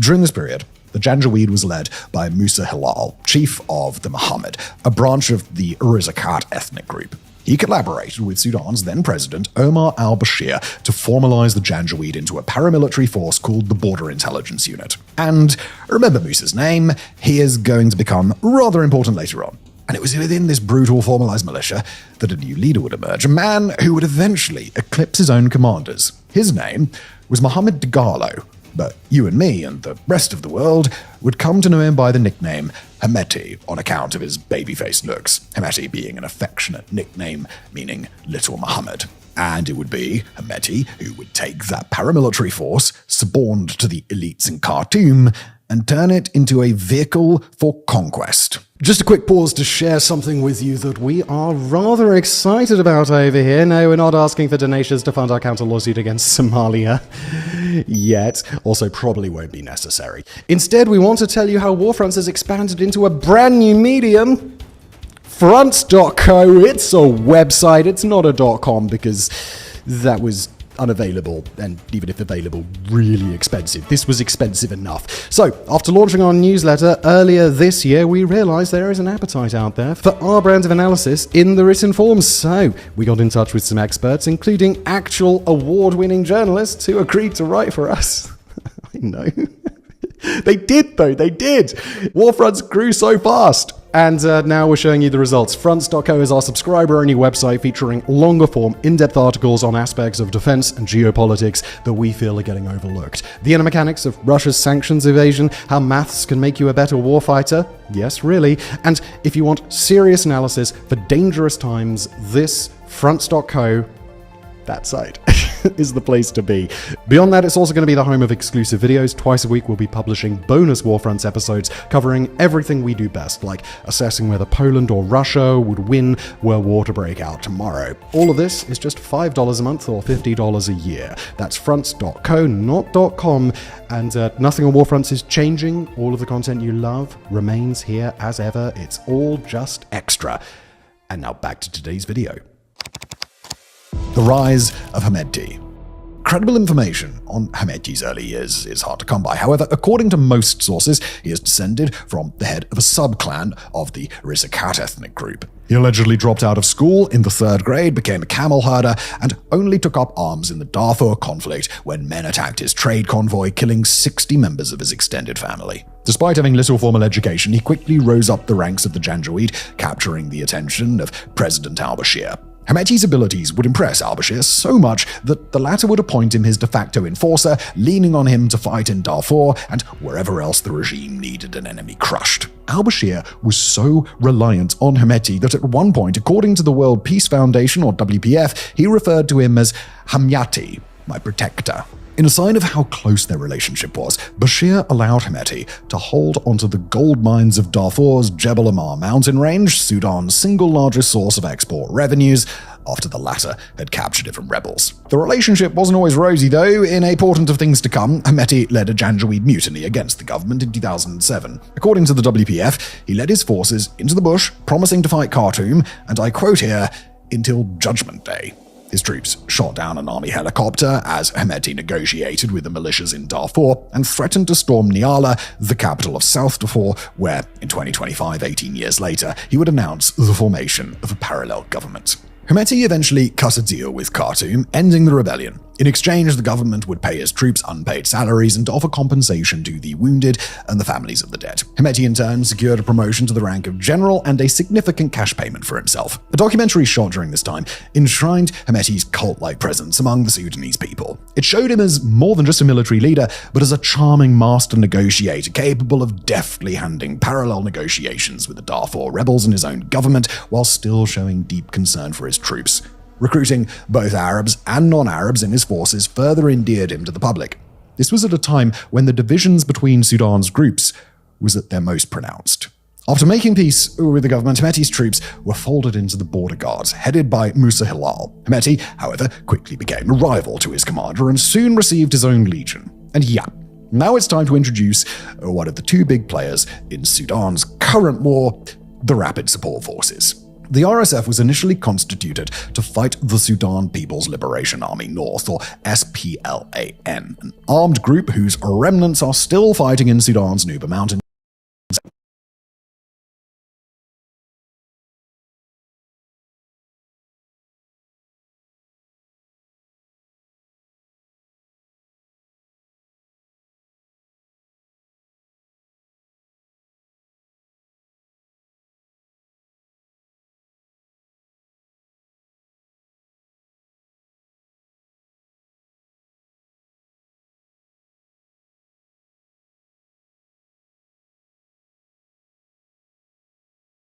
Despite early missteps against the SPLAN, the RSF learned crucial lessons that would serve them well in future fights, most notably the 2015 defeat of the GEM in Al-Nakara and Gozdango. 2015 would also mark the RSF's first international excursion. After the March 2015 Saudi Emirati military intervention in Yemen, Taha al-Hussein, Bashar's chief of staff, made an agreement with Riyadh to deploy Sudanese troops. The operation would be led by, among others, General Abdel Fattah al-Burhan, a name some of you will already remember from the introduction.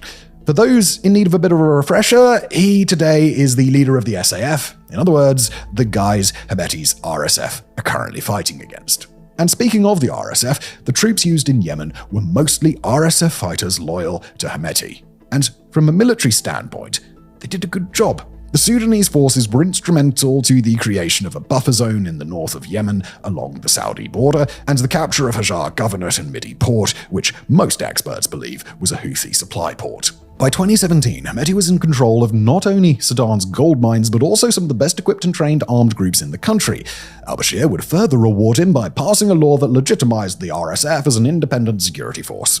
By doing this, al-Bashir was borrowing straight from the How to Be a Dictator for Dummies book, specifically the chapter on divide and rule. By elevating Hemeti, he was deliberately creating a parallel power center to counterbalance the regular army. Al-Bashir was betting that if the army ever attempted a coup, the RSF would help secure his rule, a sentence we're just going to leave dangling there for just a moment, just to emphasize a little of what we in the business call dramatic irony. We told Hemeti's story to illustrate an important point about the man at the helm of the RSF.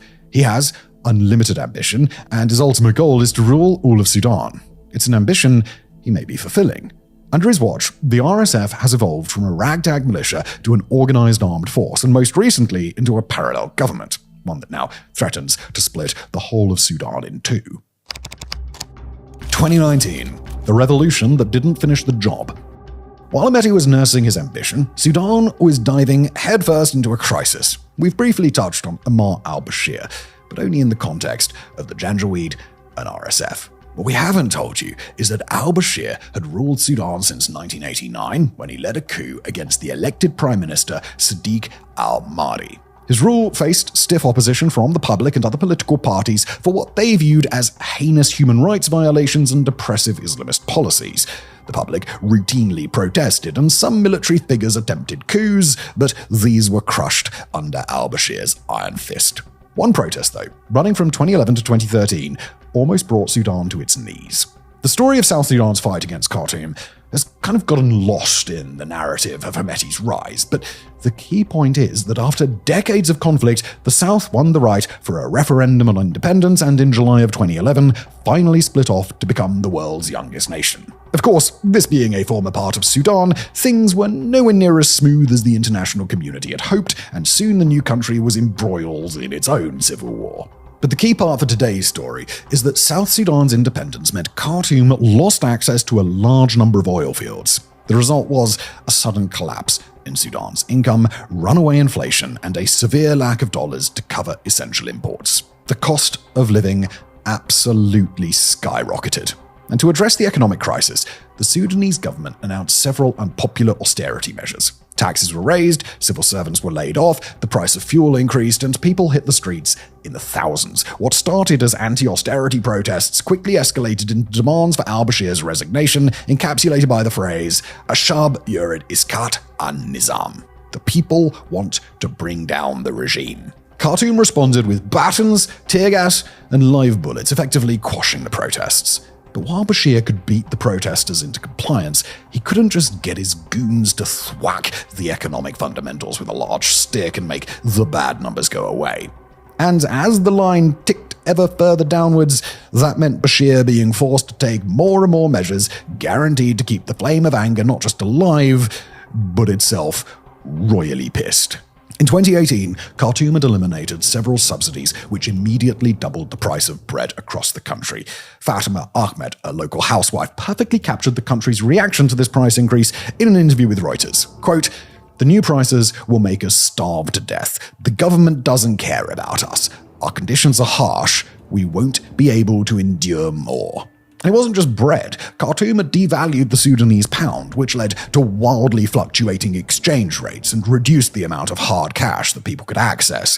Long lines for basic commodities became a common sight throughout the country. These would eventually become more than just a symbol of scarcity and empty bellies. They became incubators of frustration so great that it would eventually bring down the regime. Now, the first spark emerged in Atbara in December 2018, and within days, the fire spread to Port Sudan, Dongola, and finally into Khartoum. The government initially tortured protesters into admitting that they were members of the Sudan Liberation Movement, or SLM. The choice of the SLM over the dozens of armed groups that have ravaged Sudan was meant to convince the general public that there was a racial element to the protests. If this worked, it would deflate all support for the protests. These forced confessions, though, did little to douse the public's anger. As many dictators have only found out at the last moment, people aren't stupid, and treating your starving masses as equally manipulated dum-dums can be an extremely efficient way of making the transition from dictator to overthrown tyrant. And so we enter the dying days of the al-Bashir regime, one that had lasted 30 long years. In 2019, the dictator declared a year-long state of emergency, dissolved the central and regional governments, and replaced regional leaders with military officers. He also appointed Mohammed Tahir Ayala as Prime Minister and Defense Minister General Awad Ibn Auf as first Vice President. As a final act of defiance, he banned unauthorized demonstrations, a move that, predictably, only led to even more demonstrations. On the 6th of April, the Sudanese Professionals Association, or SPA, called for a march to the armed forces headquarters, which was answered by hundreds of thousands, some of whom brought mattresses. The sheer scale of the turnout dwarfed the protests of 2011. This wasn't a few pissed-off people trying to complain. This was a tidal wave of ill feeling, all about to come crashing down on one man. To be fair to them, Bashir's National Intelligence and Security Service did their best, firing live rounds at the protesters, but then the army allowed the demonstrators into its HQ before opening fire on the NISS. And with that, the countdown to the end of the dictatorship had officially begun. The timer reached zero on Thursday, the 11th of April 2019. That day, General Awad Ibn Auf announced that al-Bashir had moved to a safe place following the regime's collapse. In that same breath, he also announced that he would be at the helm of a military-led transitional government. Finally, he imposed a 3-month state of emergency, suspended Sudan's 2005 constitution, and closed the nation's airspace for 24 hours. For the protesters, this was a little like learning that your arsehole boss has been fired, but his replacement would be his equally arsehole-y identical twin brother. To say that they went nuts is to do a disservice to bar snacks. Amid rising public anger, Ibn Auf resigned, choosing the army's Inspector General as his successor.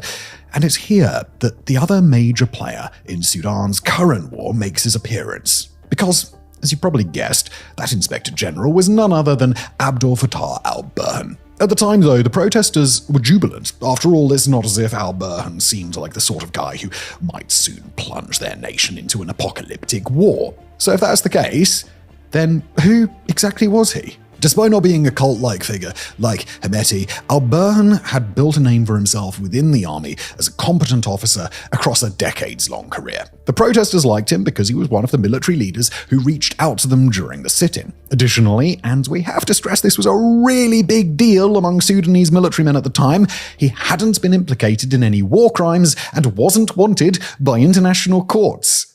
Which is a plus. And with that, al-Burhan went from well-respected but relatively unknown military man to the guy at the helm of Sudan, basically overnight. Amid the chaos of the revolution, though, al-Burhan wasn't the only one who was rising. Weeks before al-Bashir's ouster, Hemeti had endeared himself to the public by refusing an order from the president to shoot the protesters. Then when the endgame came, the RSF, which, remember, had been elevated by al-Bashir precisely so it could protect him from a military coup, had stepped aside and allowed the generals to do their thing. This, alongside the RSF's strength, earned Hemeti a place in the country's Transitional Military Council, or TMC, as al-Burhan's number 2. However, according to Ishan Tharoor, foreign affairs columnist for The Washington Post, Hemeti was the TMC's de facto leader. The days following al-Burhan's ascension were marked by significant wins for the protesters. On the 13th, al-Burhan announced the release of all political prisoners and an end to the curfew imposed by Ibn Auf. On the 14th, the TMC announced steps towards civilian rule, including the selection of a civilian prime minister by the protesters. On the 15th, Dr. Mohammed Nagi al-Sam, one of the most well-known demonstrators, proclaimed that the trust between the protesters and the military was deepening after further conversations. For the first time in a long time, Sudan's future looked bright. And that's the story of how Sudan successfully transitioned to a stable democracy. Thanks for watching. No. Of course, didn't end there. While we'd love to live in the universe where this video can now end, we still have half an hour to go, in which the ambitious two men are going to derail the fledgling democracy and place Sudan on a path towards yet more carnage. And it'll all start at the place where the al-Bashir regime ended, outside the army headquarters. While the talks about the structure of the new government were going on, the protesters were still staging a sit-in outside the army HQ under the banner of the Forces of Freedom and Change, or FFC. By late May, the Professionals Association began ringing alarm bells, warning that the TMC was planning a lethal attack to end the sit-in. On Monday, 3rd of June, the eve of the final day of the holy month of Ramadan, the inevitable happened. Before dawn, the TMC's armed wing, composed of soldiers from the SAF, the RSF, the NISS, and the police, surrounded the sit-in area. The police initially tried to move a barrier, but when the protesters resisted, the soldiers opened fire. Human Rights Watch reported that soldiers assaulted demonstrators, set fire to their tents, and committed unspeakable acts of sexual violence. Reports would later emerge of militia forces dumping bodies in the Nile. Most estimates put the death toll at over 100. Yusra El-Bagir, Africa correspondent at Sky News, captured the shock in Sudan, writing on X, "Everyone feels broken and dejected. You can see it on their faces, on the bus, in the streets. The revolution was stolen from the people. Those in Khartoum aren't just mourning the lives that have been lost, but the loss of a space that became the heart of the revolution." To its credit, the international community tried to intervene. The African Union suspended Sudan's membership, while other nations piled on pressure. Before long, the TMC had agreed to a new deal with the FFC, which, remember, is the initialism the protesters were using, to develop a new transitional structure. The key part was the establishment of an 11-member Transitional Sovereignty Council, so many acronyms, or TSC, comprised of 5 civilians chosen by the FFC, 5 military officials selected by the TMC, and 1 civilian mutually agreed upon by both groups. Both Al-Burhan and Hemeti secured positions on the council, with Al-Burhan as the chair and Hemeti as his deputy. And yes, we know there's a lot of TMCs and TSCs and FFCs to keep in your head. Honestly, don't worry about it too much if you're starting to lose track a little of who is doing what. The important thing is just to keep your eye on what Hemeti and Al-Burhan are up to as they skulk around the stage preparing for their big scene. The transition was planned for 39 months, with the military ruling for the first 21 months and the civilians the final 18. The handover was expected to happen in November of 2021, and remember that date because we're going to come back to it in a minute. Under the TSC, Sudan would make significant democratic gains, the rights of the country's Christian minority improved, the press had greater freedom, and al-Bashir's surveillance infrastructure was dismantled. However, this would all come to an end with perhaps the least surprising twist in geopolitical history, the military coup that would make Hemeti and Al-Burhan Sudan's undisputed rulers. The state collapses. Now, despite the democratic gains, there was always an undercurrent of tension among the TSC members. At its core was a marriage of convenience built on a bed of distrust with a side piece of barely hidden animosity. A household so dysfunctional that everyone knew that divorce was inevitable. The only question was when. The first attempt to dissolve this awkward partnership and make off with the kids happened in September 2021 when soldiers loyal to al-Bashir attempted a coup. Although the coup attempt failed, no one thought it would be the last. In this, people's intuition was helped by the growing tension in the TSC. The army began to demand changes to the FFC coalition and a reformation of the cabinet. The civilian leadership viewed this as nothing more than a naked power grab. And then came the protests. On the 16th of October, pro-military demonstrators took to the streets chanting, "Down with the hunger government," calling for Al-Burhan to seize power. One protester told the AFP that they were protesting because, and we'll quote here, "the current government has failed to bring us justice and equality." Unlike previous demonstrations, protesters got to the gates of the presidential palace with little resistance from the police or other security agents who were conspicuously absent. Despite their relatively small numbers, the demonstrators raised several fair points. Sudan was still in the grip of a ruinous economic crisis that made it difficult for people to afford essentials, and the government had done little to hold the perpetrators of the massacre outside Army HQ accountable. The feeling that Yusra wrote about, that the revolution had been stolen from the people, was palpable throughout much of the country. However, most of Sudan preferred a civilian solution to these challenges. They came out in their hundreds of thousands on the 21st of October to protest against the possibility of military rule. The date was historic because 57 years prior, the Sudanese people had overthrown another military regime and established a constitutional government. Channeling that sense of history, the protesters called on Al-Burhan to resign and for the military to hand power over to civilians. One chant was, "This is our country and our government is civilian."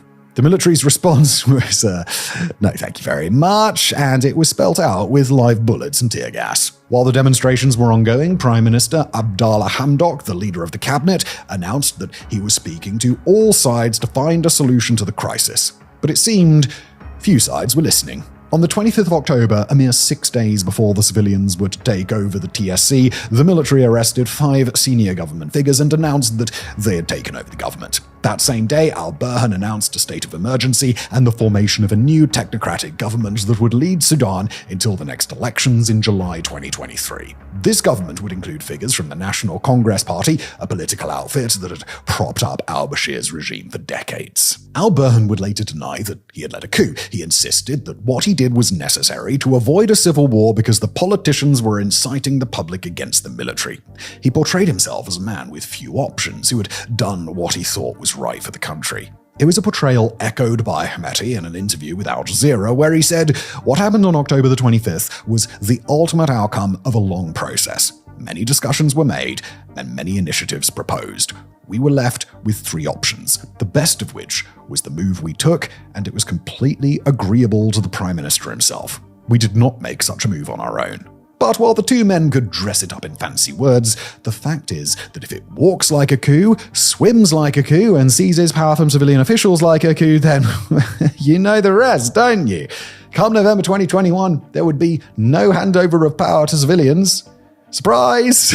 Alex DeWall, an analyst whose work we've quoted extensively, believes al-Burhan and Hemeti might have been motivated more by self-interest than any genuine fear of a civil war. Writing for the BBC, he pointed to the fact that both generals wanted al-Bashir tried in Sudan instead of the ICC out of a fear that he would implicate them in alleged war crimes. This placed them at odds with the civilian members of the TSC who preferred an ICC trial. DeWall also believed that the generals feared that an investigation into the Khartoum massacre would hold them accountable for the atrocity. Finally, he argued that the military wanted to protect its vast commercial empire, which included several tax-exempt companies, from civilian oversight. Prime Minister Hamdok had become increasingly critical of the army's entanglement with the economy and their ever-increasing share of the national budget, and the belief was that a fully civilian government would limit this. DeWall's analysis was supported by Oscar Rickett, who, in a piece for Middle East Eye, claimed the generals staged the coup to safeguard their wealth and influence while shielding themselves from international criminal court prosecution. But let's be real, shall we? No one in Sudan needed analysts to tell them a coup had just gone down. And so Sudanese took to the streets once again in another doomed bid to stop things from going horribly wrong. Look, by now, you could probably guess how the security forces responded they started singing Kumbaya and holding hands with the protesters, didn't they? Well, no, of course they didn't. They launched an all-out campaign of violence, which is a bit different. The African Union, which had reinstated Sudan, once again suspended its membership. The US, EU, IMF, and World Bank froze millions of dollars earmarked for aid. The coup was also unpopular among traditional international partners, Saudi Arabia, the UAE, Russia. The International Crisis Group described a sense of surprise in Khartoum to the fierceness of the resistance both at home and internationally. Hemeti, sensing that the tide was turning against the military, began distancing himself from al-Burhan.